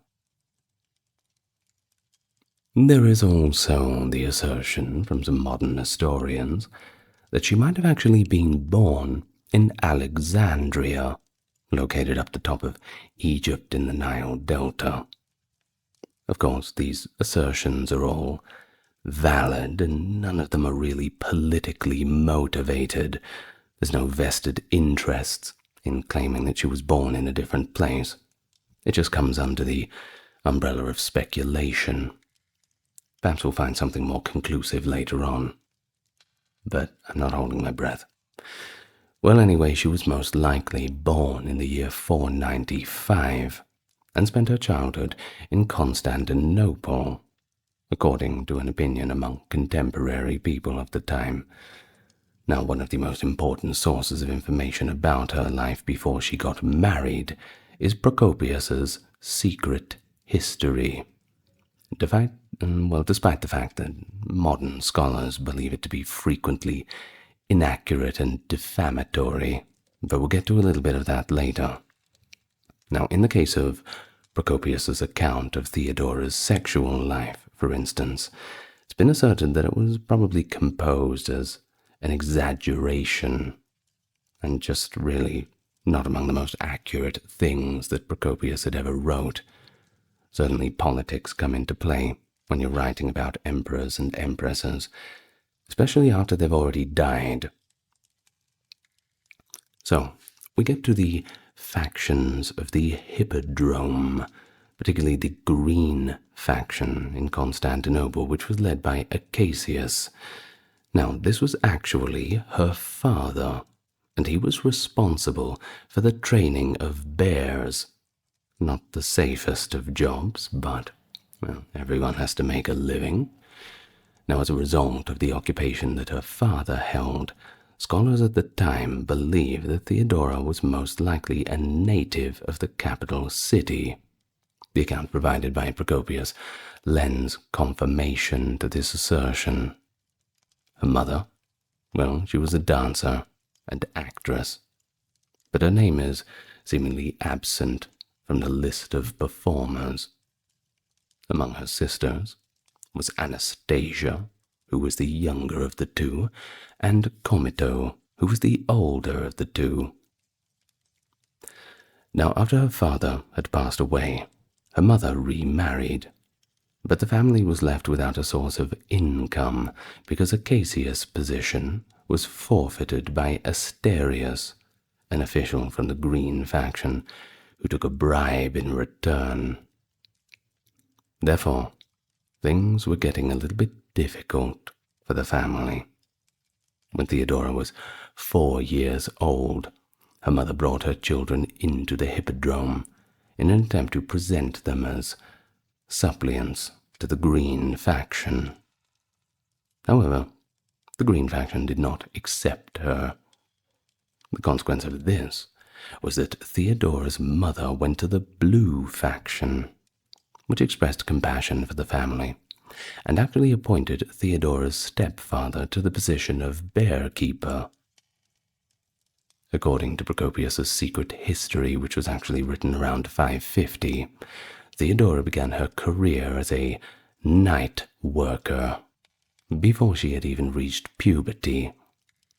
She did so by accompanying her older sister Comito when she performed on stage and worked in a brothel in Constantinople, where she served clients of varying social statuses.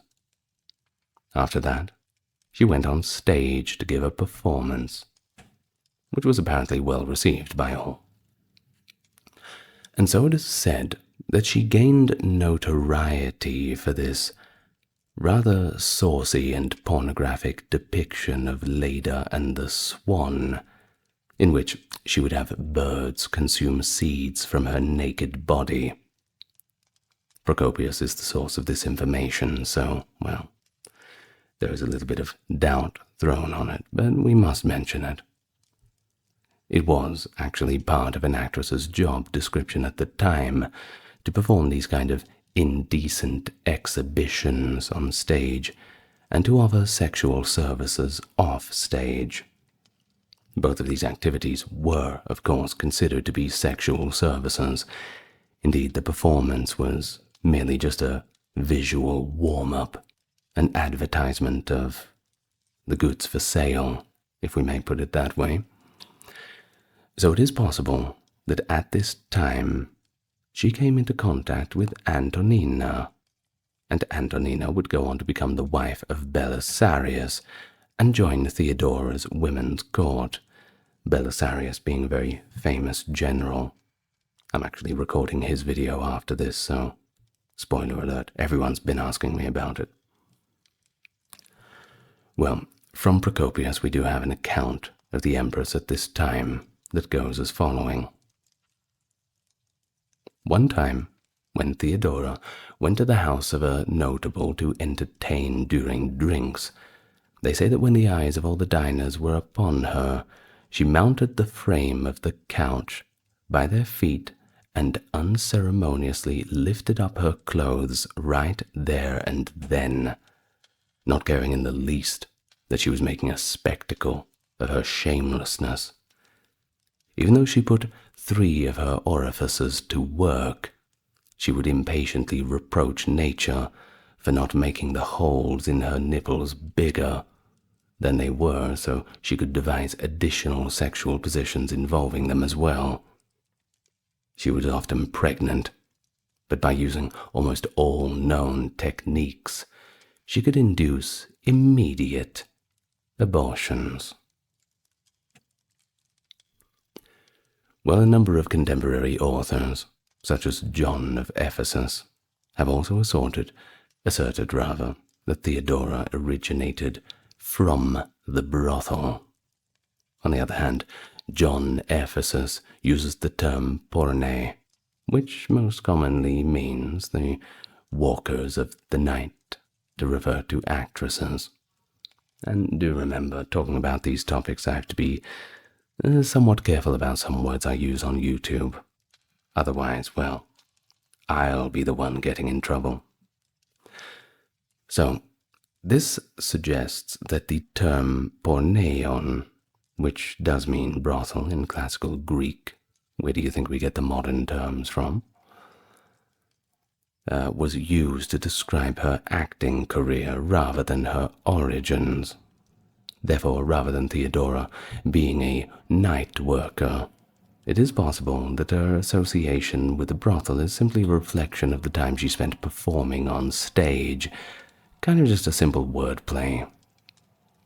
John described her redemption as a happy kind of story, which consisted of the Christian values of forgiveness and repentance, kind of like the old Jesus hanging out with the undesirables, and eventually them turning their lives around and becoming good Christians and all the rest. However, the general consensus that exists today regarding Theodora's sexual behavior is that there is kind of a semblance of fact behind Procopius's inventions, if they indeed be inventions at all. At least, that is the sentiment that is held by the majority of people. My personal opinion, if you want it, which you probably do since you're listening to this, I think it's probably something that's blown out of proportion. I think through the circumstances of poverty that family had to do what they had to do to survive. And, like the story of the man who caught the fish, each time it gets told, the fish keeps getting bigger. It's very easy to tack on all of these new accusations. If they're going to believe one thing, they'll certainly believe the next. Well, either way, after some time had passed, Theodora traveled to North Africa to become the concubine of one Hesebolas, a Syrian official who eventually became the governor of Pentapolis in Libya.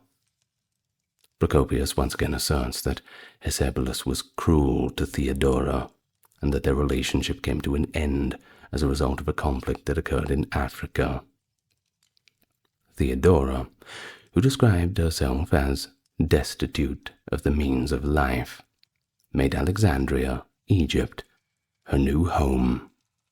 And it wasn't a bad place to be either. At one time, it was the most populated city in the world. At least, that's what we know from the old sources. Although there was no concrete evidence to support the claim that she converted to Miaphysite Christianity at that location, there is a theory among historians that she had a meeting with the Patriarch Timothy III, who was actually a Miaphysite. After leaving Alexandria, she made her way back to Antioch, where she made the acquaintance of Macedonia, another dancer belonging to the Blue faction, who might have actually been Justinian's informant. It is asserted by Procopius that Macedonia frequently communicated with Justinian regarding certain influential individuals in the eastern region, whose properties Justinian would later attempt to acquire. Following her return to Constantinople, Theodora eventually came face to face with Justinian. And of course, this was the turning point in a very interesting life. Despite Justinian's desire to marry Theodora, Roman law prohibited senators from marrying actresses during Constantine's reign. This fact prevented Justinian from marrying Theodora. In addition, anyone who had worked as an actress in the past would also be considered an actress in the present, which means that leaving this career did not really have any impact on the legality of the marriage. It wasn't your future that they cared about, just your past, and you would never shake that label. Well, an additional person who was adamantly opposed to the union was Empress Euphemia, who was the consort of Emperor Justin. After the death of Euphemia in 524, Justin enacted a new law that allowed reformed actresses to marry outside of their rank. But there was a catch. The emperor had to approve the union himself. Now, this gave them the ability to marry outside of really any sort of circle and anyone that they wanted. A new kind of freedom. But of course, petitioning the emperor, well, the freedom only comes when you know the right people. According to Procopius, these pieces of legislation were crafted with Theodora and Justinian in mind specifically. Of course, it's hard to argue against that. Now, the identity of Theodora's illegitimate daughter's fathers and the name of the child are unknown. Additionally, it appears that she was married to another monophysite and fathered children with that individual. The law had allowed Justinian and Theodora to marry exempted children of former actresses, so Theodora's daughter was able to marry a relative of the late Emperor Anastasius. This was made possible by the fact that the law allowed parents to marry. This additional clause lends credence to Procopius's assertion that these laws were crafted with Theodora in mind specifically because of her. According to Procopius's secret history, Theodora also had an illegitimate son named John, who arrived in Constantinople just a few years after Theodora and Justinian were married. After learning of John's arrival and claims of kinship with Theodora, Procopius asserts that Theodora secretly had John sent away, and that he was never heard of again after that. The fact that Theodora publicly acknowledged her illegitimate daughter, and would have done the same if there had been an illegitimate son, is one of the reasons why some historians believe that Procopius's account of John is highly improbable. Well, I suppose perhaps we'll never know. What we do know is that the blues and the greens, they were always at odds with one another, including before, during, and after the rule of Justinian and Theodora. Numerous instances of street violence were committed by the parties. After ascending to the throne, Justinian made it his personal mission to make the city more law-abiding and orderly under his rule. His efforts, on the other hand, were not considered impartial, because it was presumed that both Justinian and Theodora were in favor of the blues. After all, they really had helped her out in the early years of her life. Theodora's family had been abandoned by the greens, and the blues had provided for them. Justinian's efforts, on the other hand, were considered to be impartial. Frustration and feelings of isolation were experienced by the greens as a consequence. Eudaemon, the urban prefect, arrested a group of green and blue felons and found them guilty of murder sometime in January 532. This occurred during a riot that was taking place between the two factions. Despite the fact that they had been sentenced to death, two of the criminals, one of them who was a blue and the other one that was a green, were able to survive the hanging incident when the scaffold collapsed. Jeez, you'd definitely go buy a lottery ticket after that, wouldn't you? Well, after 3 days, the two groups yelled for the imprisoned men to be granted mercy at the Hippodrome, citing divine intervention, no doubt, which was the place where this Hippodrome was the place where the public was given the opportunity to make presentations to the emperor regarding a variety of issues, kind of like the Forum, this sort of thing. The factions became enraged and banded together, chanting the word Nika, which is the word that means conquer, when the emperor refused to comply with their demands. Not the kind of word that you want a large, angry crowd chanting at you, especially if you're the emperor. Perhaps it's time to go back to the palace and lock the doors. Once Justinian realized how dangerous it was for these groups to band together against Theodora and him, he certainly did withdraw to the palace, and he remained there. After all, the blues and the greens, well, they were used to fighting each other. But now, they were fighting the emperor. Not what you want. Hypatius, the nephew of the previous emperor, Anastasius I, was declared the new emperor by the rioters, who also got busy setting fire to a number of public buildings. Of course, it was becoming increasingly difficult for Justinian and his officials to maintain order among the crowd, and they were getting ready to flee. But according to Procopius, in comes Theodora, who was successful in persuading Justinian and his court to take the offensive rather than skulk away from the situation. During a meeting of the government council, Procopius conveyed the information that Theodora had expressed her opposition to leaving the palace. She emphasized the significance of a ruler passing away rather than living in exile or hiding. When Justinian ascended to the throne in 527, Theodora was elevated to the position of Empress of the Eastern Roman Empire and given the title of Augusta. Come a long way, hasn't she? So according to the secret history done by Procopius, she was a member of state councils. She exerted a significant amount of influence over her husband, and she assisted him in formulating plans, decisions, and political strategies. As part of anti-corruption legislation that required provincial officials to swear allegiance to the emperor and Theodora, Justinian referred to her as his partner in deliberations.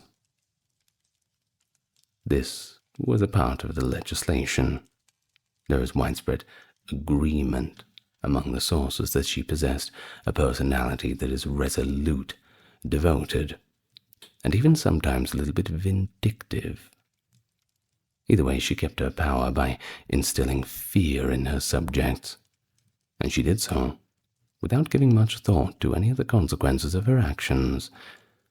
According to Procopius, Theodora, during the meeting, had interrupted the emperor and all of his counselors, saying the following: "My lords, the present occasion is too serious to allow me to follow the convention that a woman should not speak in a man's council. Those whose interests are threatened by extreme danger should think only of the wisest course of action, not of conventions. In my opinion, flight is not the right course, even if it should bring us safety. It is impossible for a person, having been born in this world, not to die, but for one who has reigned it, it is intolerable to be a fugitive. May I never be deprived of this purple robe, and may I never see the day when those who meet me do not call me Empress. If you wish to save yourself, my lord, there is no difficulty. We are rich. Over there is the sea, and yonder are the ships. Yet reflect for a moment whether, when you have once escaped to a place of security, you would not gladly exchange such safety for death. As for me, I agree with the adage that royal purple is the noblest shroud." End of the account from The Secret History. Well, Justinian was among the men who were encouraged to have more courage by her speech. In the end, over 30,000 civilian rebels were killed when he ordered his loyal troops to attack the demonstrators gathered in the Hippodrome protest. Historian and scholar Zachariah of Mytilene calculated that over 80,000 people had perished. According to other reports, the number of victims is higher and rises as one gets farther away from Constantinople. Although Justinian claimed that the mob had instilled him emperor against his will, he nevertheless carried out Hypatius's execution. One source claims that Theodora's insistence was the cause of this. Now, I would personally say that it's more to send a message. It's perhaps not something that Hypatius had done wrong, but it was more so to send a message that anybody who would be proclaimed emperor again and instill that title, this is what is going to happen to them. And second to that, it is just hammering the point home that there can only be one. Until Justinian is in the cold, cold grave, there will be no other emperors. It was an execution that simply had to happen. So, some scholars have interpreted Procopius's story as an attempt to show Justinian as being more cowardly than his wife. And it should be noted that Procopius probably made the speech up. Either way, it's a pretty cool speech. The fact that Procopius substituted royal purple for the word tyranny, well, might indicate that he wanted to draw a parallel between Justinian and the ancient tyrants and Theodora. Complicated situation.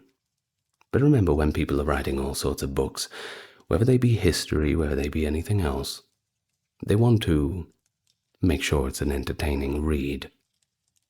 Unless they're writing some sort of mathematics textbook.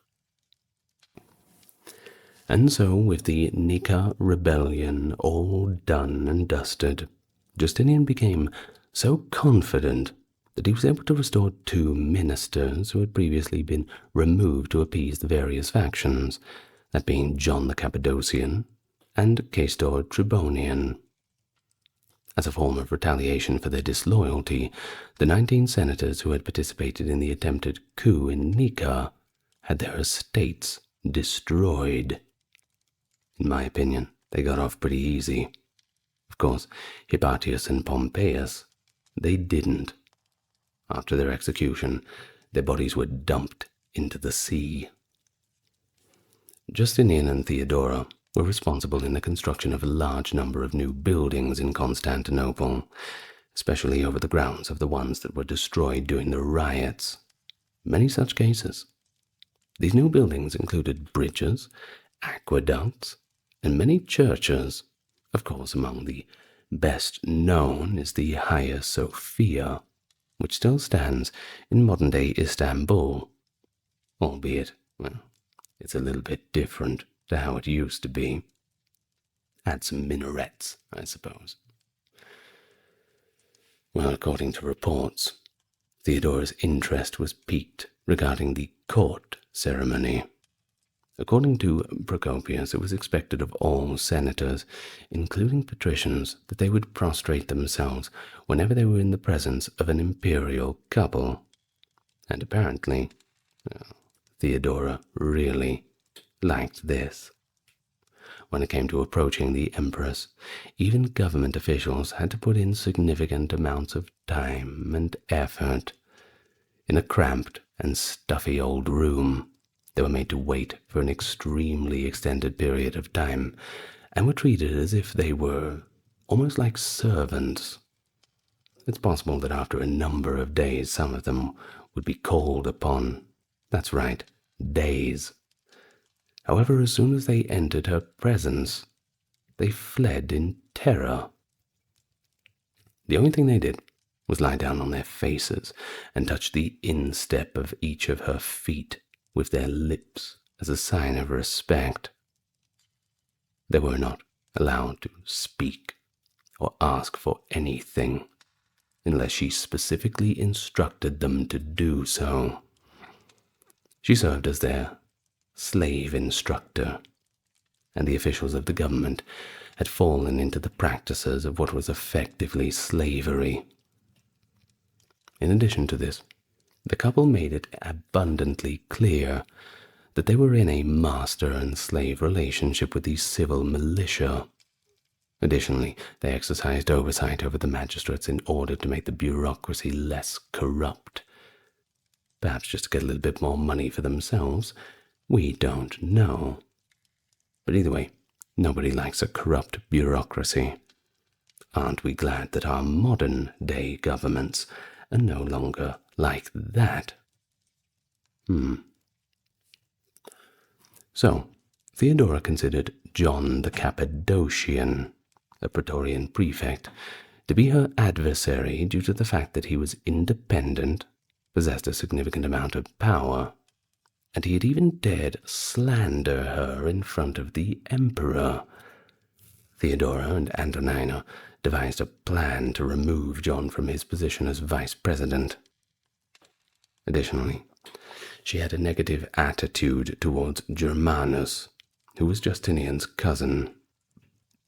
On the other hand, her most trusted ally was Peter Barsimes, who served as the Praetorian prefect.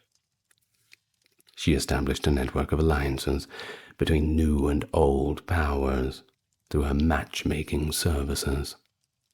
These alliances included the new monarchy that was associated with Justinian's family, the nobility that was already in existence, and the family of Emperor Anastasius. According to the secret history, she attempted to marry her grandson Anastasius to Joannina, the daughter and heiress of Belisarius and Antonina, despite the fact that her parents had expressed their desire for her to marry someone else, anyone else. Even though they were initially rejected, the couple eventually decided to get married. There was a widespread belief that Theodora was the one who orchestrated the marriages of her sister Comito to General Citas, and her niece Sophia to Justinian's nephew Justin II, who would eventually ascend to the supreme position. In addition to that, she hosted Kavad's sister and other foreign and Persian ambassadors, presented them with gifts, and even wrote them letters. It's always quite nice. Well, a little bit of a break from all of that. I must mention that Theodora was a woman who took action to help disadvantaged women. You must remember about her origins.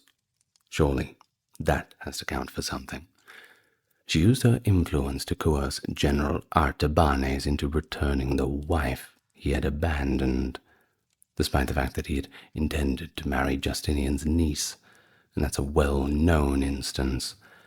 She was also accustomed to the practice of buying girls who had been sold into slavery, freeing them, and providing for their future.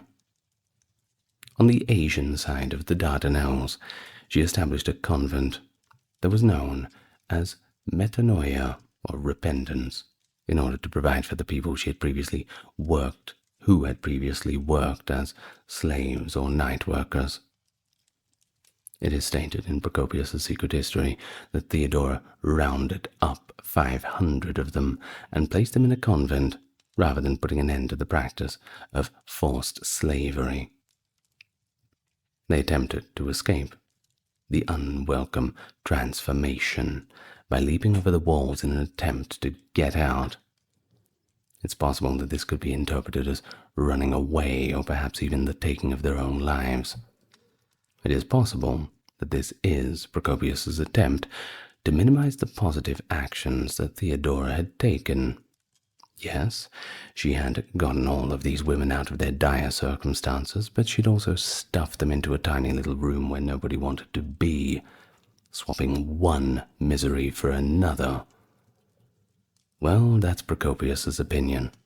I suppose you can twist it in a lot of different ways. And Procopius is not the only one who we have to talk about. We also have the chronicler John Malalas, who wrote a positive account of the convent, stating that Theodora freed the girls from the yoke of their wretched slavery. Now that's more like it. His account provides a positive perspective on the convent. Definitely a lot more positive than Procopius.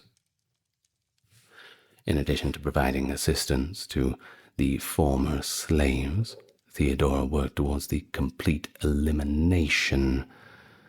Now, as a result of Theodora and Justinian's actions in 528, all of the brothels were closed down, and their proprietors and suppliers were taken into custody. Through the return of the purchase fee to the owners of the night workers, she was able to free them from captivity. For the purpose of assisting the freed women in beginning their new lives, she presented each of them with a gold numisma and provided them with clothing. Appropriate clothing, that is. It is clear that Procopius is ignorant of the policy reforms that Theodora and Justinian had advocated for, always taking the most negative road. At least it appears that he's ignorant. Perhaps he just didn't want to mention it. Well, his prejudiced views of Theodora certainly reveal a very interesting ignorance-selective bias towards these legislative reforms. It's possible that Theodora's efforts were motivated by her regret for her previous decisions and an effort to prevent young women from making the same mistakes twice. Well, Justinian's laws also made it illegal to kill an adulterous wife. That's right. They had to make a new law for that. It also prohibited the exposure of unwanted infants granted mothers some guardianship rights over their children, established the death penalty for assaults of the worst nature, and increased the rights of women in divorce and property ownership. All of these laws were enacted during the reign of Justinian, and quite forward for their time. According to secret history, Theodora was accused unjustly of supporting the interests of the wives, particularly when they were accused of adultery. Procopius mentioned in Wars that Theodora had a natural tendency to assist women who were in need of assistance. According to the Justinian Code, a woman could only file for divorce in the event that she was subjected to physical or emotional abuse, or when she discovered that her husband was engaging in overt adultery. But regardless of the circumstances, women who desired a divorce were required to provide specific documentation to support their claims. You couldn't just go on hearsay. Procopius asserts that, as a result of the legal actions taken by Theodora and Justinian, that women actually became morally depraved due to the fact that Justinian was not recognized as the leader of any of the Christian church's sects. He focused on his efforts reducing or eliminating the conflict that existed between the various Christian sects of the empire. And of course there was a great many of them. We're still in living memory, well, not quite living memory, of the Council of Nicaea, the Arianists and all the rest. Well, I've made a different video on that, we won't go into it. But the early church was still a little bit complicated. We're a long way off from the Inquisition and all of these bodies to regulate spirituality. Because after all, we need someone to tell us what to think, right? Anyway. Either way, because he was a Christian emperor, Justinian had believed that it was his responsibility to get along with the leader of the church, in line with the fact that Justinian was a Chalcedonian and Theodora was a mere Physite, which is a non-Chalcedonian. Justinian made an effort to overcome the divide that existed between the Roman and Constantinian churches. He envisioned a unified church that would partner with a single emperor, himself, obviously, with the priesthood being in charge of God's divine affairs, and the emperor being in charge of the human affairs.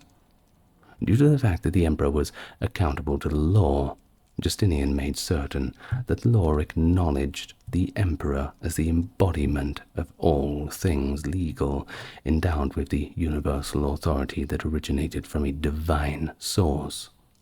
So, ordained by God to rule over the humans in a legal context, kind of like that. Consequently, he utilized the judicial system to exercise a degree of micromanagement over the practice of religion by enacting laws that were specifically designed to carry out the practice. Theodora, however, worked against her husband's advocacy of Chalcedonian Christianity that was taking place at the same time that each faction continued to compete for supremacy. Because of this, she was accused of promoting heresy and posing a threat to the consistency of the Christian community.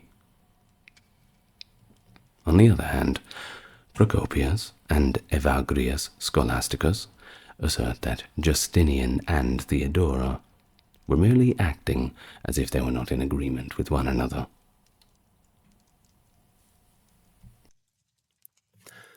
John of Ephesus, a prominent supporter of the Monophysite movement, provided a description of Theodora's significant contributions to the assistance of the church construction projects and to the assistance of those who were disadvantaged. In addition to this, it was mentioned that her participation was extremely important in the defense of the Monophysites against the Chalcedonians. In the city of Sychae, Theodora established a monastery for the Miaphysites, and provided sanctuary in the palace to Miaphysite leaders such as Severus and Anthimus, who were opposed to the majority of Chalcedonian Christians. Anthimus was elevated to the position of Patriarch of Constantinople as a result of her influence. In accordance with the excommunication order, he hid himself in Theodora's quarters until the time of her passing, which occurred about 12 years later.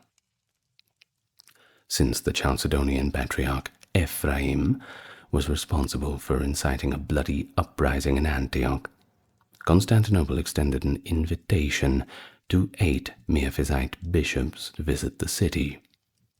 They were welcomed by Theodora, who then placed them into the Hormisdas Palace, which had been the residence of Justinian and Theodora prior to their coronation as emperor and empress. Theodora continued to provide assistance to the Miaphysites, who were being persecuted throughout the palace. She provided housing for such a large number of monks that, in one instance, several hundred of them were crammed into a large room until the floor collapsed beneath them. Now, as an additional point of interest, the empress was instrumental in building of the Church of Sergius and Bacchus, which is now in close proximity to the Hormisdas Palace. There was an inscription also written by Sergius that goes as following: "May he increase the power of God-crowned Theodora, whose mind is adorned with piety, whose constant toil lies in the unsparing efforts to nourish the destitute." It's not a bad inscription to have. Kind words. Well, immediately after the passing of Pope Timothy III of Alexandria, Theodora made a request to the Augustal prefect and the Duke of Egypt for assistance in installing Theodosius, a follower of Severus, as the new pope. By doing so, she prevailed over her husband, who had a desire for the successor who was of Chalcedonian descent. You can only imagine the conversations, the awkward conversations at the dinner table and at the breakfast table. Well, either way, because Pope Theodosius I of Alexandria and the imperial army were unable to hold Alexandria against Justinian's Chalcedonian supporters, Justinian exiled the Pope and 300 Miaphysites to the Thracian fortress of Delsus, as was done because Justinian was unable to maintain control of Alexandria. After Pope Silverius refused to remove the anathema of Pope Agapetus I from Patriarch Anthimus, Theodora gave Belisarius the order to find a reason to remove Pope Silverius from his position. Following this, Pope Vigilius was appointed to take his place as the new leader of the church.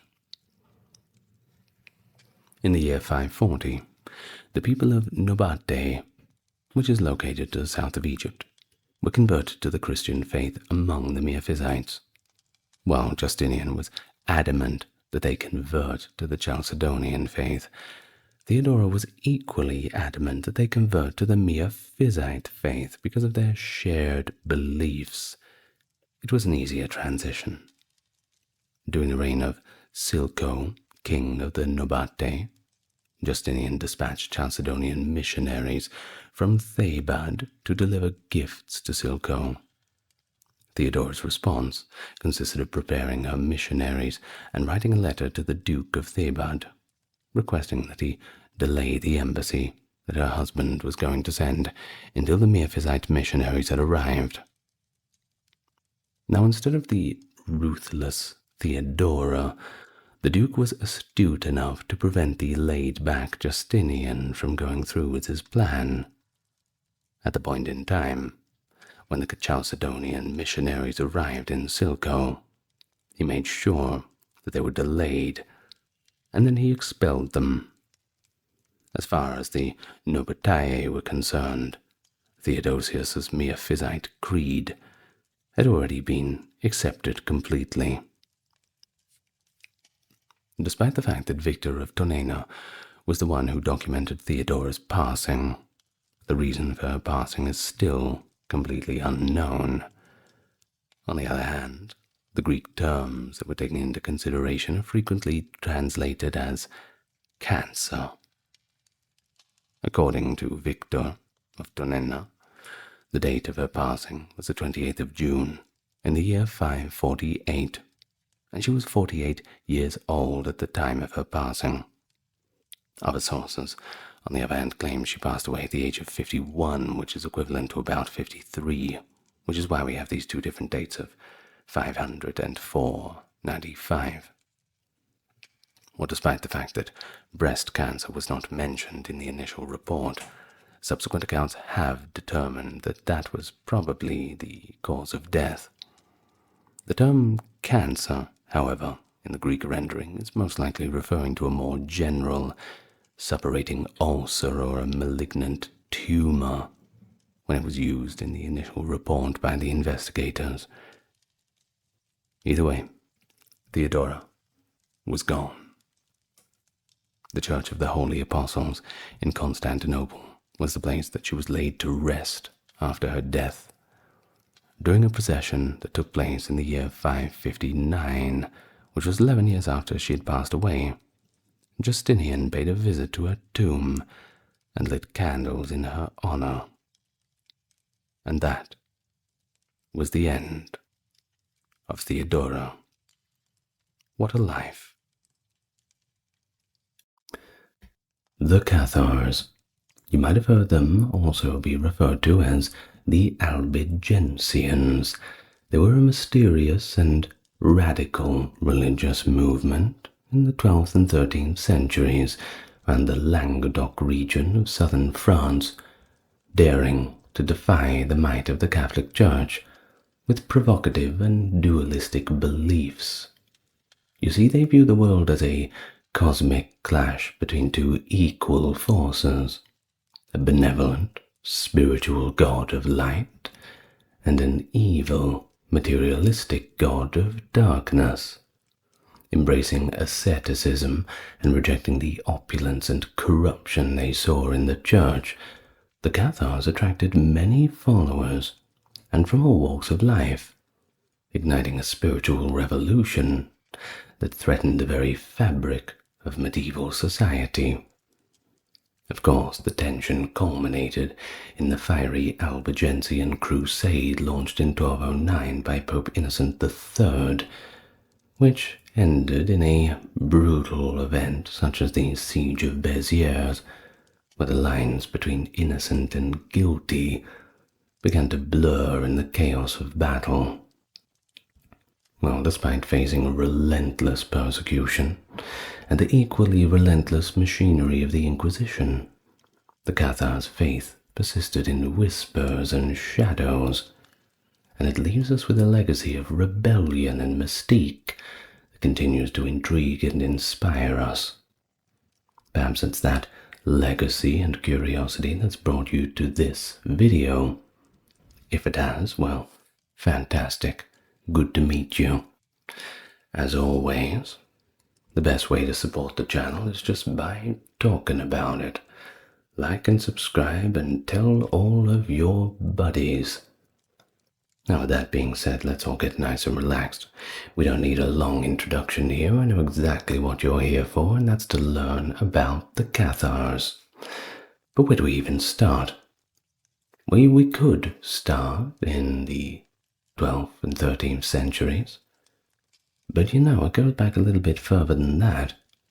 And we may as well pay some of the early mentions of Cathars, or what is perceived to be Cathars or Catharism, a little bit of attention. So we go back to the First Ecumenical Council of Nicaea in 325 AD, and it addressed a sect known as the Cathari. In Canon 8, the works in particular, stipulating that if they wished to join the mainstream faith, they must agree to share communion with those who had married twice and offer pardon to those who had lapsed in their faith. Well, that's an early one. Now, centuries later, in the 8th century, John Damascene mentioned a group called the Cathars in his work on heresies, noting their rejection of second marriages and the possibility of penance after baptism. Now, the development of the Cathar movement in Western Europe is believed to be influenced by the teachings from the Byzantine Empire, that is the East Roman Empire, if you don't know. Now, the Bogomils of the First Bulgarian Empire played a significant role in the transmission of these kinds of ideas. It's thought that their teachings spread westward through trade routes, reaching regions such as the Netherlands, for example. Additionally, adherents of the Paulician movements from Armenia and eastern Anatolia, who were relocated to Thrace, particularly Philippopolis, may have contributed to the Cathars' theological foundations. Now, this is a maybe, but when we're trying to trace the roots of things, we try and look at as many possibilities as we can. Now, of course, in Western Europe, the Cathars became pretty hard to ignore and quite notably active around the mid-12th century. So, because of this, scholars generally agree that things identifiable as Catharism, or at least our idea of solid Catharism, emerged around 1143, when Eberwin of Steinfeld, a cleric, reported a group with similar beliefs operating in Cologne. Now, a significant event in Cathar history was the Council of St. Felix Lauragais in 1167. This council was attended by local figures: Nicetas, who was a leader among the Bogomils, the Cathar bishop of northern France, and the leader of the Cathars in Lombardy, highlighting the movement's growing organization and reach. Of course, if you've got a leader, he has to have been voted in, or at least agreed on to be leader by a certain group of people. So, the Cathars began to found substantial success in regions like the Languedoc in southern France and northern Italian cities during the mid to late 12th century, an influence that was particularly strong in the Rhineland cities of Cologne and in northern France. The movement persisted in a diminished form in Languedoc until around 1325, and continued in northern Italy until the Inquisitions of the 14th century ultimately led to their eradication. We'll get to all that a little bit later after the customary introductions. Now, of course, associated with the Cathars were the Albigensians, who were also referred to as Bulgars, a term derived from Bulgarians. Now, this nomenclature reflects their connection to the Bogomils, known as the Friends of God from Thrace. There was a considerable transmission of rituals and ideas from Bogomilism to Catharism. You see, the Cathars shared doctrinal similarities with the Bogomils, Paulicians, early Marcionists, Manichaeans, and even the Christian Gnostics. But despite these similarities, I would advise a little bit of caution, well, a lot of caution rather, in assuming direct historical connections between the groups, noting that such links may be based more on modern theoretical interpretations rather than concrete historical evidence. Now, of course, the Cathar movement faced significant opposition from the Catholic Church, who were not too happy with somebody else taking charge of what was considered the established doctrine, leading to the destruction of most of their writings by the papacy, which viewed their doctrines as a substantial threat. Well, as a result, much of what we know about the Cathars and what we're going to discuss in this comes from the accounts of the enemies, the victors who wrote the history. equally unfortunate is the very few Cathar texts that were written, well, of them, very few survive till today. But notable among these are the Rituals of the Cathars of Lyon, which provides insight into a few of their practices, and the Book of Two Principles, which outlines their dualistic theology, at least from the perspective of the Cathars themselves. Well, with that being said, we arrive in the traditional time of the beginning of the Cathar movement. So throughout the 12th and early 13th centuries, the Catholic Church made numerous attempts to suppress the growing influence of the Cathars in Languedoc, but these efforts were met with limited success. In 1147, Pope Eugene III dispatched a legate to Cathar strongholds with the aim of halting their progress. But despite this initiative, and the isolated success of figures like Bernard of Clairvaux, the mission was more or less a failure. Of course, it shows the significant power and also resilience of the Cathar sect during that period. It takes a fair bit of guts to say no when the Catholics start showing up telling you what to do in the 12th century. You know what the penalty is for not complying. But of course, if weight of numbers are behind you, you feel a little bit more confident to tell them to go home politely. Of course, they didn't just give up there. The subsequent missions were sent, but they also continued to struggle. Now, Cardinal Peter was sent to Toulouse and the surrounding Toulousian area in 1178, but his efforts, well, they weren't much use either. Similarly, between 1180 and 81, Henry of Marcy, the Cardinal Bishop of Albano, led a mission that included an armed expedition capturing the fortress of Levaur. But even this show of military force did not extinguish the Cathar movement. They were only growing stronger. Well, church councils were called, meetings were had, and they attempted to address the issue. Decisions made at the Council of Tours in 1163 and the Third Council of the Lateran in 79 aimed to curb Catharism, but once again all with minimal effects. Recognizing the inadequacy of these measures, Pope Innocent III, upon sending to the papacy in 1198, was determined to confront the Cathars more effectively. Initially, Innocent III pursued a strategy of peaceful conversion, as peaceful as you can get. Well, he sent several legates to Cathar regions, but they had faced all their own different challenges. Not only did they have to contend with the Cathars and their noble protectors, but they also encountered resistance from local bishops who resented the authority granted to papal envoys. The local populace's respect for the Cathars further complicated these efforts. They'd rather be in with them than they would the Catholic Church. In response to the bishop's opposition, Innocent III took decisive action.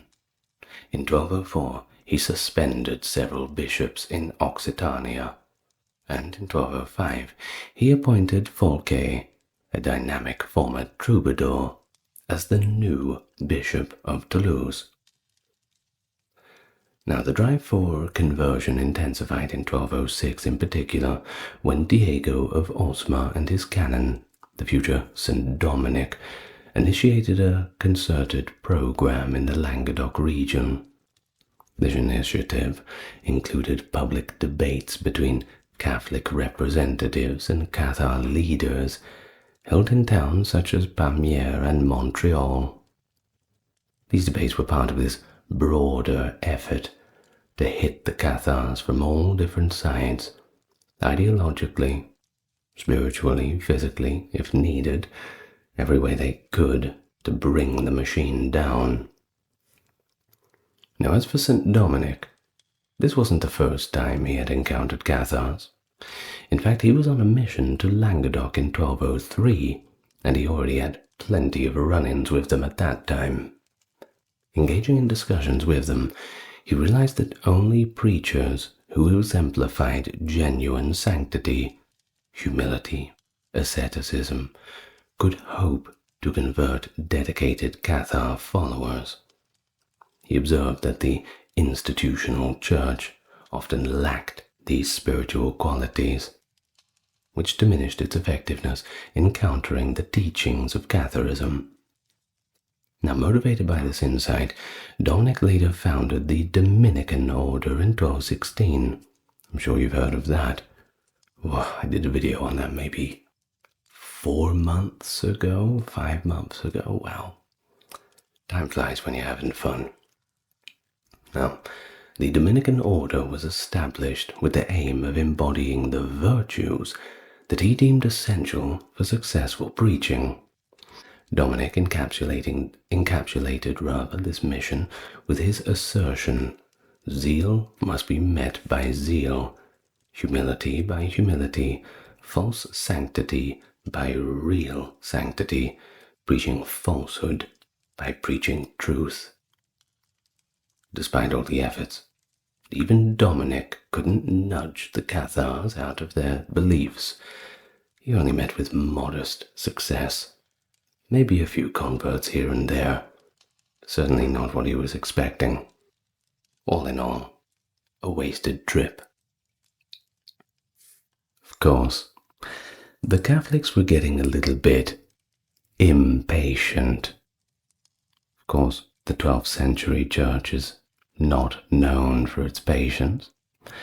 So in January 1208, they sent Pierre de Castelnau, a papal legate known for excommunicating noblemen who protected the Cathars, but he was murdered after excommunicating Raymond VI, the Count of Toulouse.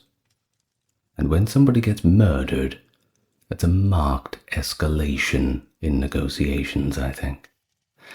Now, his assassination, allegedly by a knight in Raymond's service, certainly marked a turning point. Pope Innocent responded by ordering a crusade against the Cathars and appealing to King Philip II of France for intervention. Now, although Philip II did not lead the crusade himself, he permitted northern French barons like Simon de Montfort and Bouchard de Marly to participate. The ensuing conflict, known as the Albigensian Crusade, lasted for 20 years and pitted northern French nobles against those of the Languedoc. The crusade was fueled in part by a papal decree allowing the confiscation of lands owned by Cathars and their supporters, which of course attracted a lot of nobles who were eager to acquire new territories. Pretty much an annexation. Well, the first major target was the lands of the Transaville family, lords of Carcassonne, Béziers, Albi, and Razay. Without a strong regional coalition, the crusading army captured Carcassonne and imprisoned Raymond Roger Transvaal, who died in captivity. Simon de Montfort was granted the Transvaal lands, inciting the enmity of Peter II of Aragon, who up to this point had remained neutral. And so Simon de Montfort spent the following years consolidating his gains, facing desertions from local lords and attempting to expand his domain.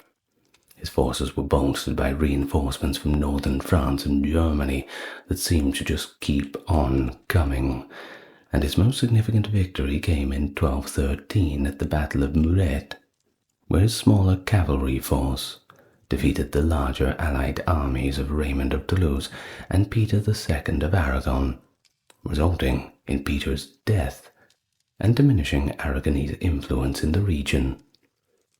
In 1214, Philip II's victory at the Battle of Bouvines ended the Anglo-French War and allowed him to focus more on the Cathars. Now, the victory also prevented the Anglo-German setback that could have undermined the crusade.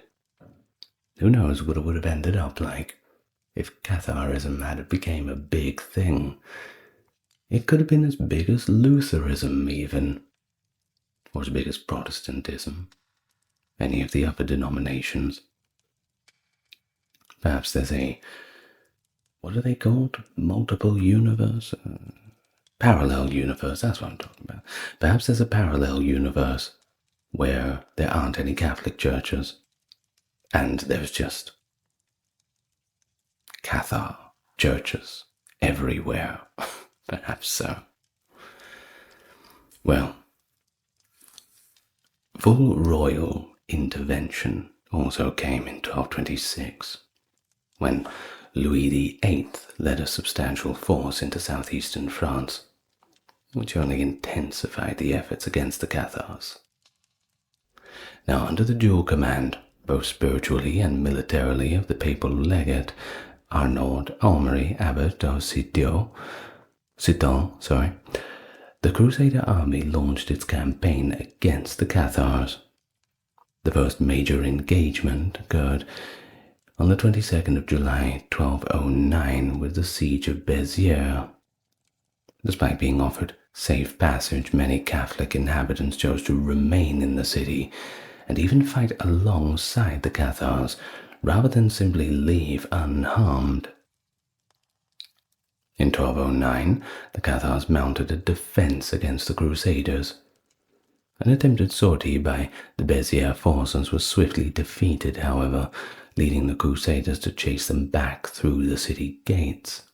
According to accounts, when asked how to distinguish Cathars from Catholics within the city, Arnaud Aumery allegedly replied, "Just kill them all.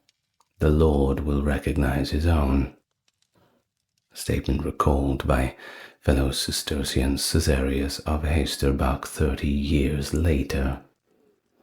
Well, of course, the aftermath was devastating. The doors of the Church of St. Mary Magdalene were broken down. Refugees seeking sanctuary were then dragged out and dealt with in the most violent of manners. Reports indicate that at least 7,000 men, women, and children perished under the arm of the Catholic forces within the church. Now that's blasphemy, if I've ever seen it. Now, elsewhere in Béziers, thousands more were subjected to torture and met their ends. They faced horrific fates. Some were blinded, others were dragged behind horses, and some were used for target practice. The city was ultimately razed by fire. In a letter to Pope Innocent III, Arnaud Aumery wrote, "Today, Your Holiness, 20,000 heretics were put to the sword, regardless of rank, age, or sex."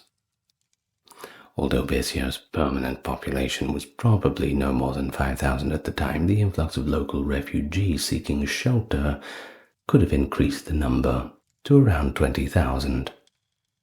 One of those tragedies that no one really talks about. Well, except for me, I suppose. Well, there's probably a bunch of videos on it. You can't give me all the credit. I'm not the first one to talk about the Cathars. Well, following this massacre at Béziers, the Crusaders achieved success in the siege of Carcassonne. Later in 1209, Simon de Montfort was appointed leader of the Crusader army after this victory. Prominent opponents included Raymond Roger Transvaal, Viscount of Carcassonne, and his feudal overlord Peter II of Aragon, who held territories and had numerous vassals in the region. But you see, Peter II, he died fighting against the Crusade on the 12th of September 1213 at the Battle of Muret. Simon de Montfort was also killed on 25th of June 1218 after maintaining a 9-month siege of Toulouse. The official conflict concluded with the Treaty of Paris in 1229. This agreement resulted in the King of France dispossessing the House of Toulouse and most of its fiefs and stripping the Transvaal family of their holdings, bad luck for them, effectively ending the independence of the princes of the Languedoc. Now, despite the widespread massacres during the war, they couldn't entirely extinguish Catharism, and the Catholic forces continued to pursue remaining adherents. You see, back in 1215, some 14 years earlier, the bishops of the Catholic Church convened at the Fourth Council of the Lateran under Pope Innocent III, where combating the Cathar heresy was pretty much at the top of the list of the agenda items. Now, to further suppress the movement, the Inquisition was also established in 1233, operating in southern towns like Toulouse, Albi, which is where we get Albigensian from, and Carcassonne throughout the 13th and much of the 14th century. The Inquisition succeeded in crushing Catharism, at least as a popular movement, forcing its followers to go underground. Those who refused to recant, or who relapsed when found out, if found out, were either hanged or, in a more rarer case, burned at the stake. But most of them were hung. Now, there was a rather notable event that occurred in 1239, 13th of May to be exact, in Champagne, where 183 men and women were convicted of Catharism and burned at the stake by the order of the Dominican Inquisitor and former Cathar prefect, Robert Le Bourget. Now, this is one case where they did have quite a large burning, but in general, they didn't really do that too much. Now, earlier, Mount Guimard in northeastern France had been denounced as a place of heresy in a letter from the bishop liege to Pope Lucius II in 1144. Now, from May 1243 to March 1244, the Cathar fortress of Montségur was under siege of troops of the Seneschal of Carcassonne and the Archbishop of Narbonne. On the 16th of March 1244, over 200 Cathar prefects were burned in a massive fire, and the field of the burned near the castle's base, a massacre of symbolic importance. Now, the Church, during the 1235 Council of Narbonne, had decreed milder punishments for lay people suspected of sympathizing with the Cathars, only slightly mild.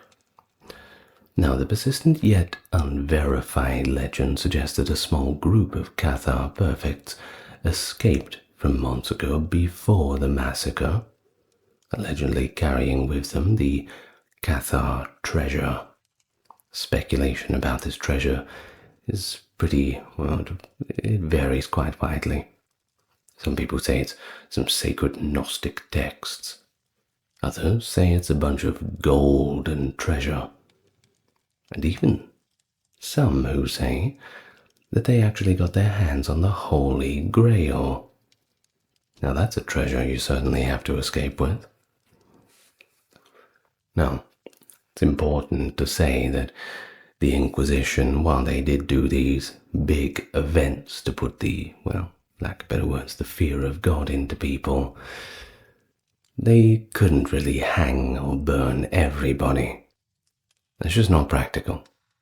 They'd rather have people repent and just come back to the more, well, can't really say orthodox, but the more proper way of worshipping God in the Catholic opinion. Now, as the Inquisition intensified its efforts, noble support began to wane, and the Cathars became increasingly as scattered fugitives, meeting secretly in forests and mountainous areas. Later insurrections emerged under leaders like Roger Bernard II, Amory III of Narbonne, and Bernard de Lisieux, a Franciscan friar who was later prosecuted for his involvement with a different heretical movement, the Spiritual Franciscans. That was in the early 14th century. And you see, by that time, the Inquisition had grown, well, exceedingly powerful, summoning many suspected Cathars to appear before its tribunals. Around this time was the golden age for the Inquisition, I suppose, before all those witch hunts happened, which were kind of different. Well, there's a distinction we make between inquisitors and witch hunters, that's for sure. Now, detailed records of these proceedings with the Cathars that were summoned before the tribunals are found in registers of inquisitors such as Bernard of Gaul, Jean de Saint-Pierre, and Geoffrey d'Ably. It was noted that the perfects rarely recanted their beliefs, and hundreds of them were executed.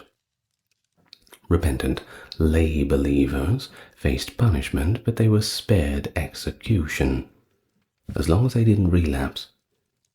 Those who recanted were required to sew yellow crosses onto their outer garments and live separately from other Catholics, at least for a period of time.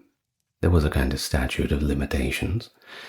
After they thought they'd learned their lesson, perhaps they could enter what was deemed to be normal society. And so, after enduring decades of relentless persecution, including harassment, forced conversions, and systematic destruction of their religious texts, the Cathar sect became depleted, and no one was really talking about it anymore. The significant blow occurred in April 1310, when Pierre Autier, a leader of a Catholic resurgent in the Pyrenean foothills, was captured and executed in Toulouse. The last chance gone. By the autumn of 1321, the last known Cathar perfect in the Languedoc region, Guillaume Bellibaste, was also executed.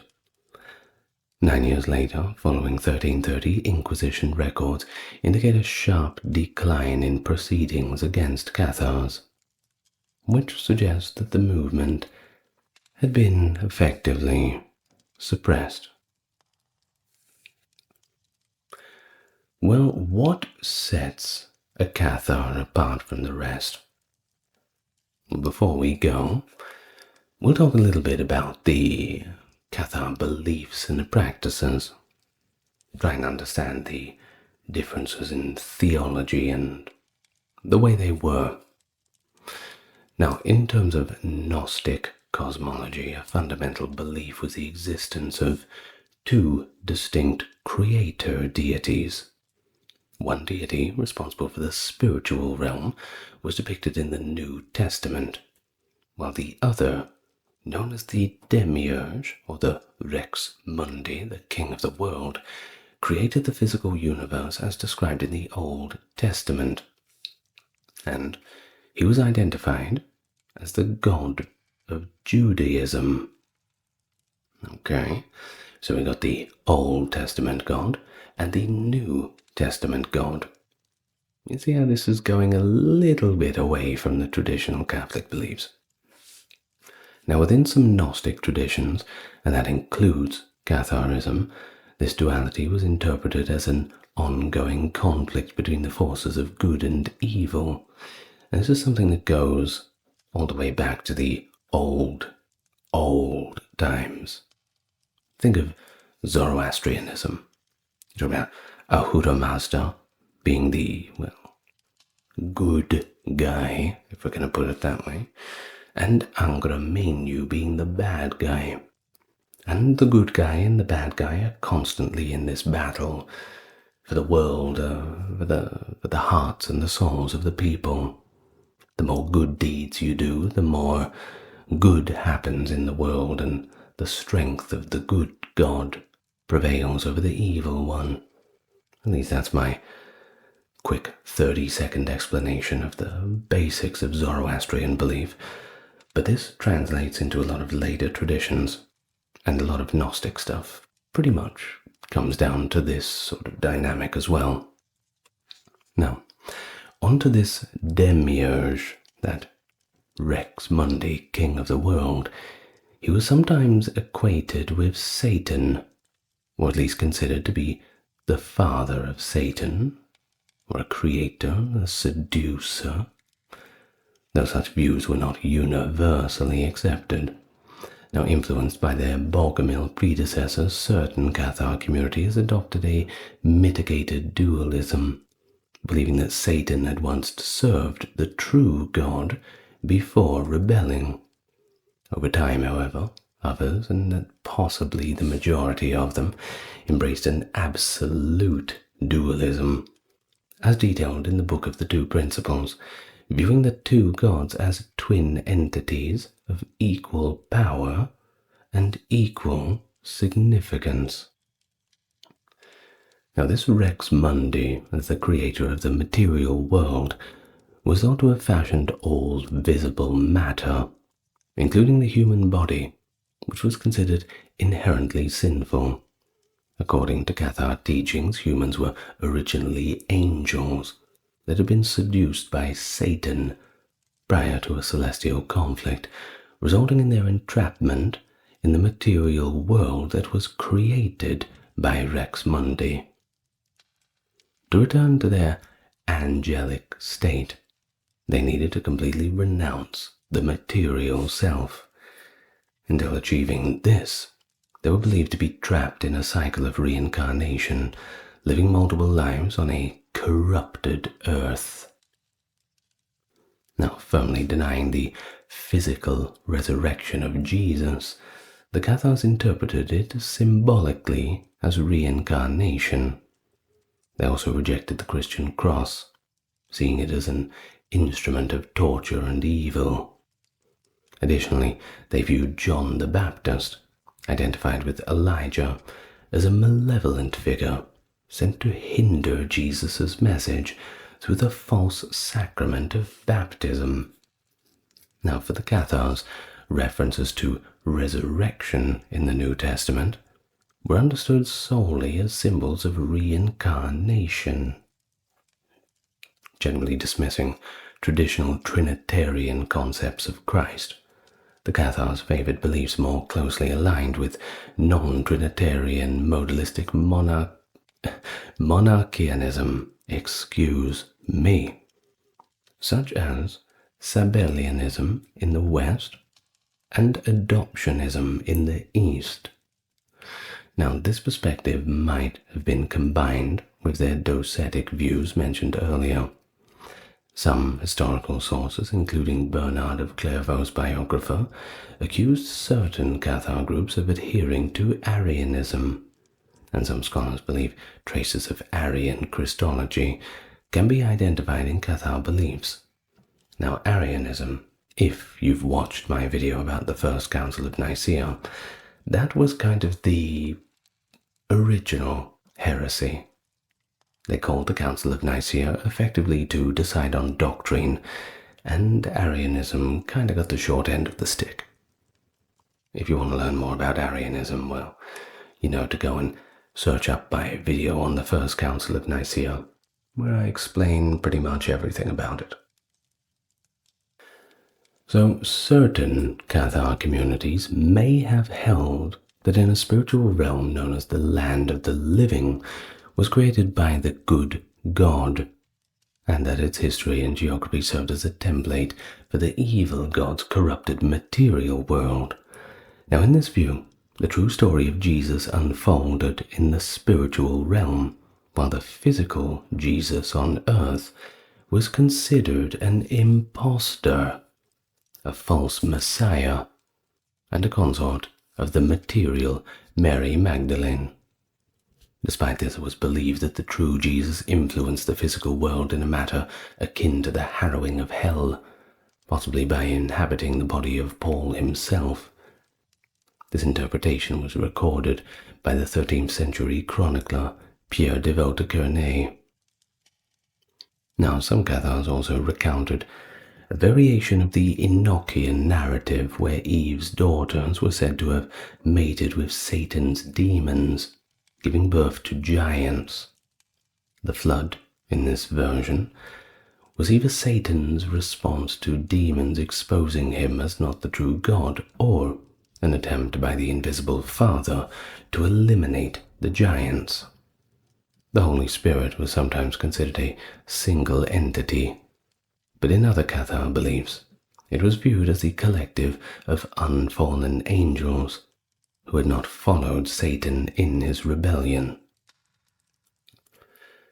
Now, here's another aspect, a little bit more of a worldly one.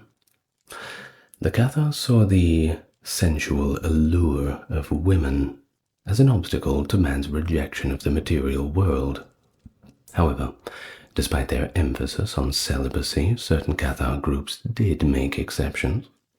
In one story, the invisible Father had two spiritual wives, Kolam and Hulebam, which is linked to the biblical Ohola and Oholiba. This father may have instigated the war in heaven by seducing Satan's wife, or vice versa. Cathars who follow this narrative believe that having families and children would not prevent them from entering God's kingdom. Some Cathar groups also believed in a day of judgment, when the number of the just would equal that of angels who had fallen. On that day, believers would ascend to the spiritual realm, while sinners would be cast into eternal fire, along with their master, the devil. They adhered to a pescatarian diet too, avoiding cheese, eggs, meat, and milk, as they were considered byproducts of sexual reproduction, and animals were believed to house reincarnated souls, and the killing of animals was forbidden, except for fish, which were thought to arise through spontaneous generation. Well, in many ways, the Cathars prefigured Protestantism, rejecting the doctrines of transubstantiation, purgatory, and prayers for the dead, also prayers to saints. They also supported the idea that Scripture should be read in the vernacular, further distancing themselves from the established church practices at the time of only ever reading it in Latin. They positioned themselves as an anti-sacerdotal group, opposing the Catholic Church prior to the Reformation. They strongly protested what they viewed as the Church's moral, spiritual, and political corruption. In contrast to the numerous sacraments of the Catholic Church, the Cathars had only one central rite: the consolation. This brief spiritual ceremony was intended to absolve the believer of all sin and elevate them to the status of a perfect, the highest level within the Cathar community. Now, many believers opted to receive the consolation as they neared death, allowing them to complete the ritual of liberation without having to endure the extensive and demanding purity obligations required of the perfecti for an extended period. After receiving this sacrament, some Cathars reportedly refused all food except for cold water, a practice known as the Indura. Certain church writers even claimed that when a Cathar, having received the consolation, showed signs of recovery, they were intentionally smothered to ensure their passage to paradise. Well, however, evidence of this being widespread is pretty limited, with most instances being exceptional ones rather than the norm. You can only imagine it. Oh, I'm getting better, praise God. That's terrible. You can't do that. Well, speaking of sacraments, too, they also rejected the Eucharist, as they didn't believe that it could truly represent the body of Christ. They also refused the practice of baptism by water, which is, of course, a big deal in Catholicism. And there we have following two quotes, actually, which reflect the experience of the Inquisitor Bernard Guy in his encounters with Cathar beliefs and practices, and we'll read from what he said about it right now. Then they attack and vituperate in turn all the sacraments of the Church, especially the sacrament of the Eucharist, saying that it cannot contain the body of Christ. For had this been as great as the largest mountain, Christians would have entirely consumed it before this. They assert that the host comes from straw, that it passes through the tails of horses, to wit, and when the flour is cleaned by a sieve of horsehair, that, moreover, it passes through the body and comes to a vile end, which they say could not happen if God were in it. Of baptism, they assert that the water is material and corruptible, and is therefore the creation of the evil power, and cannot sanctify the spirit, that the churchmen sell this water out of avarice, just as they sell earth for the burial of the dead, and oil to the sick when they anoint them, and as they sell the confession of sins as made to priests. End of the account from the Inquisitor Bernard Guy.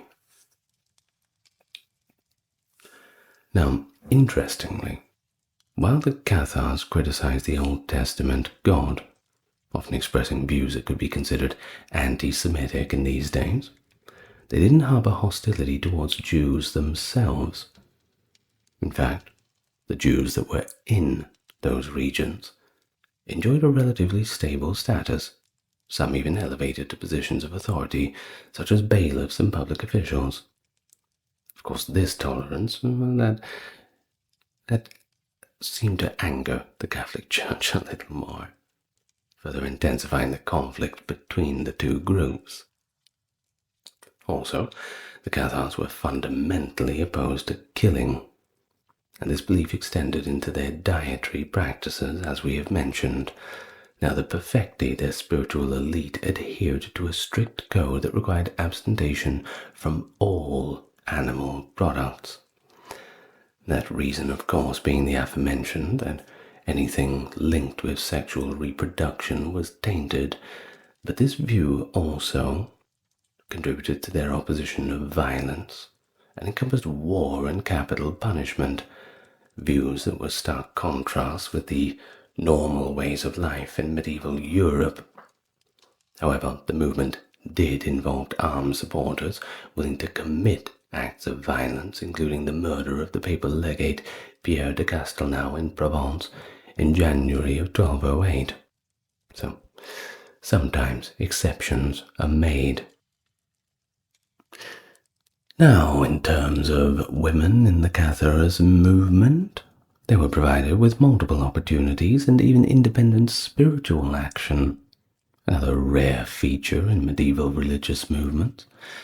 Not only did they serve as believers, but they could also ascend to the higher roles of the perfecti, allowing them to administer the central Cathar sacrament, the consolation.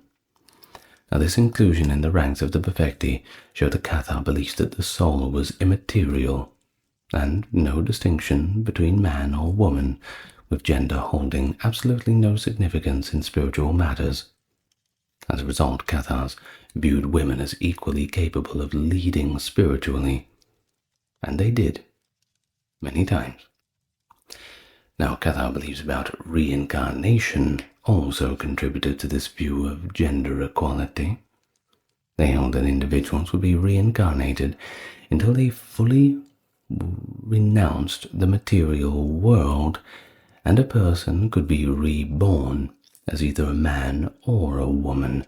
It did not matter, you would just come back as a person. Now, the emphasis on the spirit rather than the body meant that women were seen as fully qualified to serve as leaders, making Catharism particularly appealing to women who sought roles that the Catholic Church, well, denied them. Now, throughout early medieval Christianity, women accused of heresy often included Gnostics, Cathars, and later groups like the Beguines. Many of these women faced torture and execution. Cathars, like the early Gnostics, elevated the importance of Mary Magdalene in early Christianity, crediting her with a vital role as a teacher. This reverence for her as a spiritual leader bolstered the Cathar belief that women could also lead as well as anybody else. The Cathars even considered Mary Magdalene to be a potentially more important figure than St. Peter, emphasizing her significance in the Gospel of John, which of all the Gospels the Cathars held in the highest of regard. Now, widows in particular often received the consolation and became perfecti, further demonstrating the movement's openness to female leadership. Now, though female perfecti seldom traveled to preach, they played a pretty big role in establishing group homes for women known as hostels when they taught the faith. Through this effort, women helped the religion grow, passing their beliefs to the next generation. In these homes, children were raised in the Cathar faith, creating a foundation for future growth. While some rare instances of female Cathars traveling to spread the faith do exist, most women contributed to the movement's expansion by educating and nurturing future believers. Now, quickly before we go, despite the important role women did play in the movement of the Cathars, the faith was not entirely egalitarianism. Now, one later teaching emerging among the French Cathars held that a person's final incarnation had to be experienced as a man to achieve salvation. The belief suggested that women must be reborn as men to break free from the cycle of reincarnation. Toward the end of the Cathar movement, this notion actually gained quite a lot of traction, and the practice of excluding women perfecti began to appear. But once again, that was pretty limited. Women continued to hold leadership roles among the Italian Cathars, who included women among their perfecti until the movement's decline. I mean, if you're not going to break that cycle of reincarnation, well, you may as well just party it up as a woman, right? Go have a steak or something. Do something that a Cathar is not meant to do. All right, well, I hope you enjoyed that. Talking about the Cathars. Interesting. And like I said, alternate timelines. Different universes, perhaps.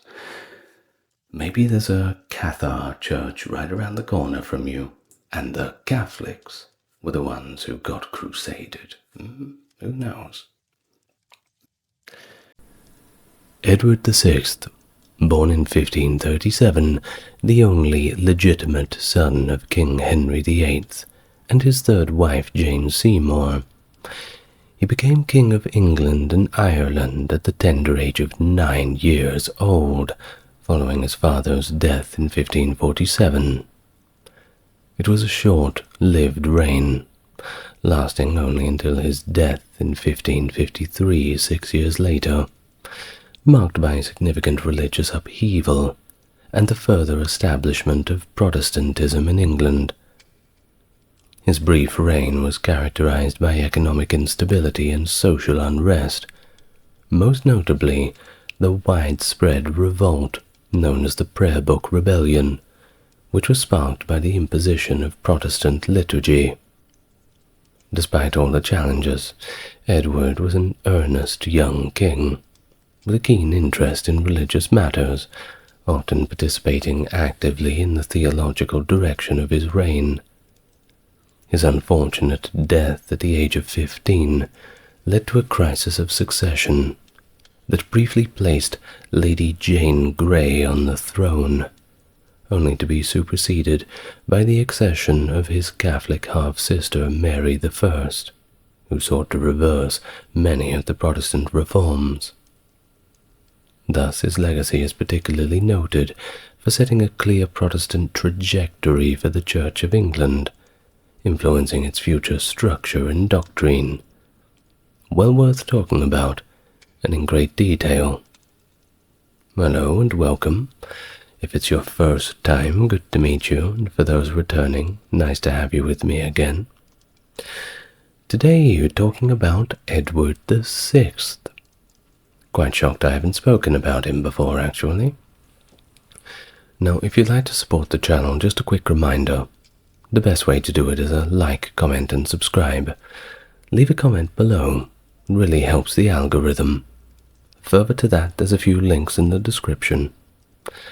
But let's all get nice and relaxed first. Settle in for another long one. And we can talk all about the life of Edward VI.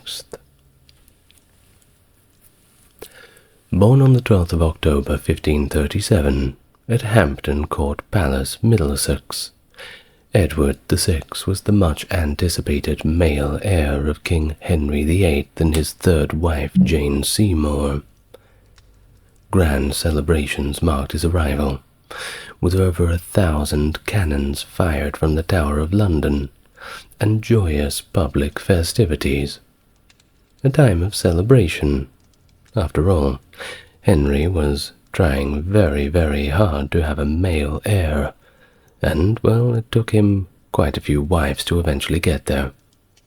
But, hey, perseverance.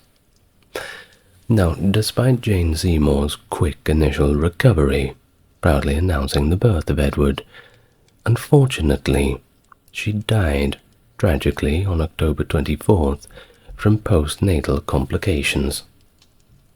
This event deeply saddened Henry, who described his mixed feelings in a letter to Francis I of France. Edward thrived from an early age, contradicting the historical portrayal of him as fragile.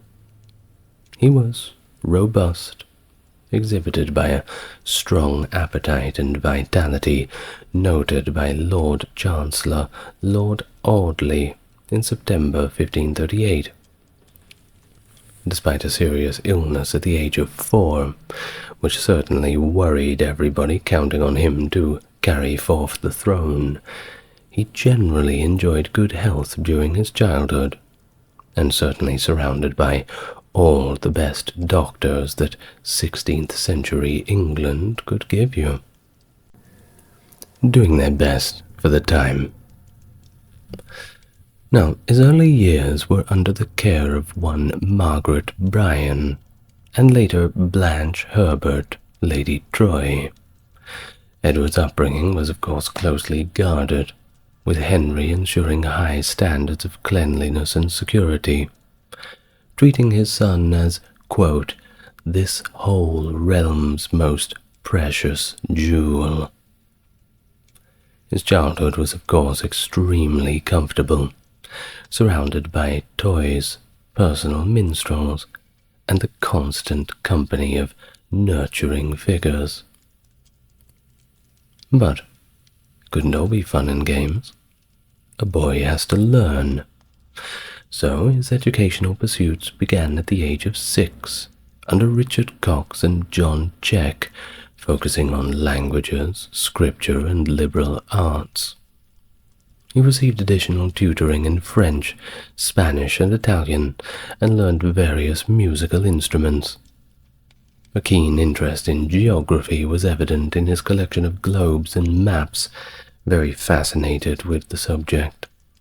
And he also displayed a strong grasp of monetary issues and engaged deeply in theological studies, influenced by the Protestant reformations of Archbishop Thomas Cranmer.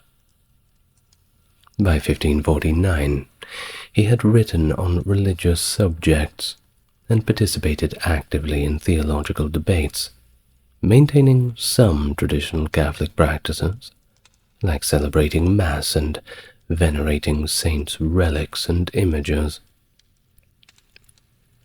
He also shared a deep bond with his sisters, Mary and Elizabeth, who often visited him. Elizabeth especially gifted Edward a shirt she had embroidered herself, a gift that he treasured. Despite differing views, notably his discomfort with Mary's preference for foreign dancers, which seems to be a pretty petty criticism, Edward expressed deep affection for her, declaring in a 1546 note to his sister, "I love you most." I hope Elizabeth didn't see that letter. Well, in 1543, the father, Henry VIII, promoted family unity by inviting his children to celebrate Christmas together, a significant gesture considering he had previously declared his daughters illegitimate and excluded them from the line of succession. He wasn't the best of fathers. Well, this shift towards a family reconciliation continued with the passage of the Third Succession Act in the following spring, which reinstated Mary and Elizabeth in the line of succession and established a regency council for Edward. This period of restored familial relations was likely influenced by Catherine Parr, Henry's sixth wife, whom Edward affectionately regarded as his most dear mother. Edward's companions included the granddaughter of his chamberlain, William Sidney, and Barnaby Fitzpatrick, the son of an Irish peer, who had become a close and enduring friend. Sidney described Edward as a marvelous and sweet child, of very mild and generous condition. Edward's education, shared with noble children at a miniature court, reflected his royal status, and he was ambitious in terms of scholarly pursuits, perhaps driven by a desire to emulate his sister Elizabeth's scholarly success. His living quarters were suitably royal, adorned with expensive Flemish tapestries and personal items embellished with jewels and gold. His military interests were also apparent in portraits depicting him with a golden dagger, reminiscent of his father. A personal chronicle detailed significant military campaigns and events, including John Dudley's narrow escape at Musselburgh during the 1547 campaign against Scotland and France. A major political development during his father's reign was the Treaty of Greenwich on July 1st, 1543 with Scotland. This treaty, following the Scottish defeat at the Battle of Solway Moss in 1542, proposed a union between the realms through Edward's betrothal to the infant Mary, Queen of Scots. The treaty stipulated that Mary be sent to England to be raised under Henry's supervision, aiming to strengthen the alliance between the two countries. However, the Scottish response to this treaty was to renounce it by December of the same year, opting instead to renew their historical alliance with France. Henry reacted with fury, perceiving this as a betrayal. By April of 1544, he commanded Edward Seymour, the first Earl of Hertford, and Edward's uncle, to launch a punitive expedition against Scotland.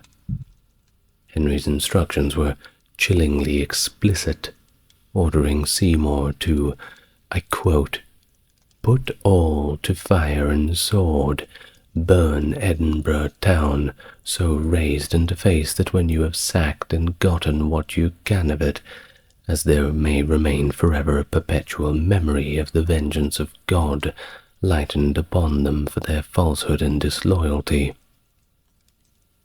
Very clear instructions. Of course, this directive led to a brutal military campaign, unprecedented in its ferocity. all directed against the poor Scots. Quite hard done by throughout their history by the English. Deep-seated animosity. Well, the conflict initiated by these events would extend to the reign of Edward VI, and came to be known as the rough wooing, a term that starkly contrasted with the violent military actions that intended marital union between Edward and Mary that was supposed to bring peace. On the 10th of January, 1547, then 9 years old, Edward expressed his gratitude in a letter to King Henry VIII and his stepmother for the New Year's gift of their portraits which were sent from Hertford. This atmosphere of gratitude shifted dramatically by the end of the month, however, when on January 28th, King Henry passed away. Edward Seymour and William Paget, key figures in the royal circle, initially kept the king's death a secret to manage a smooth transition of power. Seymour, along with Sir Anthony Browne, travelled to Hertford to bring Edward to Enfield, where he and his sister, Lady Elizabeth, learned of their father's passing, and were briefed on his will. Thus, Henry's death was officially declared to Parliament on the 31st of January 1547 by Lord Chancellor Thomas Wriothesley, with proclamations confirming Edward's succession distributed widely thereafter. Edward was escorted to the Tower of London, amid salutes from the Tower's ordnance and nearby ships. The following day, the realm's nobility paid homage to the new king, and Seymour was named protector of the realm. A lot of pressure for a 9-year-old. Well, Henry was interred on the 16th of February at Windsor, alongside his wife Jane Seymour, fulfilling his final wish. His coronation occurred on the 20th of February at Westminster Abbey, with the ceremony shortened to accommodate the young king and to reflect the Reformation's influence, which rendered some traditional rites now inappropriate. The day before his coronation, Edward made a ceremonial procession from the Tower of London to the Palace of Westminster, akin to previous monarchs like Henry VI. Riding through the throngs of onlookers and elaborate pageants, Edward enjoyed the performance of a Spanish tightrope walker at St. Paul's Cathedral, certainly a sight to be seen, and not something you see every day at that period of time. Archbishop Cranmer, during the coronation, drew comparisons between Edward and the biblical reformer King Josiah, urging Edward to advance the Protestant Reformation, particularly advocating for the dissolution of Rome's ecclesiastical power and the removal of religious imagery. The ceremony was followed by a lavish banquet in Westminster Hall, where Edward, notably wearing his crown throughout, embraced his new sovereign duties. Now, Henry VIII's will designated 16 executors to govern until Edward reached the age of 18, supported by 12 additional advisors.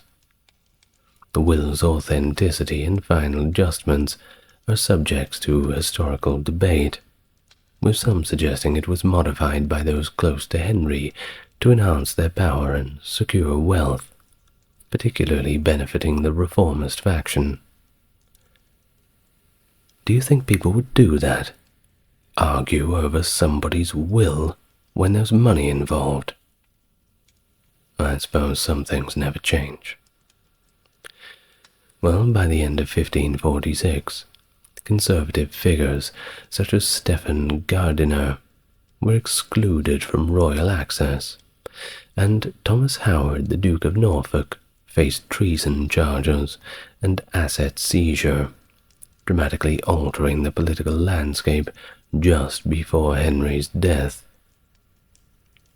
Critics point out that Gardiner's exclusion and Norfolk's charges were not solely based on their religious conservatism, highlighting that other conservatives maintained influential roles and questioning the impact of radicals like Sir Anthony Denny, who had control over the king's dry stamp.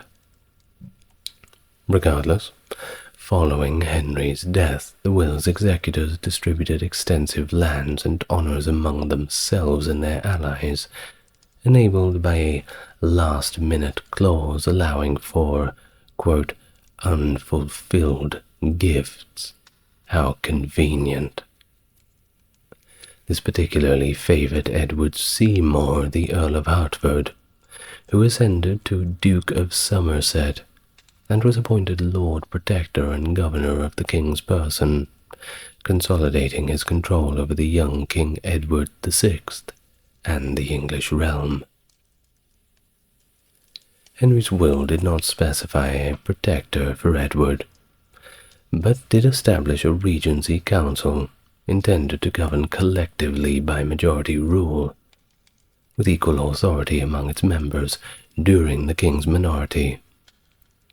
However, just days after Henry's death on February 4th, under Edward Seymour's influence, 13 of the 16 executors, some absent, endorsed Seymour as protector, rationalizing this as in line with the will's authority.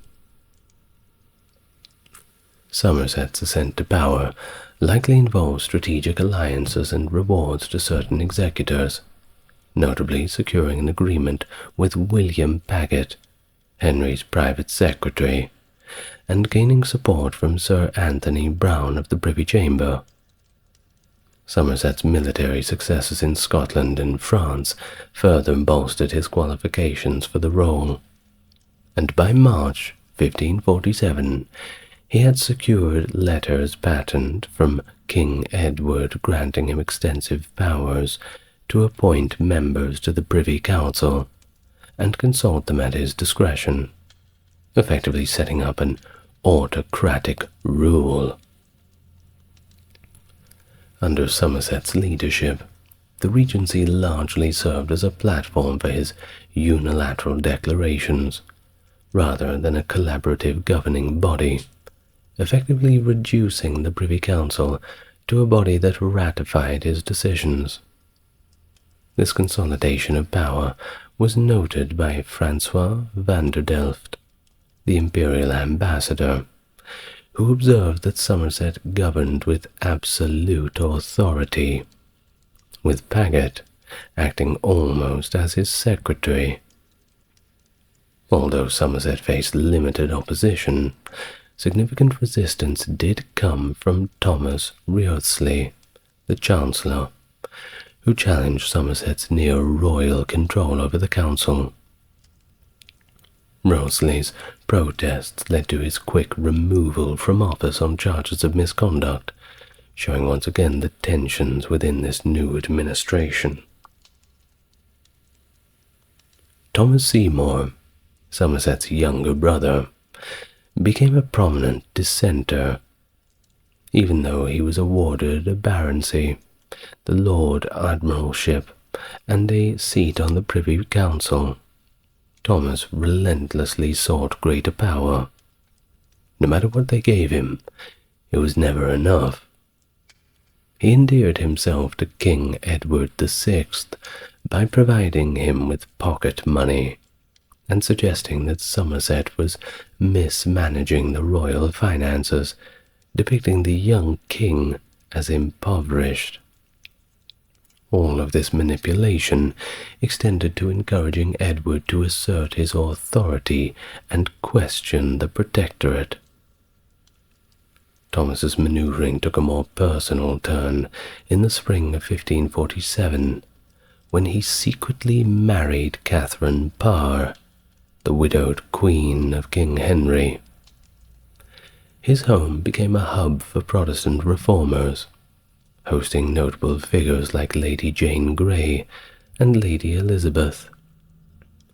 The situation escalated in summer of 1548, when Catherine, during her pregnancy, caught Thomas red-handed in an inappropriate encounter, I suppose we can word it like that, with Elizabeth.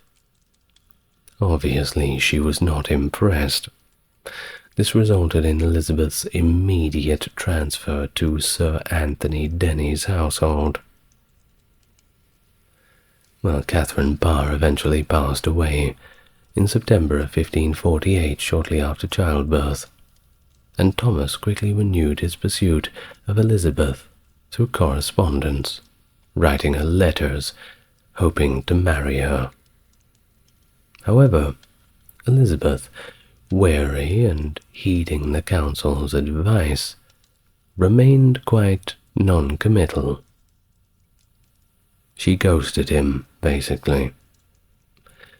Well, by January 1549, alarmed by Thomas's actions and potential misuse of his position at the Bristol Mint, the council placed him under arrest. But in terms of treason, they lacked solid evidence. So he was condemned by an act of attainder, and finally he was executed on the 20th of March, 1549, ending his ambitious pursuit of power. Better luck next time. Somerset's military capability was evident in his Scottish campaigns and the defence of Boulogne-sur-Mer in 1546. As protector, he focused on the Scottish conflict, aiming to unite the English and Scottish realms. Good luck with that. His campaign started well, with a victory at the Battle of Pinkie in September of 1547, leading to English garrisons being established across Scotland, reaching Dundee. However, Somerset's military strategy soon faced difficulties. The Scots fortified their position by allying with France, which sent troops to reinforce Edinburgh in 1548. The young Scottish Queen was also safely moved to France and betrothed to the Dauphin, derailing plans for a union through marriage.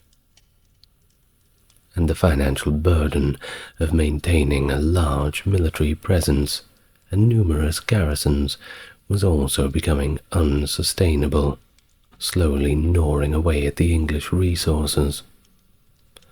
With the French king attacking Boulogne in the August of 1549, Somerset had no choice, and he was forced to withdraw from Scotland, marking a significant retreat from his policies. In 1548, England began experiencing social unrest, which escalated into widespread revolts in 1549, fueled by dissatisfaction with religious changes and disputes over land. The most notable were the Prayer Book Rebellion in Devon and Cornwall, and the rebellion of Robert Kett in Norfolk, driven by opposition to the landlords' encroachments on common lands. Led by the evangelical MP John Hales, these commissions inadvertently linked social justice issues with Reformation theology, prompting a vision of a godly commonwealth.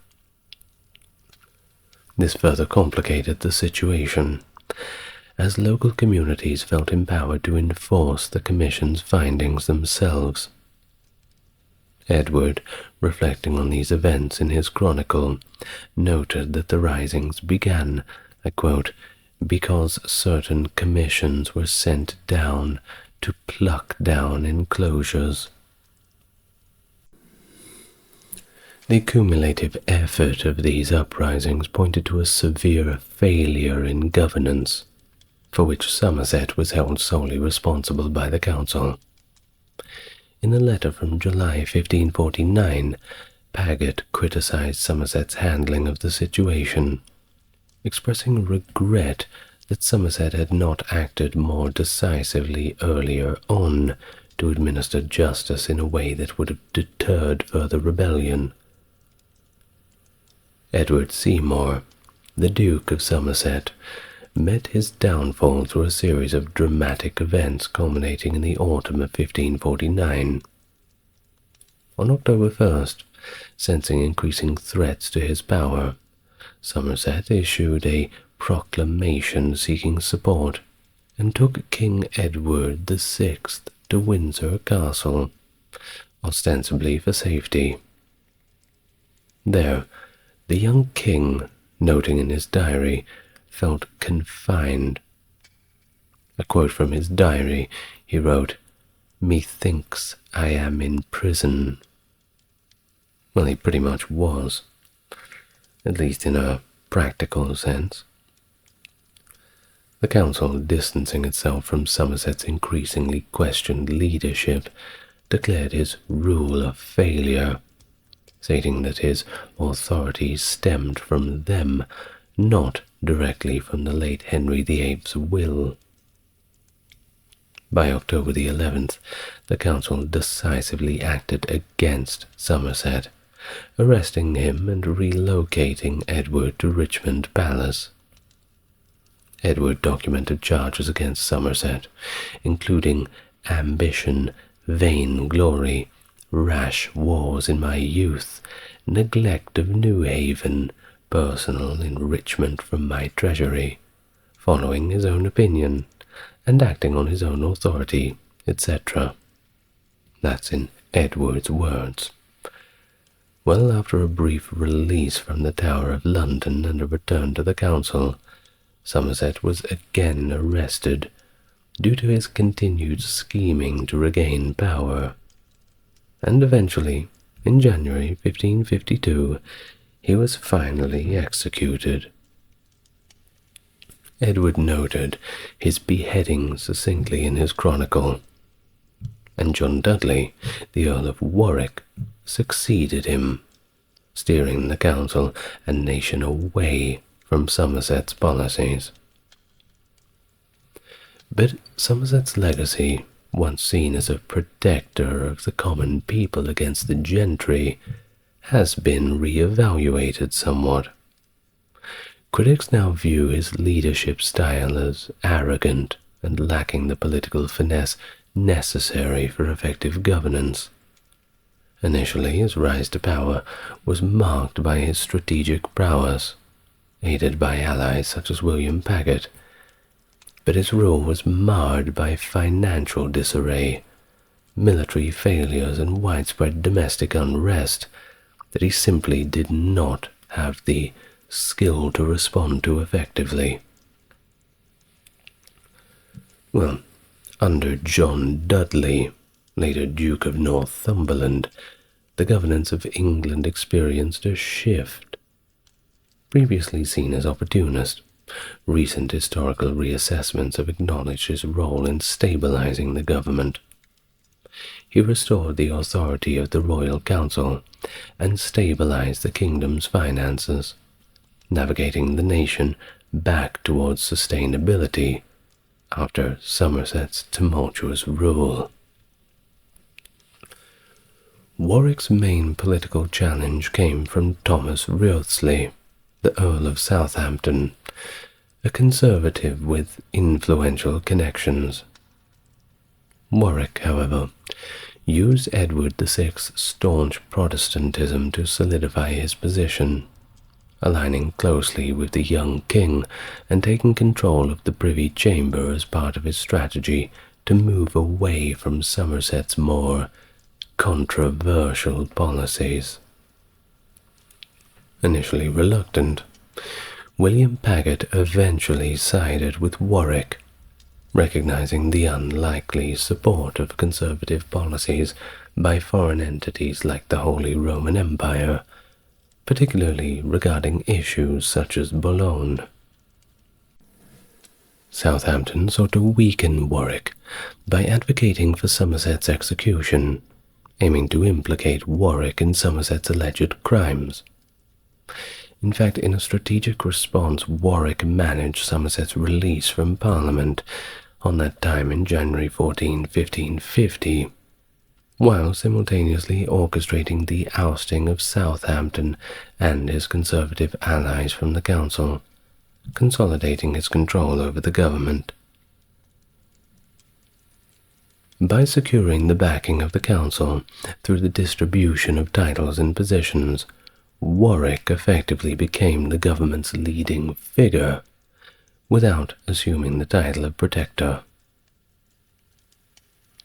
Edward's engagement with governance matured as he aged, with historians debating the extent of his involvement.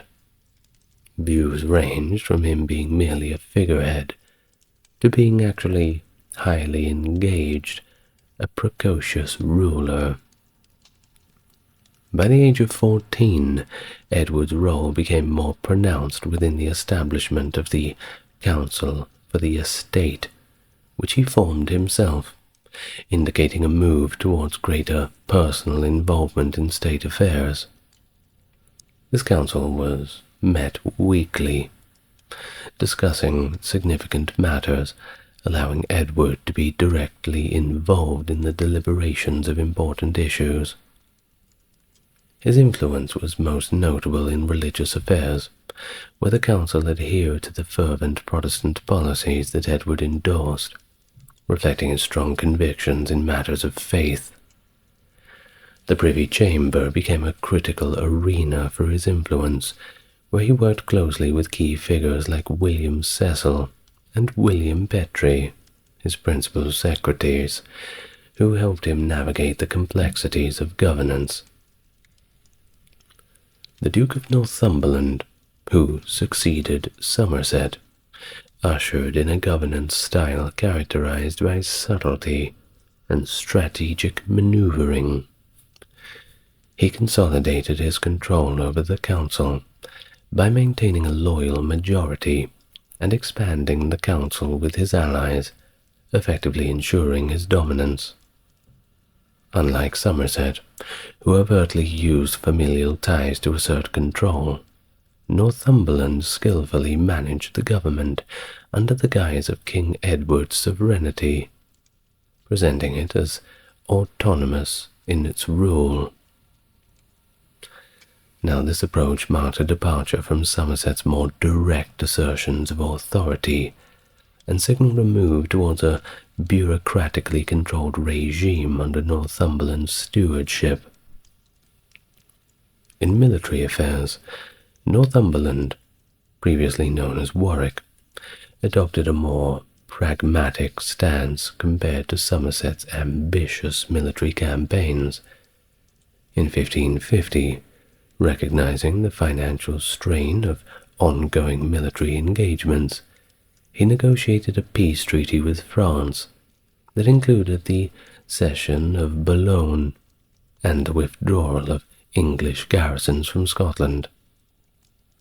In a significant diplomatic gesture in 1551, he secured a betrothal between Edward and Elizabeth of Valois, King Henry II of France's daughter, which was accompanied by Edward's receipt of the knighthood of St. Michael, highlighting a strategic shift towards fostering peace and alliances. Domestically, to avoid the widespread rebellions that marred Somerset's rule, Northumberland established a network of crown representatives, including Lords Lieutenant, to maintain local order and ensure military preparedness. This network also facilitated a steady flow of intelligence back to the central government. Confronting severe financial challenges, Northumberland, with advisors like William Paulet and Walter Mildmay, initially resorted to further debasing the coinage, which worsened the economic instability. However, recognizing the detrimental impact of this approach, he enlisted the expertise of financier Thomas Gresham. By 1552, their efforts to restore currency confidence began showing signs of stabilizing the economy, laying the groundwork for recovery that would continue into the reign of Elizabeth. Furthermore, Northumberland's administration focused on curtailing the prevalent embezzlement within government finances. He initiated a comprehensive review and overhaul of revenue collection practices, which was regarded as one of the Tudor period's most significant administrative reforms. Under Northumberland's leadership, the English government aggressively pursued the Protestant reforms initiated by Somerset. Given Edward's strong Protestant convictions, it was essential for his government to align with religious reform. Throughout Edward's reign, the driving force was the reformist faction, which Edward trusted, particularly figures like Thomas Cranmer, the Archbishop of Canterbury. Cranmer led significant changes that not only moved the Church of England away from papal supremacy, but also reshaped it into a distinctly Protestant institution. Well, in terms of the Church's financial dynamic, that was also transformed.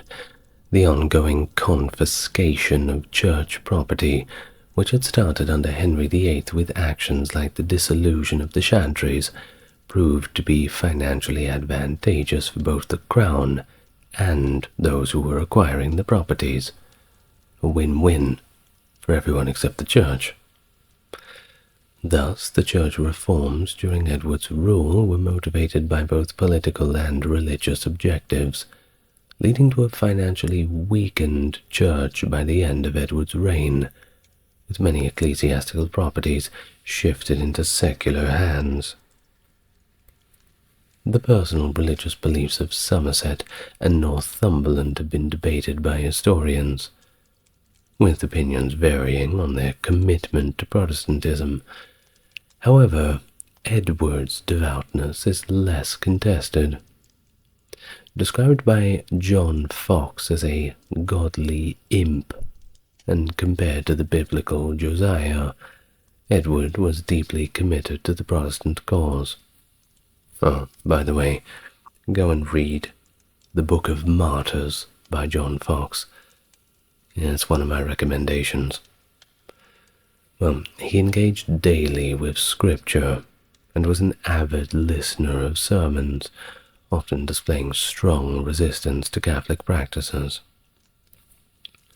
But despite his devout image, which prominently features in Protestant narratives such as Fox's Acts and Monuments, historians do suggest some caution, suggesting that Edward's transition from traditional Catholic observance to robust Protestant reforms was influenced significantly by Cranmer and other reformist advisors. Now, the Reformation in England was marked by a clash between conservative elements who wished to retain traditional rituals and radical reformers who advocated for sweeping changes, as evidenced by widespread iconoclasm. Amidst this, Archbishop Cranmer undertook the considerable task of creating a unified English liturgy, encapsulated in the Book of Common Prayer of 1549. This new liturgy was intended as a compromise, but it faced resistance from both sides. Traditionalists who mourned the loss of certain rituals, and reformers who criticized the retention of some Catholic elements. Now bear in mind, these are all Christians, just slightly different Christians, still arguing amongst each other. It's not good. Well, the resistance was significant, as demonstrated by the Prayer Book Rebellion in Devon and Cornwall, which resulted in substantial loss of life. Additionally, senior Catholic figures like Bishops Stephen Gardiner and Edmund Bonner, who resisted the new prayer book, were thrown in prison and removed from their positions. As the reforms became more entrenched, doctrines such as justification by faith alone and the provision of communion in both kinds to all followers were established.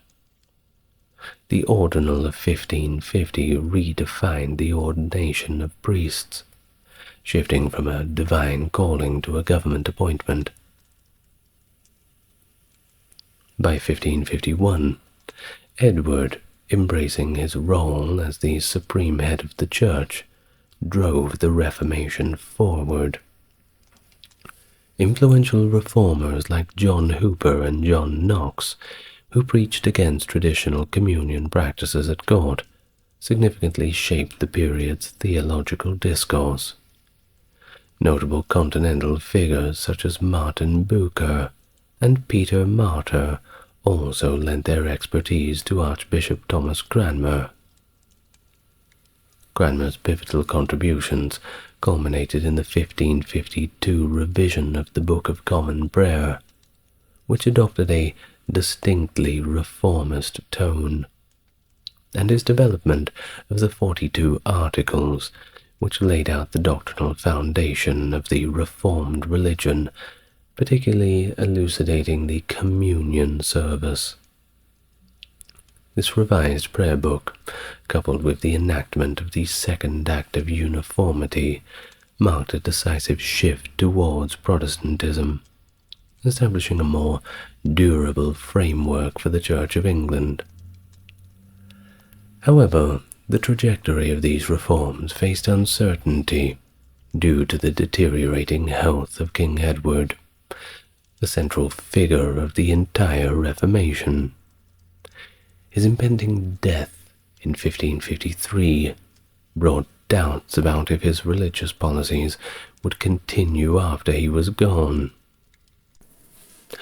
So, amid all of this religious transformation and political intrigue, including Thomas Seymour's controversial plan to marry Edward to Lady Jane Grey, a significant political alliance was secured through Edward's betrothal to Elizabeth of Valois in 1550.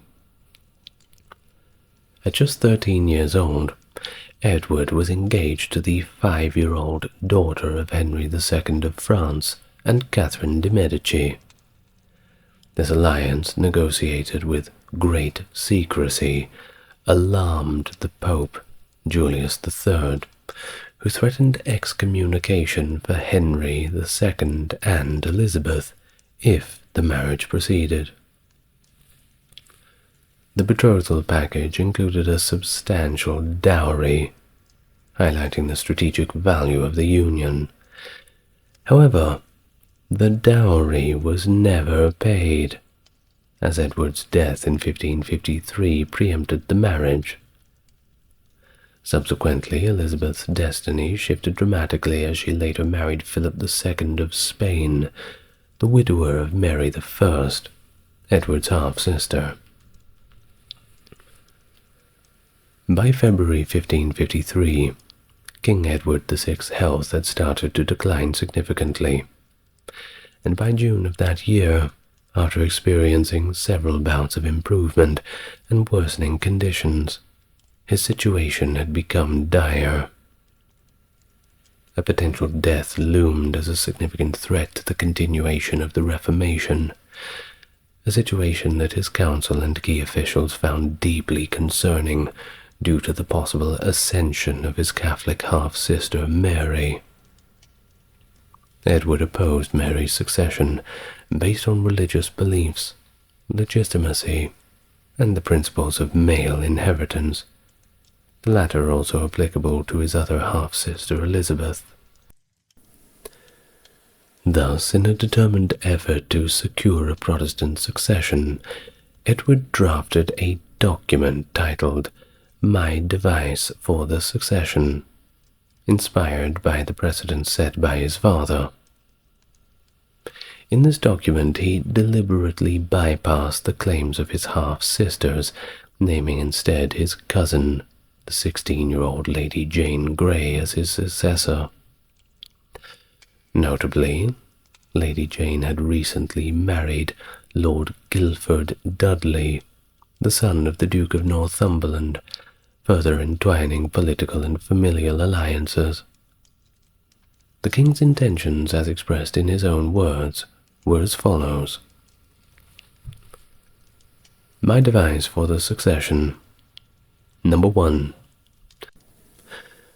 For lack of issue. There was a male inserted above the line, but afterwards crossed out. Of my body to the issue, male above the line, coming of this issue, female, as I have after declared, inserted, but crossed out. To the L. Francis heirs, male, for lack of, erased, if she have any, inserted, such issue before my death, inserted. To the Lady Jane's and her inserted heirs, male. To the Lady Catherine's heirs, males. To the Lady Mary's heirs, males. To the heirs, males of the daughters which she shall have hereafter. Then to the Lady Margaret's heirs, males, for such lack of issue. To the heirs, males of the Lady Jane's daughters. To the heirs, males of Lady Catherine's daughters, and so forth, till you come to the Lady Margaret's daughters inserted, heirs, males. What a word salad, huh? Number 2. If after my death their male be entered into 18 years old, then he to have the whole rule and governance thereof. 3. But if he be under 18, then his mother to be the governess till he enter 18 years old, but to do nothing without the advice and agreement inserted, a 6th parcel of a council to be appointed by my last will to the number of 20. 4. If the mother die before the heir enter into 18, the realm to be governed by the council, provided that after he be 14 all great matters of importance be opened to him. 5. If I died without issue, and there were none male heir, then the Lady Frances to be regent altered to governess. For the lack of her eldest daughters, and for the lack of them the Lady Margaret to be governess after, as is aforesaid, till some heir male be born, and then the mother of that child is to be the governess. 6. And if during the rule of the governess there die 4 of the council, then shall she by her letters call an assembly of the council within 1 month following, and choose 4 more, wherein she shall have 3 voices. But after her death the 16 shall choose among themselves, till the heir come to 18 erased, 14-year-old, and then be their advice shall choose them. End of the document. Well, as Edward's health deteriorated, he made crucial revisions to his succession document. As we had just noticed, all of those little things crossed out and added in, prioritizing male heirs from Frances Grey, Duchess of Suffolk's lineage, extending to her daughters Lady Jane Grey, Lady Catherine Herbert, and Lady Mary. Originally aimed at male successors, the situation and perhaps Duke of Northumberland's influence led Edward to allow direct succession rights to Lady Jane and her sisters, a deviation meant to secure a Protestant heir. Edward specifically excluded his half-sisters, Mary and Elizabeth, from the succession, citing their previous declarations of illegitimacy by their father, Henry VIII, which had never been formally reversed. This move contradicted Henry's Third Succession Act of 1544, which had reinstated both Mary and Elizabeth. Thus, critics view these changes as desperate, reflecting a significant effort to continue the Reformation under a Protestant monarch, likely slayed by Northumberland. In early June, Edward meticulously finalized his succession plan, securing his approval across the document. And by mid-June, despite his worsening health, he commanded top judges to formalize his wishes into official letters patent for Parliament's enactment. He soon required his council and legal advisers to commit in writing to uphold his directive, highlighting his determination. Chief Justice Edward Montague recalled that upon raising legal concerns about the succession plan, Northumberland vehemently intimidated the dissenters. The atmosphere intensified, culminating on June 21st, with over 100 signatures obtained on the succession document, under duress, according to later claims. Well, by January 1553, Edward was really 1 foot in the grave at this point, health completely failing, marked by a severe cough and fever as detailed by the imperial ambassador John Shafeif. Now he struggled with breathing difficulties, exacerbated by a diagnosed suppurating tumor in his lung. By June, his condition got even worse, which eventually led to his death on July 6, 1553, at Greenwich Palace, purportedly uttering the final words, "I am faint, Lord have mercy upon me and take my spirit." His funeral was held on August 8, 1553, adhered to by reformed rites led by Thomas Cranmer, and included a procession with an effigy of the young king. He was interred in Westminster Abbey, his grave marked only centuries later by a stone from Christ's Hospital School. Isabela of Castile, born 1451, a transformative monarch who, alongside her husband, Ferdinand II of Aragon, unified Spain under a single crown and set the stage for its emergence as a global superpower. Ascending to the throne in 1474, her reign was marked by decisive religious and political reform, including the establishment of the Spanish Inquisition in 1478 and the expulsion of the Jewish population in 1492. Her sponsorship of Christopher Columbus's 1492 voyage led to the opening of the New World and extended Spain's influence across the vast oceans. Her patronage of the arts and education further ignited the Spanish Renaissance, enhancing her legacy as a ruler who significantly shaped not only Spanish but world history. And despite all of the controversies surrounding her policies, particularly her role in those widespread religious persecutions, she remains a pivotal figure in the narrative of nation-building and global exploration. Hello and welcome to the channel. Is it your first time here? If it is, it's good to meet you. If you're coming back, great to see you again. Off we go on another adventure together. As always, if you'd like to support the channel, you're already doing it. The best way to support me is just to enjoy the content at your own pace. But if you want to go above and beyond, the like and subscribe button are only one click away, and if you want to go further than that, take a look in the video description. Now, without further ado, let's get busy.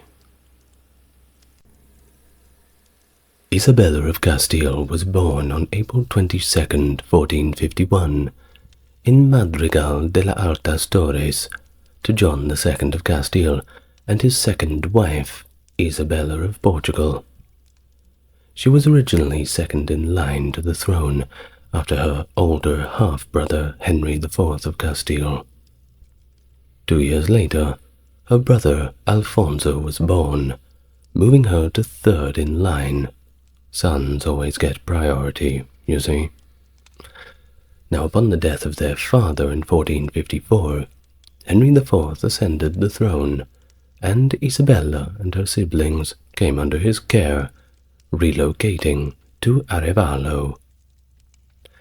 Despite the provisions in her father's will for financial support, Isabella and her family faced hardships, primarily due to King Henry's failure to fulfill these wishes, possibly to limit their influence. During these challenging times, Isabella was raised with a strong focus on piety and religious values, guided closely by her mother. As turmoil increased, when King Henry's wife, Joan of Portugal, was pregnant with Joanna, Isabella and Alfonso were summoned to the royal court in Segovia for their education.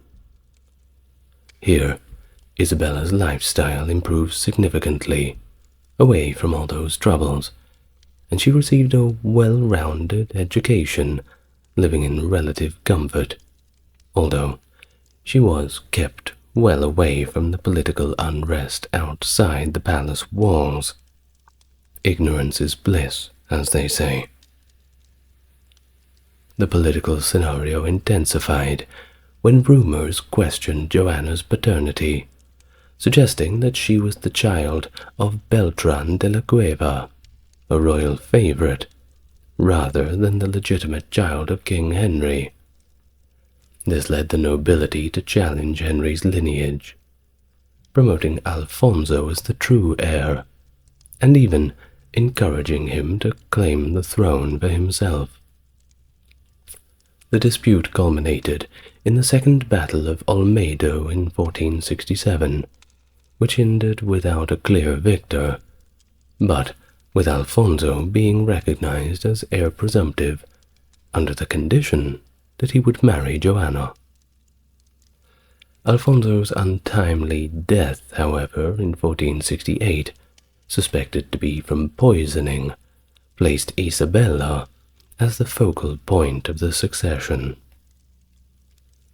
Now, Isabella, now proposed as heir by the nobles, sought to stabilize the situation through negotiation, rather than further conflict. She met with Henry IV at Toros de Guisando, where they agreed that Isabella would be his heir presumptive, a position that required her not to marry without Henry's consent, but also assured that she wouldn't be forced into marriage. This agreement quelled immediate hostilities and preserved the notion of lawful succession, which was crucial for Isabella's claim and future ambitions. Isabella's early betrothal and subsequent marriage plans were deeply entangled with the politics of Spain and its neighboring kingdoms. At just 6 years old, she was betrothed to Ferdinand of Aragon, intended as a political alliance between Castile and Aragon to solidify the king's friendships and showcase their mutual trust to the world. Of course, this arrangement was somewhat short-lived due to shifting political aspirations. The death, however, of Alfonso V of Aragon in 1458 significantly altered the power dynamic in the region. His territories, including the strategic islands of Sicily and Sardinia, were inherited by his brother, John II of Aragon, strengthening John's position and reducing his need for an alliance with Henry IV of Castile, Isabella's half-brother. As John II's power increased, Henry IV saw an opportunity to align with Charles of Viana, John's estranged elder son, who was in conflict with his father. part of this alliance involved a proposed marriage between Charles and Isabella. However, when John II discovered the plan, he was furious, as he had hoped Isabella would marry his favored younger son Ferdinand. In response, John threw Charles in prison on accusations of conspiracy, and Charles died in captivity in 1461. A few years later, another marriage proposal surfaced for Isabella, this time linking her to Afonso V of Portugal in 1465. This alliance was facilitated by the Queen and the Count of Ledesma, aiming to secure a Portuguese alliance.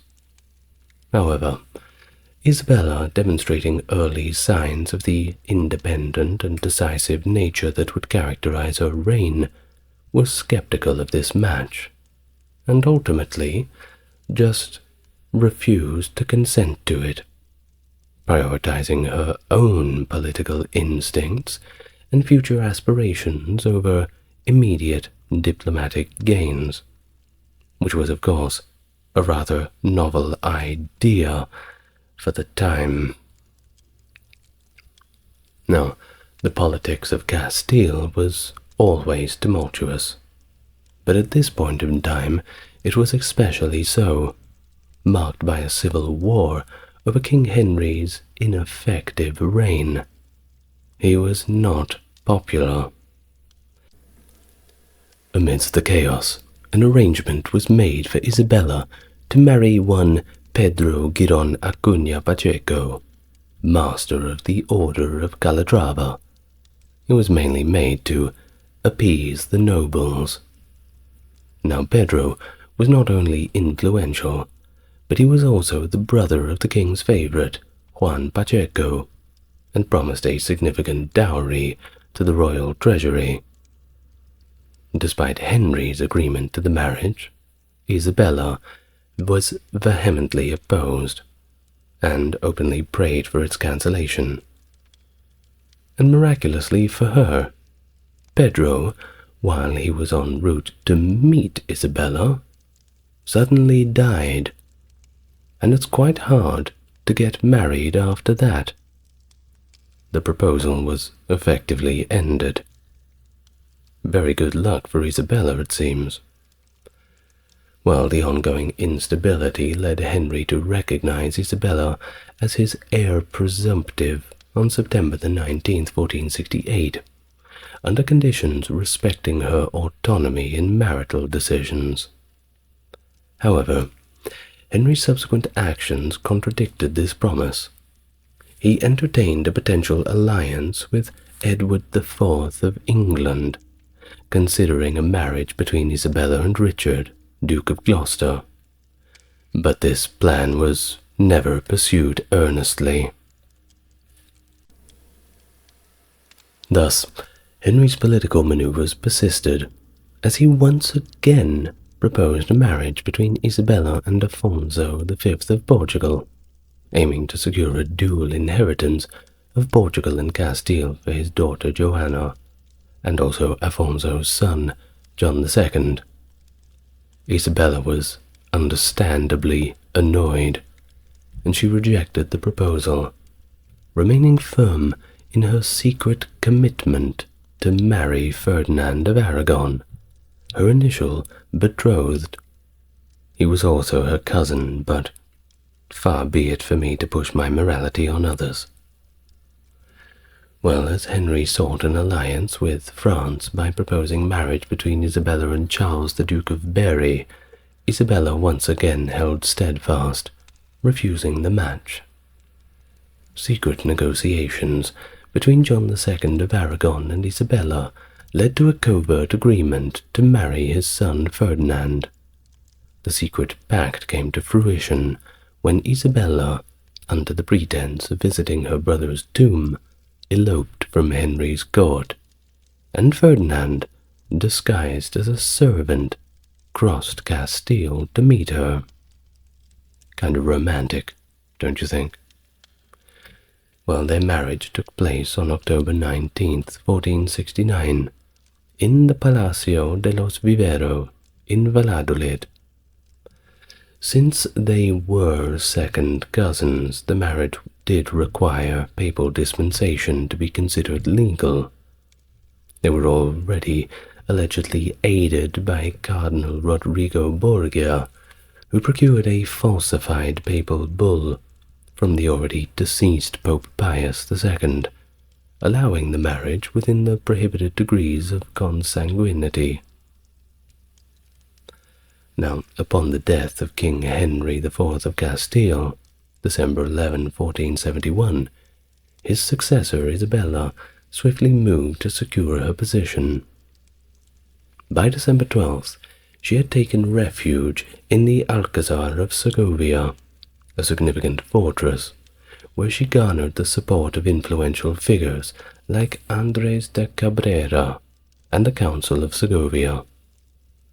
The very next day, amidst a backdrop of political uncertainty, Isabella was proclaimed Queen of Castile and Leon, setting the stage for her reign. However, Isabella's ascension was far from uncontested.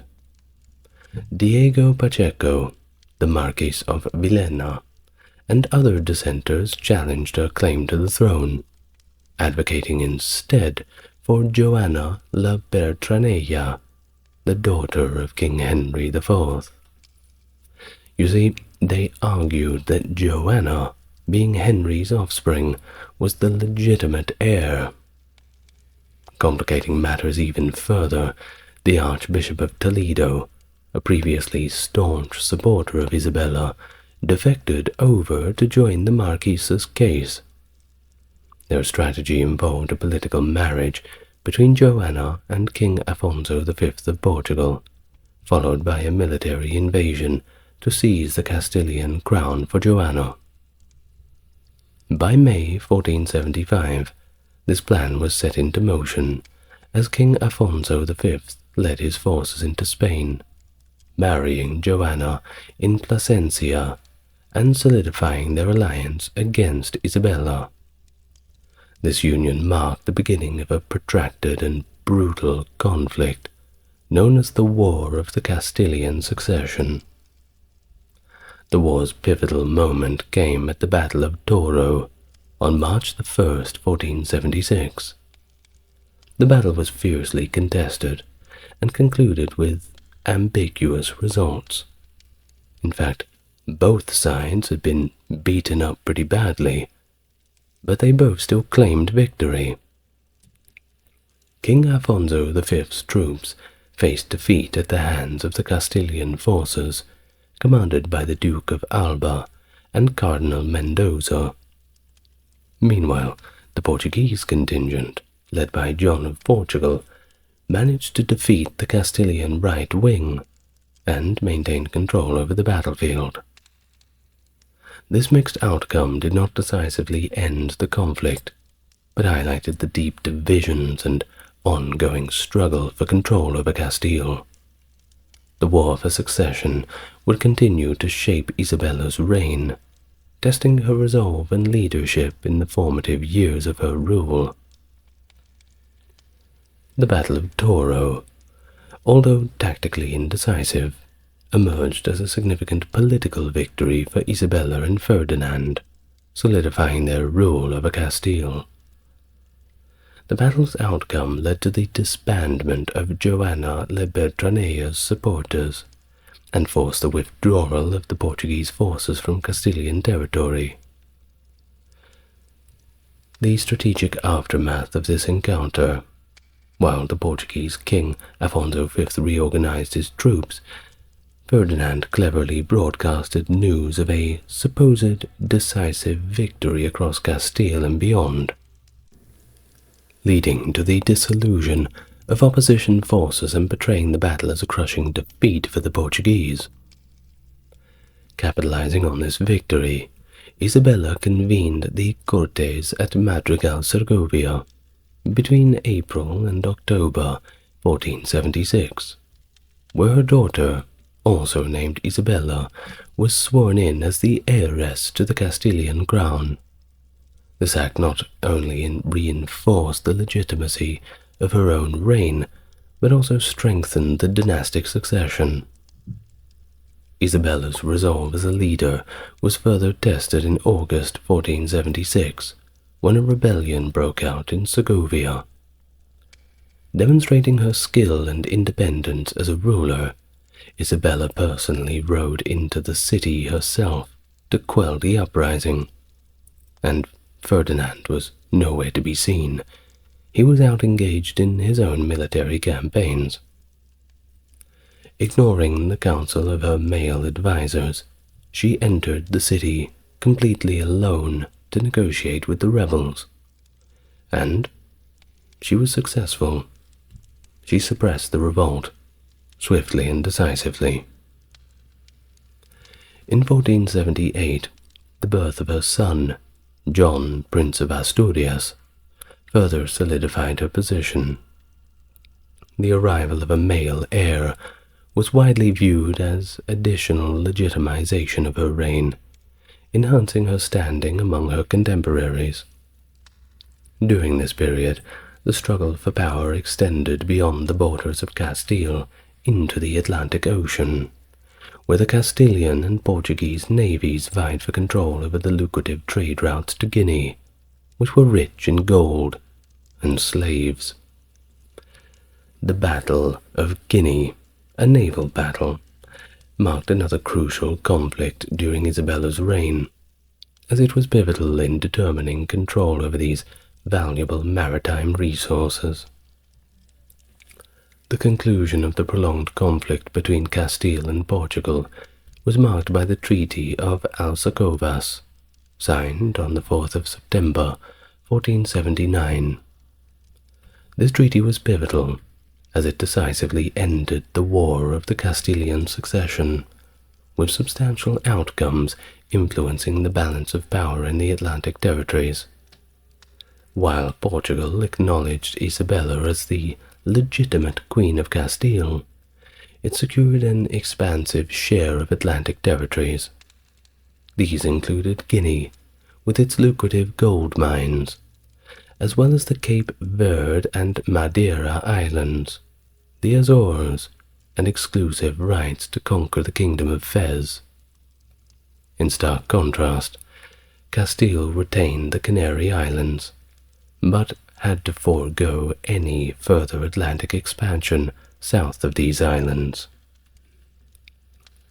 The treaty also mandated Castile to pay Portugal a substantial war indemnity, totaling over 100,000 obols of gold. Moreover, it included provisions for the political asylum of Joana le Bertranella in Portugal, rather than Spain. It also required Isabel and Ferdinand to pardon all supporters of Joanna and King Afonso V of Portugal. Crucially, the Catholic monarchs, who had even proclaimed themselves rulers of Portugal during the conflict, were compelled to relinquish any claims to the Portuguese crown. Well, of course, this treaty heavily favored Portugal, granting it almost a monopoly over the lucrative Atlantic trade routes and significant territories, effectively limiting Castilian maritime expansion. This arrangement caused considerable discontent in Castile, particularly in Andalusia, which was aggrieved by the loss of access to the gold of Guinea. Thus things shifted significantly with Christopher Columbus's voyages, which began in 1492.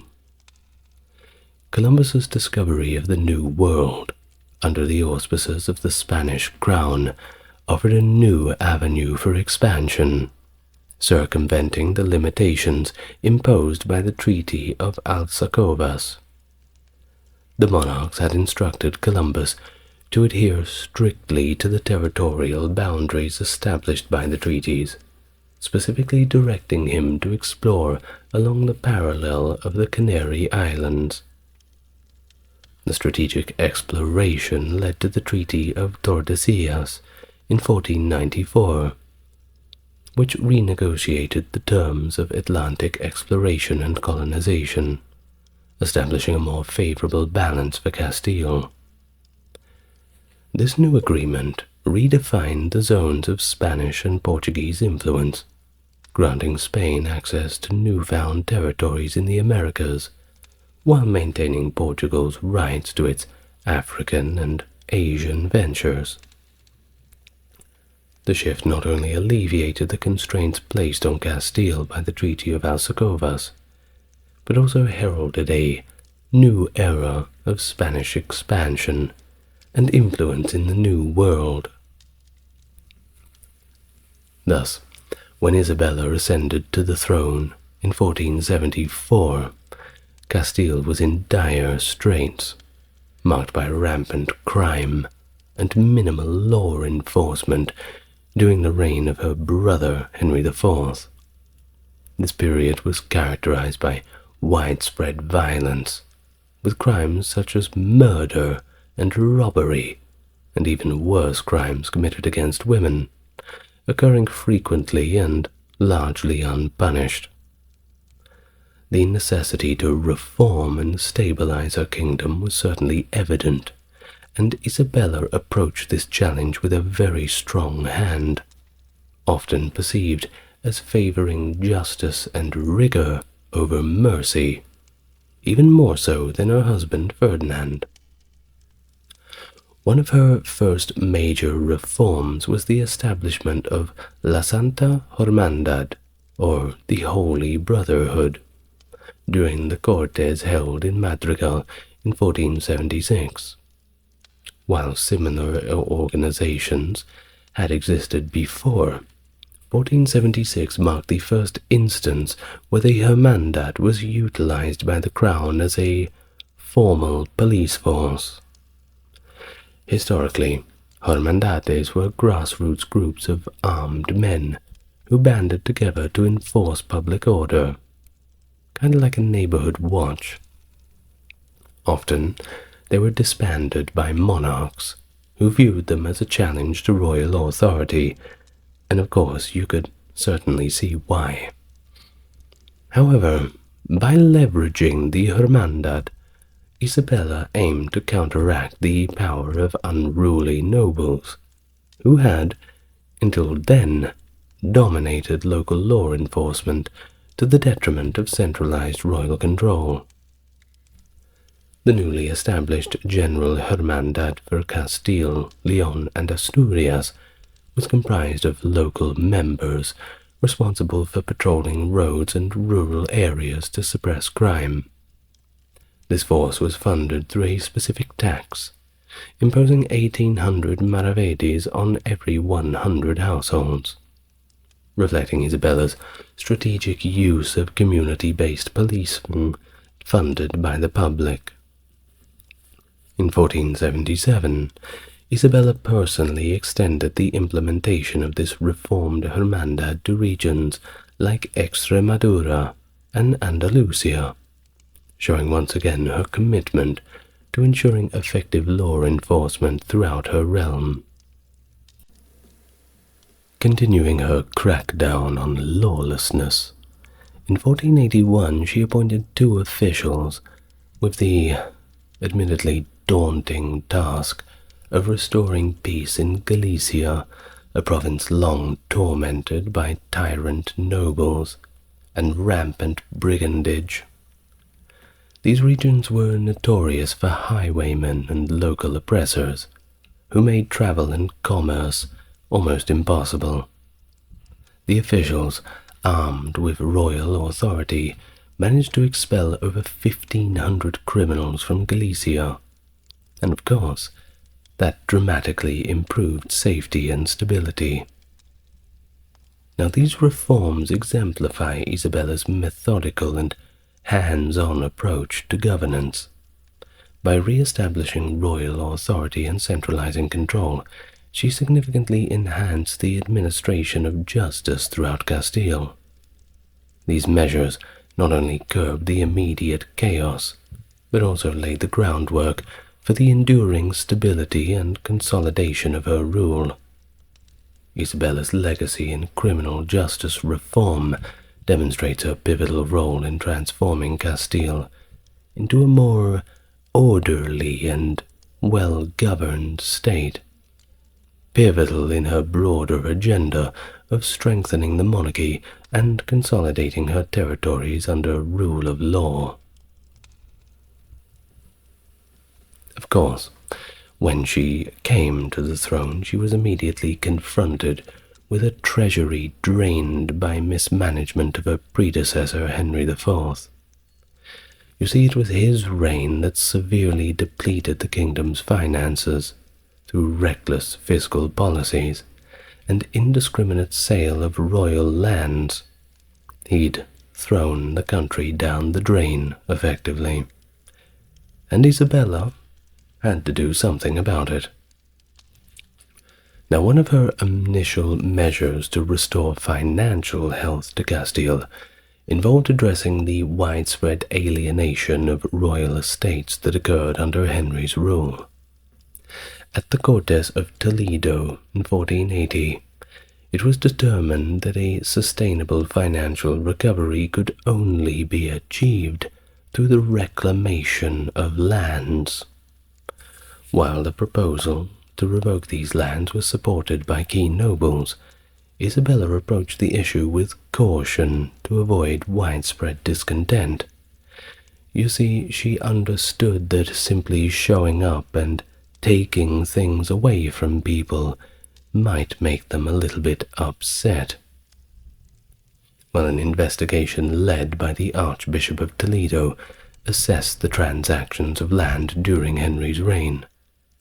The inquiry revealed that many estates and rents had been sold off cheaply and not as rewards for services. This decision was made to restore these lands to the crown without any compensation if they had been granted freely, and to repurchase them at their original undervalued prices if sold. This policy did not, however, extend to lands granted to churches, hospitals, or the poor, showcasing Isabella's desire to balance fiscal responsibility with a little pinch of social compassion. Once again, novel ideas for the time.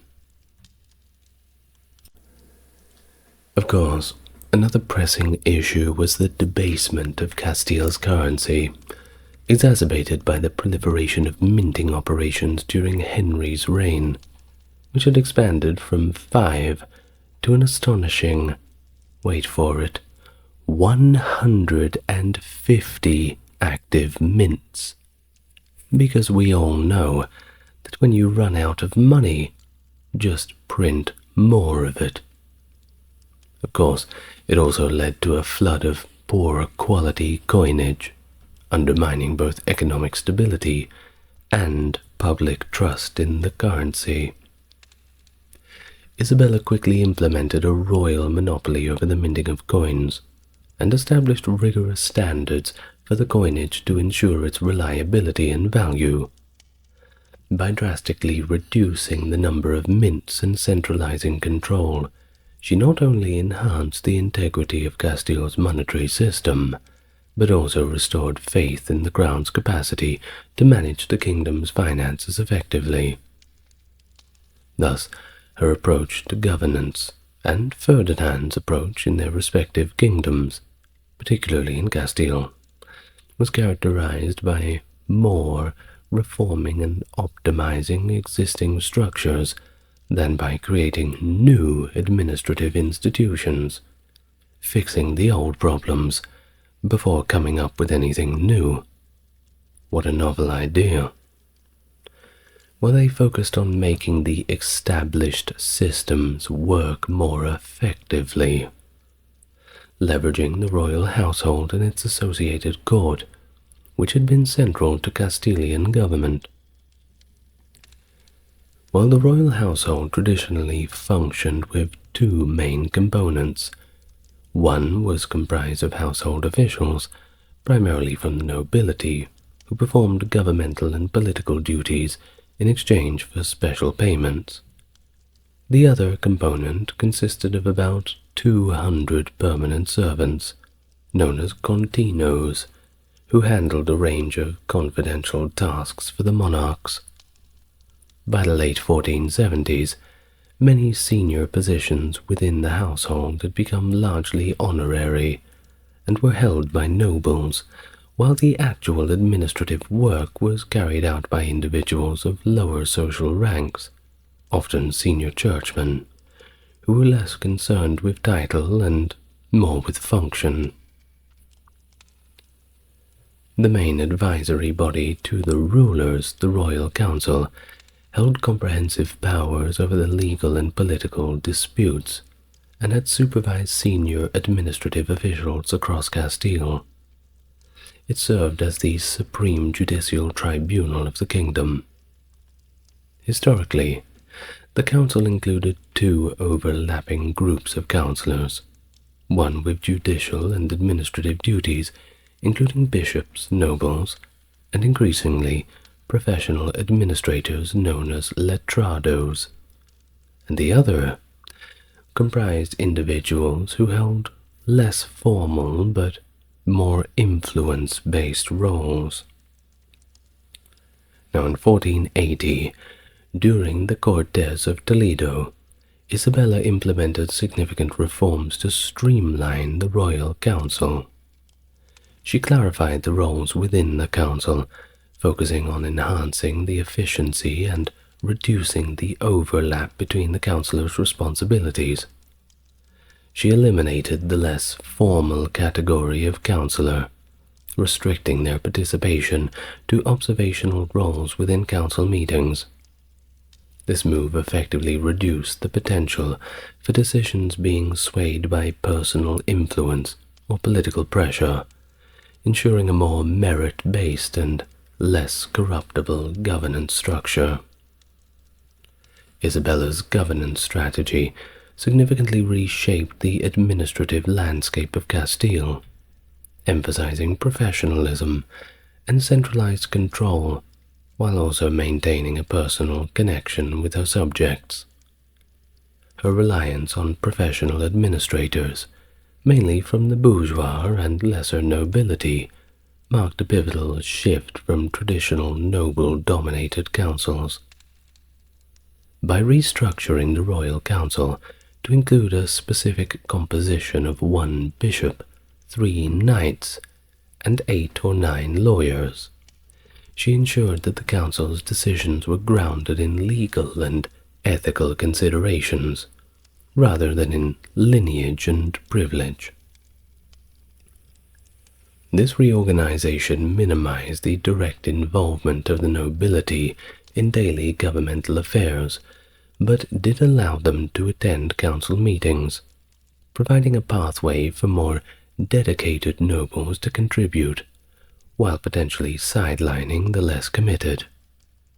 This setup aimed to streamline decision-making processes and reduce the influence of personal interests in state matters.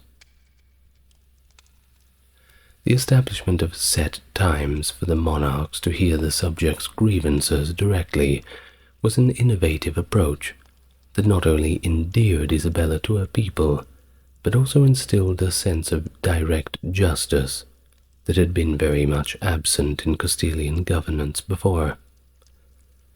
This practice, where Isabella and Ferdinand personally attended to the complaints, symbolized a monarchy that was actually in touch with the populace's needs and concerns. Furthermore, Isabella expanded the scope of governance through the creation of specialized councils, such as the Council of State, which dealt with foreign affairs, and the Supreme Court of the Santa Hermandad, alongside the Council of Finance and other councils handling Aragonese-specific issues.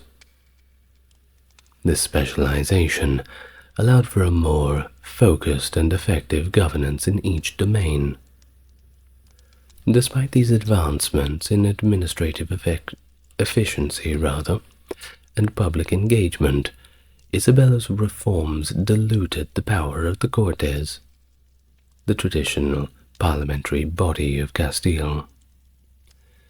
The Cortes transitioned from a significant legislative body to a more ceremonial role, often ratifying decisions pre-formulated by Isabella's administration. The shift towards a non-parliamentary government highlighted a centralization of power that characterized Isabella's reign, setting a precedent for future Spanish monarchs. Now, in terms of legal reform, the commissioning of Alfonso Diaz de Montalvo to rationalize and codify Castilian law was an admittedly monumental task that led to the creation of the Ordenanzas Reales. This comprehensive code, completed in 8 volumes within 4 years, streamlined the legal framework of Castile, making law a lot more accessible and, of course, a lot more easily enforceable, and laid a foundational stone for the modernization of the Spanish legal system. The conquest of Granada marked the culmination of the Reconquista, a centuries-long effort to reclaim Spanish territories controlled by Muslim rulers. Isabella and Ferdinand's campaign against the Nasrid dynasty in Granada was strategic and determined, demonstrating their commitment to consolidating their rule over a unified Spain. The campaign, which began in earnest in 1482, faced numerous challenges, including the formidable natural defenses of the region and the initial disunity among Granada's leadership. Of course, if you want a more detailed explanation of the Reconquista, I've already done a full video on that, and you'll probably find it in the medieval playlist. Should be in there. Well, the capture of key cities such as Ronda, Loya, and Malaga, facilitated by significant advancements in military technology, particularly in artillery, certainly helps when you can blow people up, showcased the tactical acumen of the Catholic monarchs. The fall of Malaga and the subsequent capitulation of Baza stripped Granada of the critical defenses and paved the way for the eventual siege and surrender of the city of Granada itself in 1491. The victory was not just a military triumph, but also a significant political achievement, reinforcing the Catholic monarch's authority and symbolizing the unification of Spain under Christian rule. The Treaty of Granada, signed in 1492, was crucial in ensuring a relatively peaceful transition of power. It promised religious freedoms to Muslim and Jewish residents, showcasing a strategic tolerance designed to maintain stability in the newly conquered territories. Recognizing the importance of capable military leaders, Isabella appointed Gonzalo Fernández de Córdoba, known as the Great Captain, to a prominent role during the negotiations and later military campaigns. His innovations in military tactics and organization during subsequent conflicts would have lasting impacts on European warfare. Isabella's sponsorship of Christopher Columbus in 1492, just months after the conquest of Granada, opened a new chapter in world history. In fact, you're probably listening from America right now, at least if you are part of the 51% of North American viewers that I have.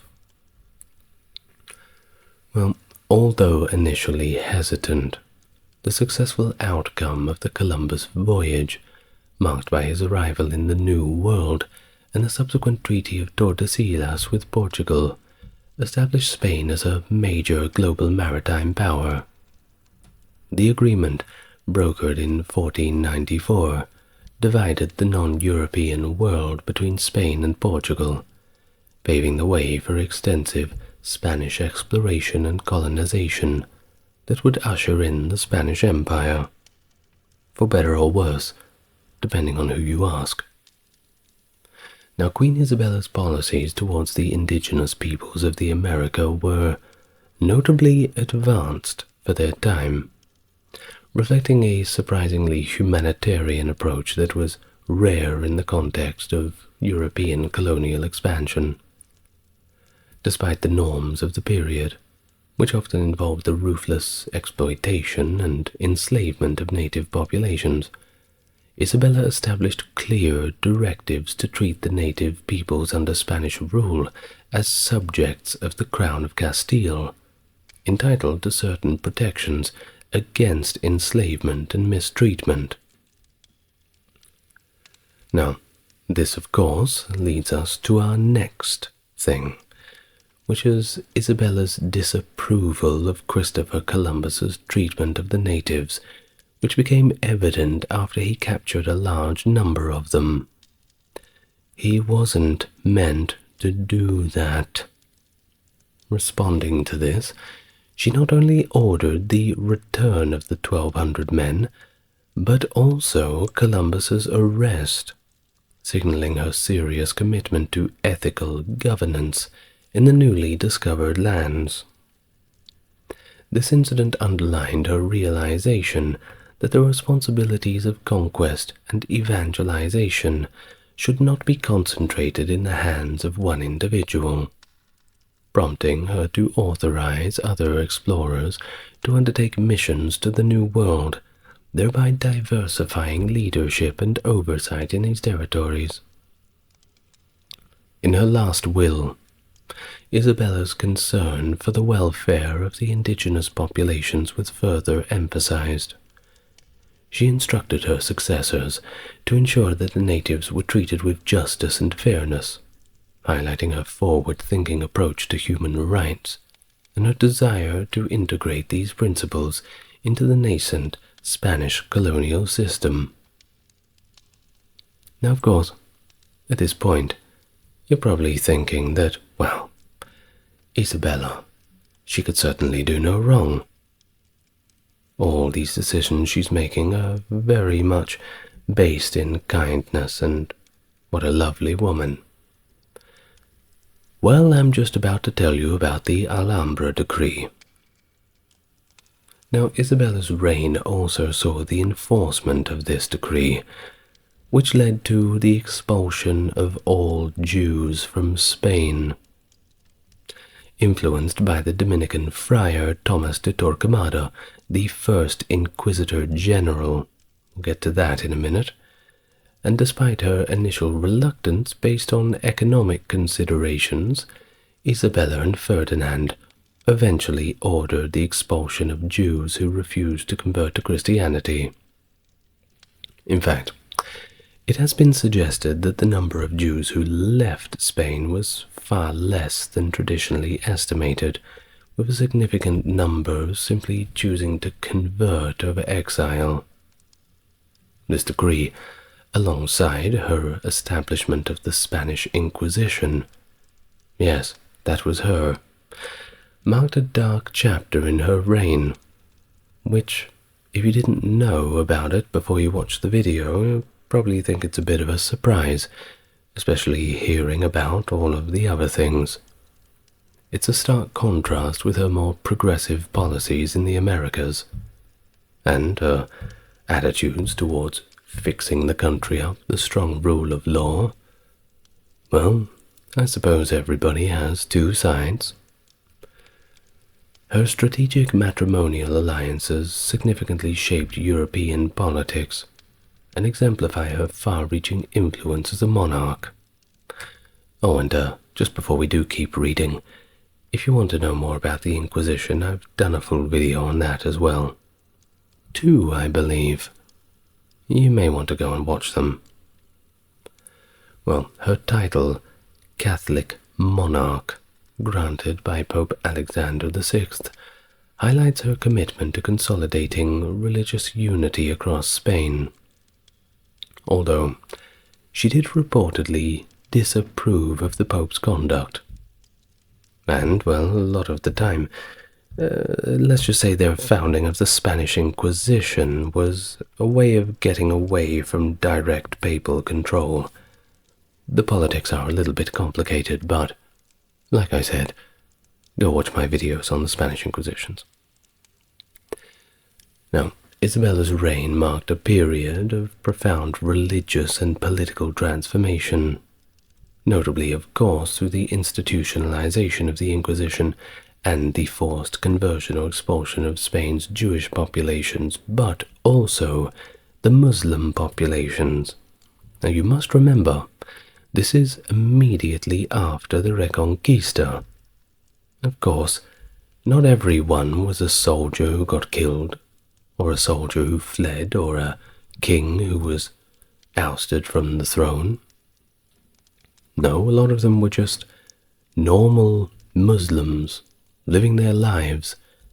They just happened to be living them in a place where some people didn't think they ought to be. Well, you either fit in or you get out. That was the attitude of the time. Well, these efforts were pretty much part of a broader agenda to establish a homogeneous Christian realm. But you see, there are reasons why. Earlier, in different sieges, especially during the Crusades, it was often that a sympathetic Christian would open the gates for a Christian army to come in, or a sympathetic Muslim would open the gates for a Muslim army to come in. There was also that incident at the siege of Toledo. Well, all for different videos. I really should stay on track. I do apologize, everyone. Well, the revocation of the Treaty of Granada in 1502, following Muslim uprisings, underscores the complexity of Isabella's policies towards religious minorities. Her confessor, Cisneros, played a crucial role as Archbishop of Toledo, furthering the religious consolidation by reforming Spanish ecclesiastical institutions, paving the way for the Counter-Reformation. Thus, Isabella's legacy is also evident in her children's marriages, which linked the Spanish crown with other major European houses. Her son, John, married Margaret of Austria, tying Spain to the Habsburgs, while her daughters, Isabella and Joanna, married into the Portuguese and Habsburg royal families respectively. Tragically, the early deaths of her son and other daughter Isabella, along with her grandson Miguel, thwarted her plans for a stable succession.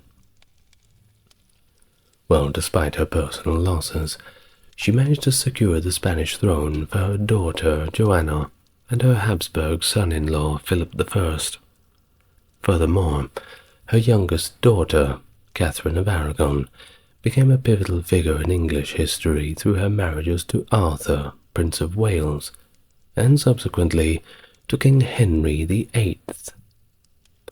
While these unions were part of Isabella's broader strategy to forge and strengthen political alliances through marital ties, influencing the political and religious landscape of Renaissance Europe.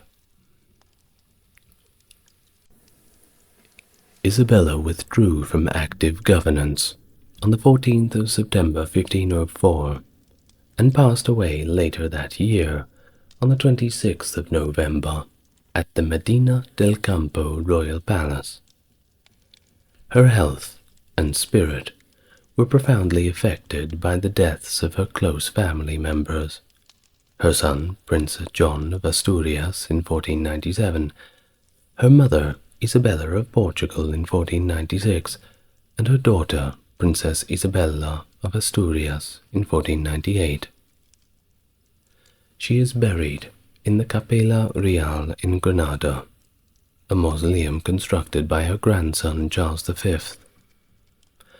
Although Isabella requested that her daughter Isabella's body be moved to Granada to rest beside her, this wish was never fulfilled. Today, The museum adjacent to the Capilla Real houses Isabella's crown and scepter, enduring symbols of her powerful reign. And, if you want, you can take a journey there and see them for yourself. If you do, take a picture and send it to me. I'm yet to go there. It's all on the list.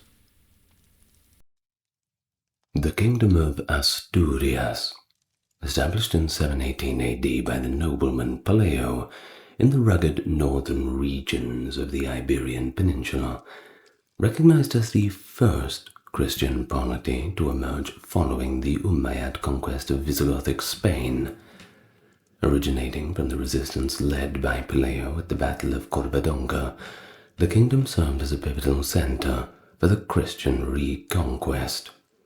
Under successive monarchs such as Alfonso I and Pelayo's successors, Asturias gradually expanded its influence.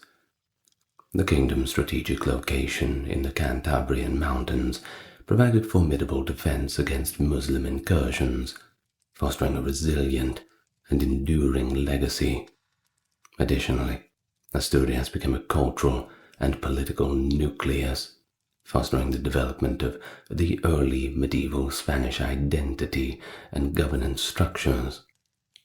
But by the late 9th century, the kingdom had evolved into the more expansive Kingdom of Leon, continuing its foundational role in the long-term efforts to unify the Iberian Peninsula under Christian rule. Thus, the legacy of Asturias is important to understand the formation of medieval Spain and the broader narrative of Christian resistance and resurgence in medieval Europe. And that's what we talk about today. Welcome to the channel, everyone. Today we're talking about the Kingdom of Asturias.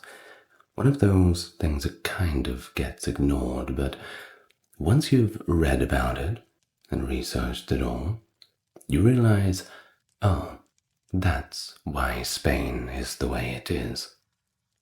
So if you want to understand Spanish history, you really can't go past it.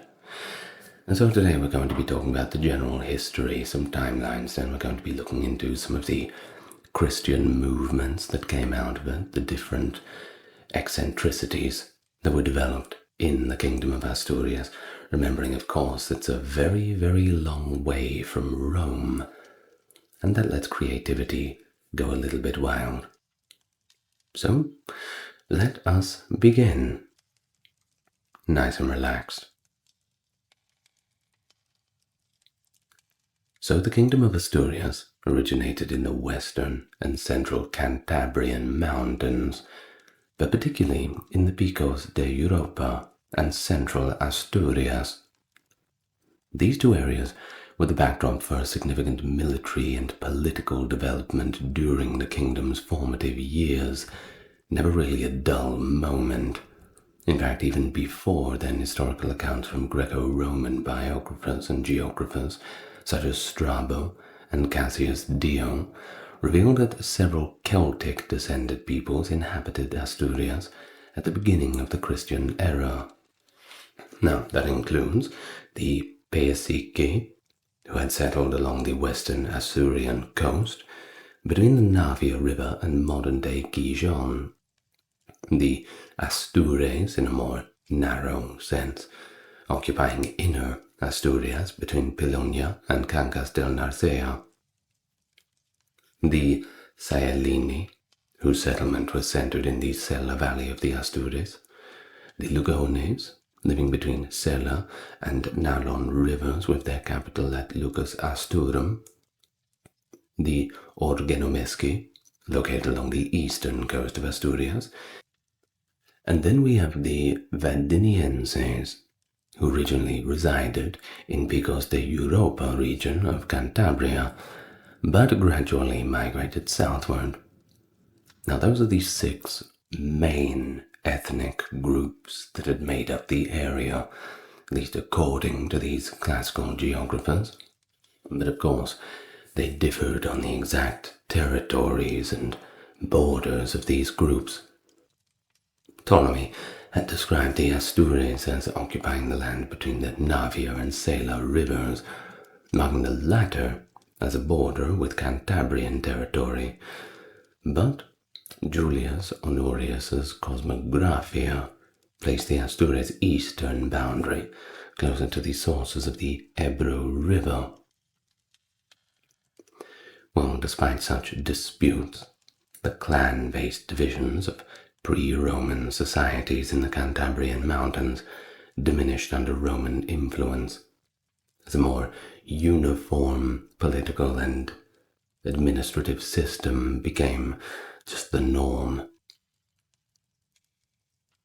And so by the time we get to the late Roman Empire and moving into the early Middle Ages, we see this more distinct Asturian identity gradually begin to develop.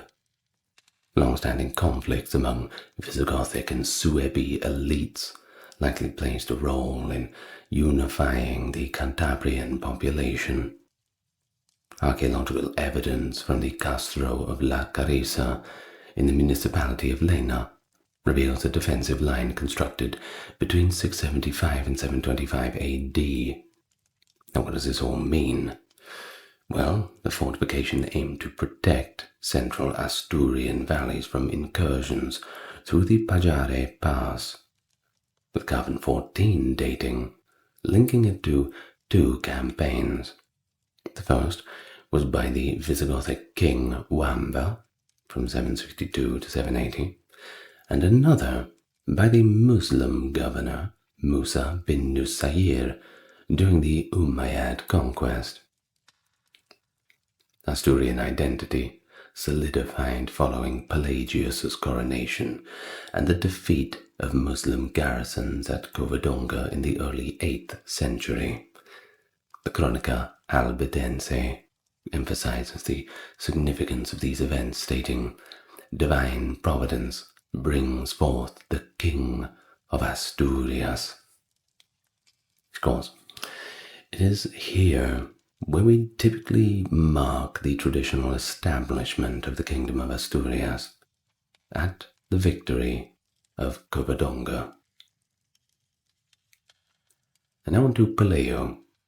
In Latin, we say Pelagius, but of course, Spanish rendering will continue to use Peleo. He was a nobleman who may have been Asturian, and he's typically seen as the person who had founded the kingdom. Before the Battle of Covadonga, there could not have been a significant refugee movement from central Iberia, and Musa bin Nusayr conquered Asturias in 714 with no known, or at least any effective, resistance to him. But after the Battle of Guadalete, where he was chosen by the other nobles to lead the Astures in the Gothic tradition of Theas, he is said to have retired to the Asturian mountains, while at first Peleo's kingdom served as a unifying symbol for the already existing guerrilla resistance groups. Well, the Muslims, of course, were not going to take it lying down.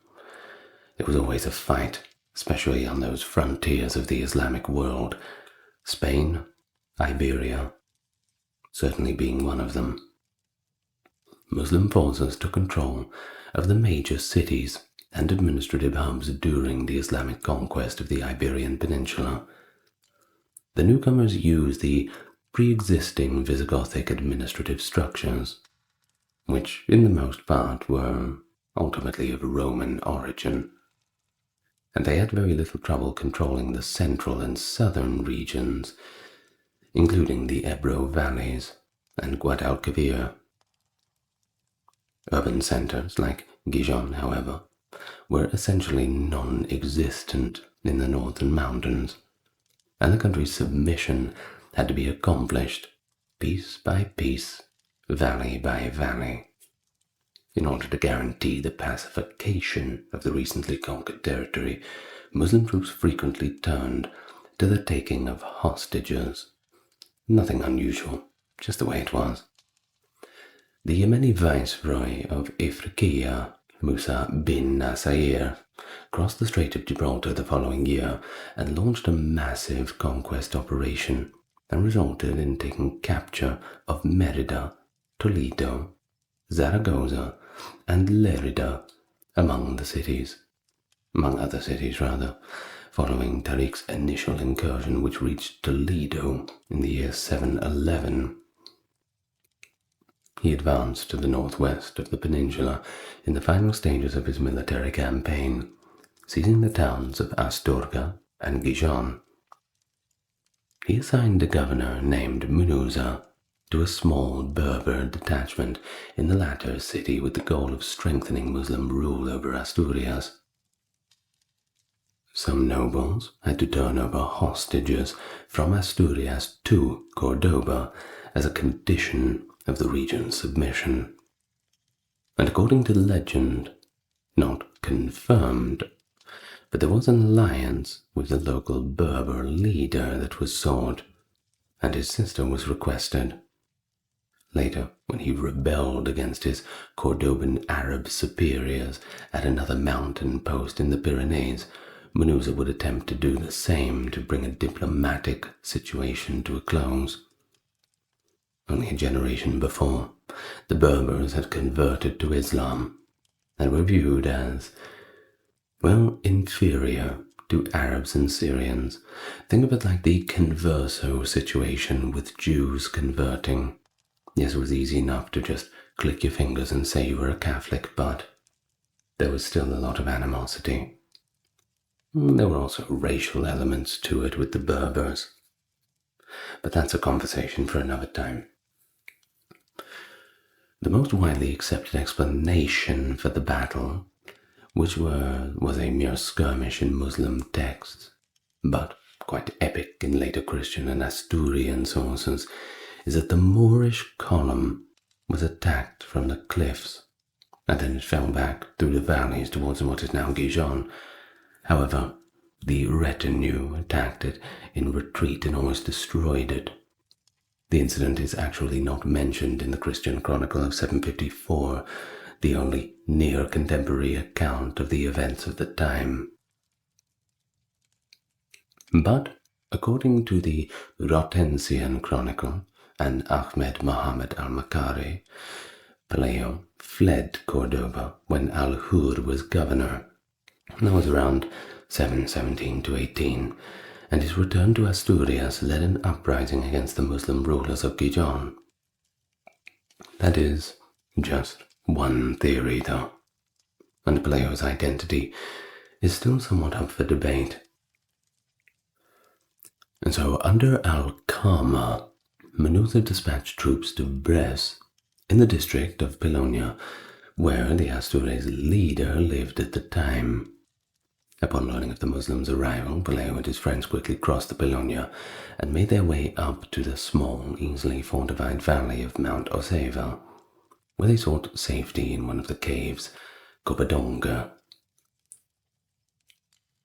The troops reportedly leapt through the high ports to the south to continue their search and destroy operation against other rebels after an attempted siege was called off due to weather and the exposed location of the Deep Valley Gorge. Well, the Muslims almost had them there, but the locals managed to organize an ambush. The Asturian maritime districts, however, were left vulnerable as the few survivors headed south to the Leon Plains. Pelayo gained a great deal of prestige from the victory, which was relatively small because only a small number of Berber soldiers were involved. But it also sparked a massive uprising by other nobles, leading by example in Asturias and Galicia, who immediately united behind him and elected him the king. Attacks on the Berbers escalated under Pelayo's command. Feeling alone in a hostile environment, Munuza made the decision to leave Gijon and traveled the Mesa Trail to the plateau. But he didn't get too far. At Olalies, in the present-day district of Grado, the Astures intercepted and killed him. After driving out the Moors of Asturias' eastern valleys, Pelayo fortified the mountain passes to keep the area safe from Moorish assaults and launched an attack on Leon, the principal city in the northwest of the Iberian Peninsula. In reaction to the broader uprising against Arab rule in Cordoba, the Berbers largely abandoned their garrisons. But Pelayo persisted in attacking those who stayed north of the Asturian mountains until they fled. After that, he wed his daughter Ermesinda to Alfonso, the son of Peter of Cantabria, the head of the state of the Visigothic Duchy of Cantabria, which at that time was still independent. Fortifications dating from the end of the 7th to the start of the 8th centuries have been discovered during recent archaeological excavations in Mount Homon and La Carissa, which are close to Huerna and the Pajares valleys. Hundreds might have contributed to the construction and defense of nearly 2-meter-deep moats and watchtowers that were part of the Berber fortifications. That would have needed a great deal of planning, of course, and strong leadership, most likely from Pelayo himself. As a result, experts believe likely that this defensive line was built to keep the Moors from re-entering Asturias through the Mesa and Pajares mountain passes. And so that's the origin story of the Kingdom of Asturias, beginning as this small, autonomous territory following Pelayo's victory at the Battle of Covadonga, even though it was a relatively small Moorish detachment. But hey, it's still a victory. The Visigothic king's leadership, unfortunately, was superior at that time to Pelayo's, although the latter title was not firmly established until the time of King Alfonso II. The first Asturian kings actually called themselves princeps in the old Roman fashions, and then, of course, rex, meaning king in Latin. For example, princeps cantabrorum over the gravestone of the municipality of Cisterna in Leon. And there was another inscription found with the Principe de los Albiones in the district of Coaña. There are examples of this term of princeps for the indigenous peoples of northern Spain, of course wanting to emulate the very successful Romans. Well, the kingdom was actually founded as a center of leadership over other Cantabrian coast peoples who had opposed both the Romans in earlier times and then the Visigoths in later times, who had refused to submit to the rulers of the Umayyads in even more recent times. Of course, the indigenous people of Spain, very different to the Visigoths who came in after their conquests were all said and done. Alfonso II, however, was not keen on said Visigoths. In his will that he wrote at the start of the 9th century, he accused them of being responsible for the entire loss of Hispania. Well, perhaps they made some poor decisions, but that's a little bit harsh, I think. The Asturian dominance over the various regions of the kingdom was very weak in these early decades, so it needed to be constantly reinforced. Not too often through conflict, but more through marriage pacts with other influential families from the Iberian Peninsula's north.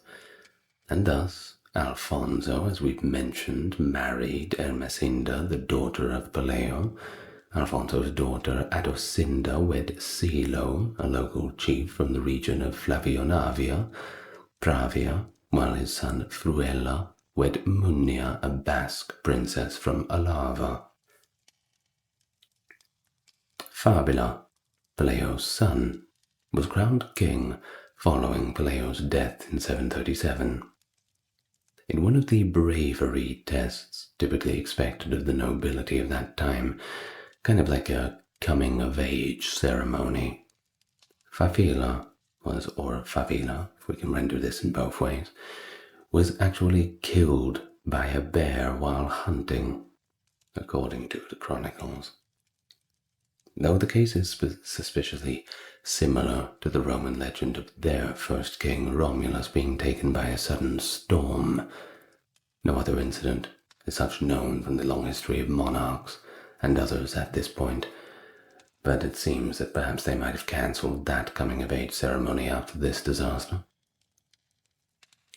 Well, as a direct result of his marriage alliance with Fafila's sister, his brother-in-law, who ruled the nearby independent domain, inherited the Asturian throne.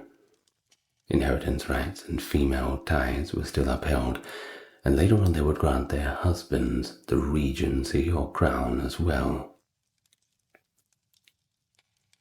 Alfonso I, who married Pelayo's daughter, succeeded Favila and inherited the Asturian throne. According to the Albidensian Chronicle, Alfonso came to the kingdom to wed her sometime after Covadonga. His accession to the throne and the ascent of the House of Cantabria, one of the most influential families in Asturias, were made possible only by Favila's passing. Only Alfonso, initially, relocated to the court of Cangas de Onís, but the descendants of Duke Peter withdrew from Rioja afterwards, towards the Cantabrian region, and eventually took control of the kingdom of Asturias after the plateau and the middle valley of the Ebro, which housed the Duchy of Cantabria's principal strongholds, gradually became depopulated. We're talking principal strongholds such as Amaya, Tricio, and indeed the city of Cantabria itself. It's quite a large population center. Alfonso started the small Christian kingdom's territorial expansion from its original location in the Picos de Europa. He moved it westward to Galicia and southward with constant incursions in the Douro Valley, capturing cities and towns and relocating their residents to the safer northern regions. But in the end, it resulted in the plateau's strategic depopulation, forming the desert of the Duero as a defense against the upcoming Moorish assaults. The Asturias' pre-Roman raids in the same region were likely not all that dissimilar from the campaigns of King Fruela and King Alfonso in the Duero Valley. The kingdom of Asturias was able to effectively occupy the land south of the Cantabrian mountains until the reigns of Ordoño and Alfonso III. The first Asturian expansion was primarily conducted through Cantabrian territory, from Galicia to Biscaya. Alfonso's son, Fruela I, enlarged and united his father's territories. Members of the House of Cantabria's nobility were responsible for his murder in the end. Politics, infighting, always. Now, regarding the reigns of Aurelio, Silo, Maurogatus, and Bermudo I, we don't have too many written sources, and the ones we do have are quite brief.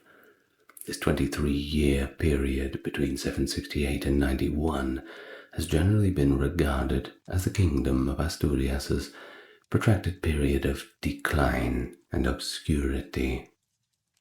Now, some historians support this, even referring to this historical period as the lazy king's time, because it seems that no significant military operations against Al-Andalus and the Moors took place during that time.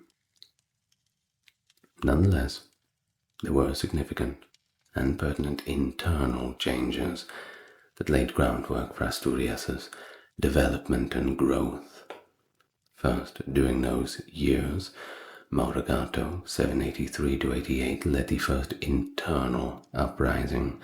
Alfonso II was overthrown by this, but he later ascended to the throne once more from 791 all the way to 842.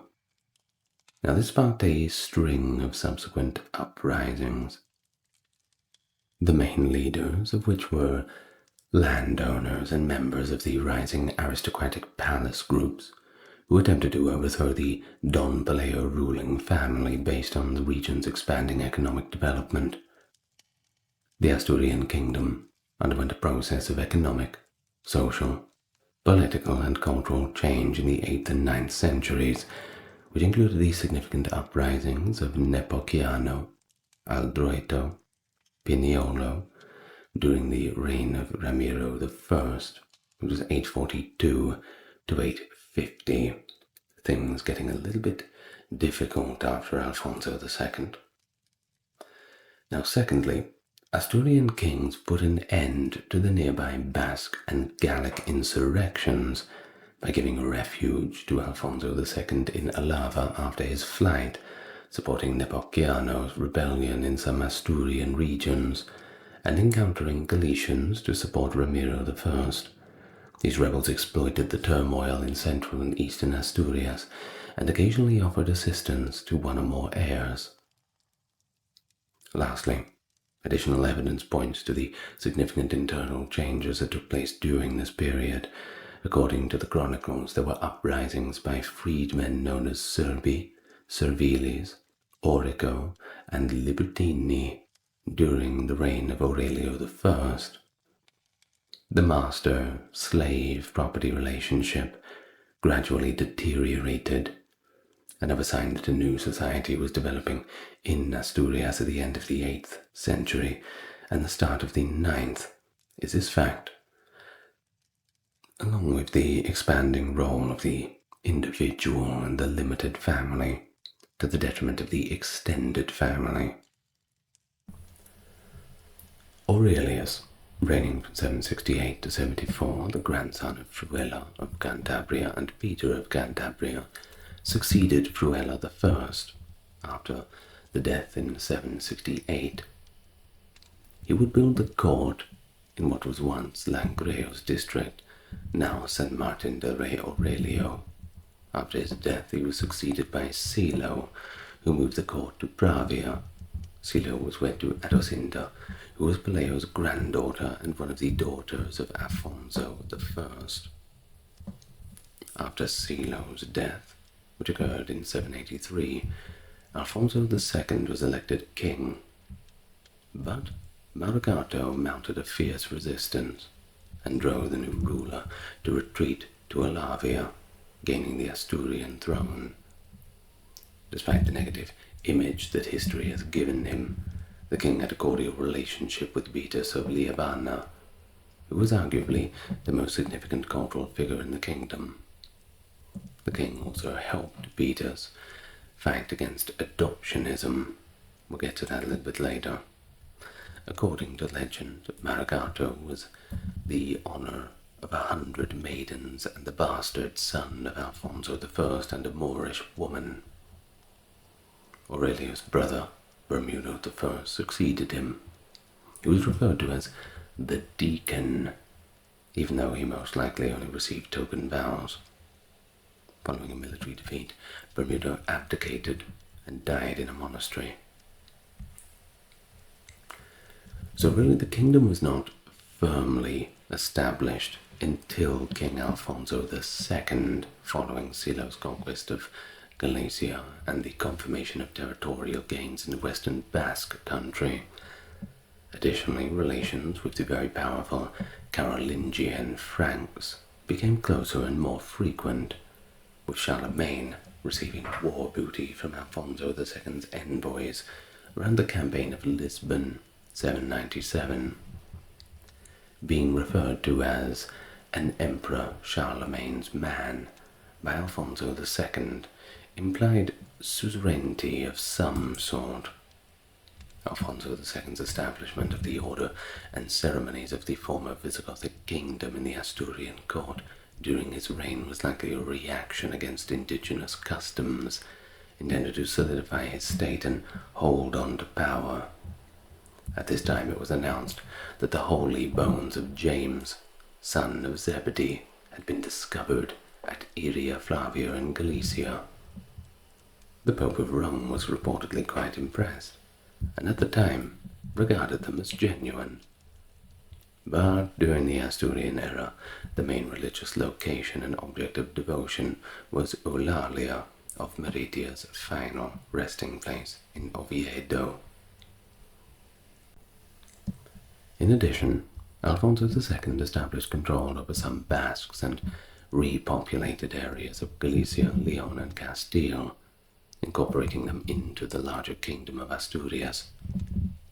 Cangas de Onís, close to the scene of the Covadonga battle, served as the first capital city. It was then relocated to Pravia during the reign of Silo. Around 789, Alfonso decided to make Oviedo, where he was born, the capital of the kingdom. There's nothing like your hometown, right?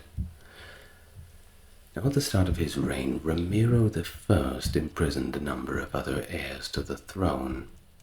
And that wasn't enough, he also blinded them. They didn't see that coming, and placed them in monasteries. Which I don't know why he did that, because it's not like they'd be doing much Bible reading. Probably didn't think that through.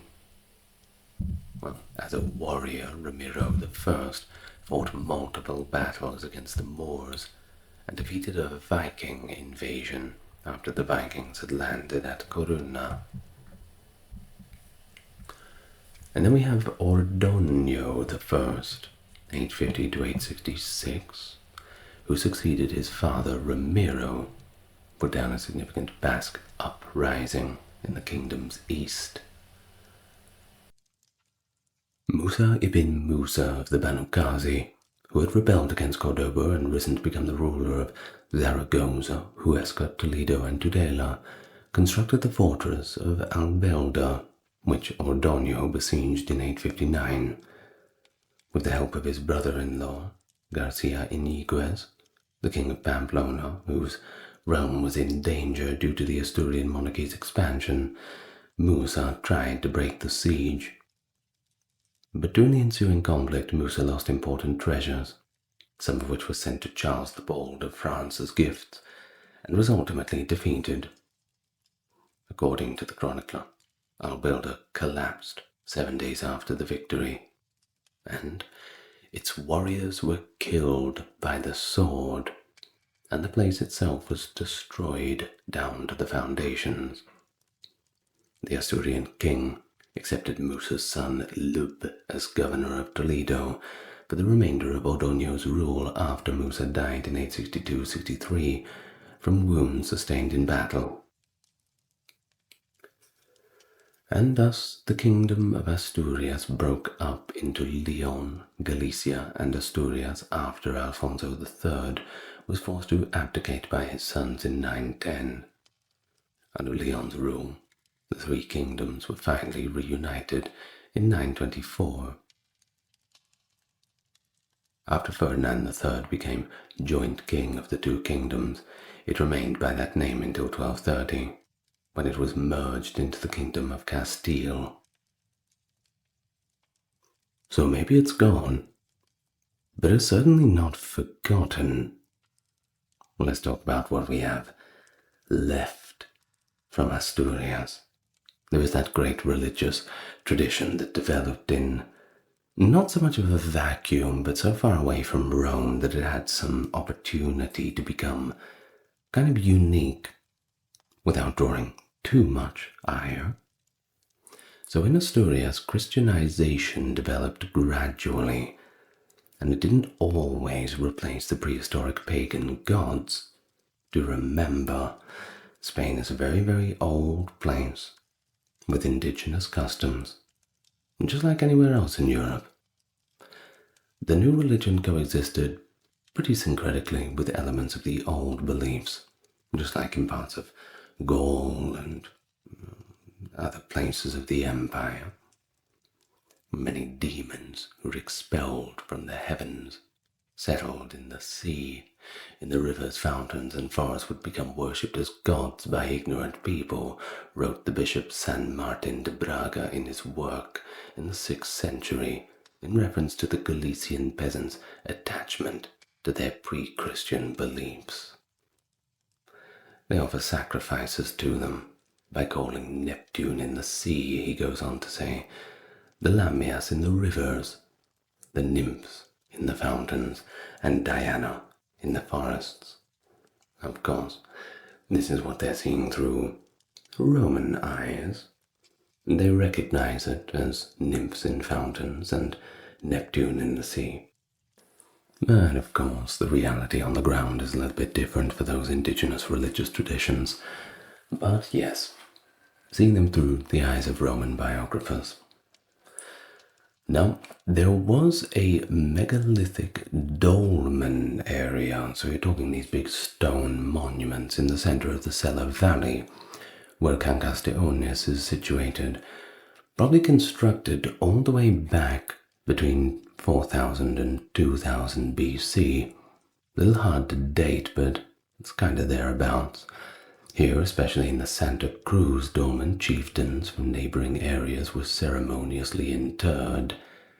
Despite the Roman and Visigothic conquests, these customs seemed to have persisted. King Favila and the remains of tribal chiefs were interred there as early as the 8th century. Even though the Asturian monarchy helped Christianize this location by building a church, the Santa Cruz dolmen are still associated with pagan customs even to our modern era. Visitors are reported to see Zanas or Asturian fairies, and the local soil is said to possess magical qualities, but, well, open minds, but citation certainly needed on that one. Now, a vate named Asterio presided over its consecration in 738, according to an inscription in the discovery in the Santa Cruz Church. Catholic epitaphs and documents, and the words vate or vates is rarely used. Instead, presbyteros for Christian priests is a little bit more common and preferable. Now, the ancient Greek authors Strabo, Diodorus Siculus, and Posidonius claimed that the vates were one of the three classic of the Celtic priesthood, along with the Druids and the Bards. But in Latin terminology, the term vates was used to refer to a more clairvoyant kind of poet. Of course, through the modern filtration of using these words, especially with Druids and Bards and vates, well, it takes on a little bit of a different meaning. Now back to Asterio. He may have been associated with the Brythonic refugees that arrived in Bretonia or Galicia in the 6th centuries, according to some historians, while others believe that he held a religious position that blended aspects of paganism and Christianity together. According to the Parochia Suevorum, an administrative document from the kingdom of the Suebi, the Bretonian See owned the Asturian lands, and elements of the Celtic Christianity made their way to northern Spain. The Celtic tonsure, which the Visigothic bishops who took part in the Fourth Council of Toledo denounced, serves as proof of this. Like other medieval kings, like Penda of Mercia or Wittegund, Asturian kings promoted Christianity while simultaneously basing their authority on indigenous religious traditions. They also drew on Christian sacred texts, particularly the Book of Revelations, Ezekiel and Daniel, as well as the writings of the Church Fathers. These provided the foundation myths for the new monarchy. Since the arrival of the new influences such exiles and prisoners from the central region of Al-Andalus in the 770s, along with their mixed Berber, Arabic and Gothic heritage, the Visigothic Code has served as a referential document, negating the need for them to draft new laws. This was coupled with the religious and political concepts brought from the Frankish kingdom of Charlemagne. Gothic Arianism, which denied the divinity of Jesus, and Hellenistic religion, which featured heroes like Heracles, who achieved apotheosis after death, served as the foundation for the adoptionist theology. Now, Beatus was a direct participant in the adoptionism debate, and we have mentioned his name before, which maintained that Jesus was born only as a man, but only after his crucifixion and resurrection did he receive divine adoption. He disputed this theological stance, which was supported by individuals like the Toledo bishop Elipanto. The development of adoptionism was also impacted by Islamic beliefs that actually did recognize Jesus as a prophet, but not the Son of God himself, since Elipantus's bishopric of Toledo was then a part of the Muslim Caliphate of Cordoba.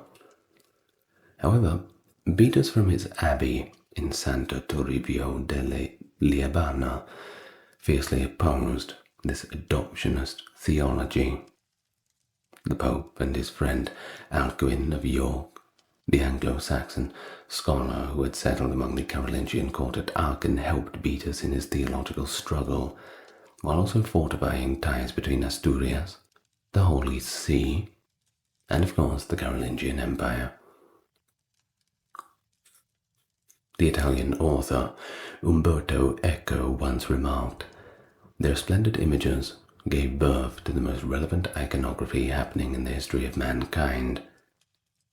Beatus's commentaries to the Apocalypse were his most transcendental works, and they were later copied into manuscripts.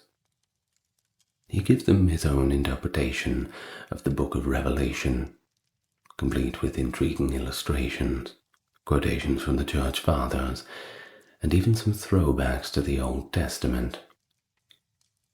One of the best examples of mappa mundi of the high medieval culture is the Beatus map, which is included in the prologue to the second book of the commentaries. This map was intended to depict the apostles' diaspora during the early decades of Christianity, but not to provide a cartographic representation of the world. Beatus used information from the Bible, Ptolemy, and Isidore of Seville's writings, put it all together, and tried his best to piece the paths of the apostles. Asia was shown as the upper semicircle, Europe as the lower left quadrant, and Africa as the lower right quadrant of a land disk encircled by the ocean. The boundaries between the various continents were established as the Mediterranean Sea, the Nile River, the Aegean Sea, and the Bosphorus. Beatus also thought that the Antichrist would rule for 1290 years after the Apocalypse, which was prophesied in the Book of Revelation, and he thought that this was just about to happen, right around the corner. He shared the opinions of Augustine of Hippo, whose book, The City of God, shaped the commentaries, which predicated on the idea that the world's history was organized into 6 different ages. The first 5 took place between Adam's creation and the crucifixion of Jesus Christ, while the 6th, which came after Christ, concludes with the fulfillment of the prophecies found in the Book of Revelation. For Beatus, the events in Hispania, Islamic domination, adoptionist heresy, and the Mozarab's slow assimilation were all signs of the impending end of the world. The abbot of Santo Toribio even went as far to proclaim that his fellow countrymen, the arrival of the end of time on Easter of the year of 800, as Elipantus details in his letter from the bishops of Spain to their brothers in Gaul. I can only imagine how that would have been taken. Imagine the panic. Very irresponsible. Well, hundreds of peasants gathered around the abbey of Santo Toribio at the break of day, fearfully anticipating the prophecy's realization. One of them, Ordonius, cried out, "Let us eat and drink, so that if the end of the world comes, we are full." After they had been inside without food for a day and a half. The Chronica Prophetica, written circa 880s CE, foretold the eventual collapse of the Emirate of Cordoba and the conquest and redemption of the entire Iberian Peninsula by King Alfonso III. Beatus's prophetic and millennialist visions left a lasting impression on the evolution of the kingdom. The main symbol of the Asturian kingdom, the Victory Cross icon, which derives from a section of the Book of Revelation in which John of Patmos describes a vision of the Second Coming, is another example of millennialist imagery found within the kingdom. Since Constantine the Great used the labarum as a symbol during the Battle of Milvian Bridge, you know that it's kind of like a P with a cross down the bottom of it, you know the one. It was also true that this was not simply limited to Asturias, and you see it everywhere in Asturian iconography.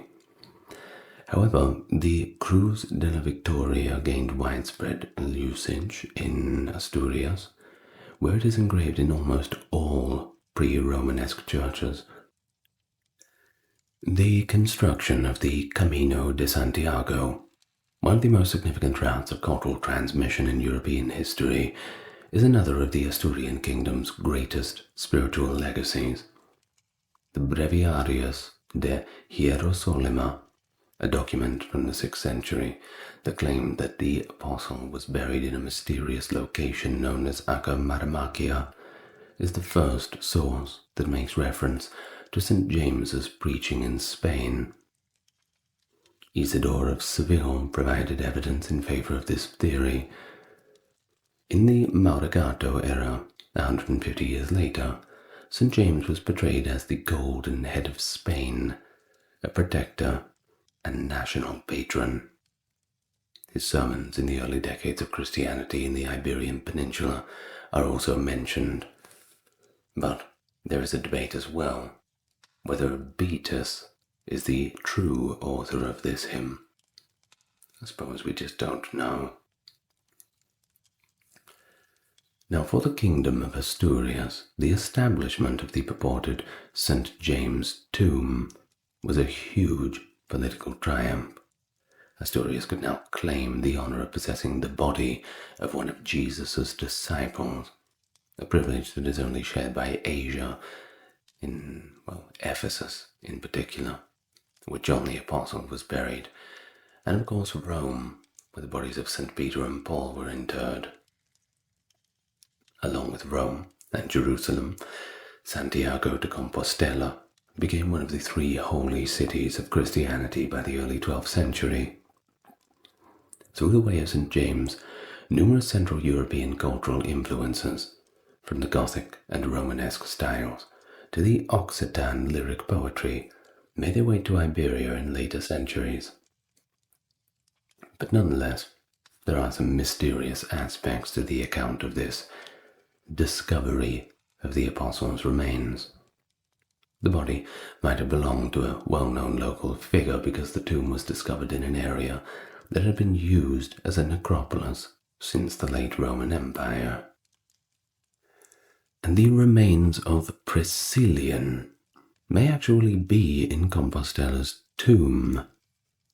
According to one historian, Roger Collins, the identification of the relics, at least nothing approaching a complete body, with St. James, has to do with the translation of the remains discovered beneath a church altar from the 6th century in Merida, which lists several saints' names, including St. James. Several Galician locations, including Pico Sacro, Pedra de Barca, and San Andres de Teixido, were already popular destinations for pagan pilgrims in pre-Roman times, according to other academics like Constantino Cabal. According to pagan beliefs, these locations were gateways to the Celtic otherworld. The pilgrimage routes were gradually converted to Christianity following this discovery of St. James's tombs. Of course, amazing tales abound about the Covadonga region, including one that is said to have taken place in a shepherd village, where Lakes Ainol and Ergina now stand. It is said that Mary, the mother of Jesus, went to that village while posing as a pilgrim and begged every home for food and shelter. Everybody treated her rudely, with the exception of a shepherd who took her in and generously shared everything he owned. The very next day, a flood of divine origin ravaged the village, covering everything except the good shepherd's cottage as retribution for their lack of hospitality. The enigmatic visitor began to cry in front of him, and when her tears hit the floor, they turned into flowers. Subsequently, the shepherd knew this pilgrim was indeed Mary herself. Well, I suppose that's just a local legend. But it's good fun, isn't it? And I hope you had fun looking into the kingdom of Asturias. A lot of good little stories, interesting things. I like seeing those post-Roman kingdoms that are somewhat under the thumb of the Catholic Church, but just far away enough to have a little bit of freedom. They develop some pretty interesting ideas, interesting icons, artwork, and stick to their old culture a little bit. And we can't forget the old culture. Now, equally unforgettable is the top-tier patrons and supporters. Dark, Gary, Kimberly, Ember, Ben, Britt, Charles, Aaron, James, Jeffrey, Melissa, Scott, Stark Factory, Wendy, Jaden, Sherry, Jessica, Christine, Sally, Katiana, Christine, Fazabo, Legitimus, Maverick, Susan, Dr. Neuro Nerd, Alexander, Nicholas, Daniel, JR, Charlene, Christopher, and Lynn. Thank you all so much, and I will see you in the next exciting episode. Good night, everyone. Lots of love to you all.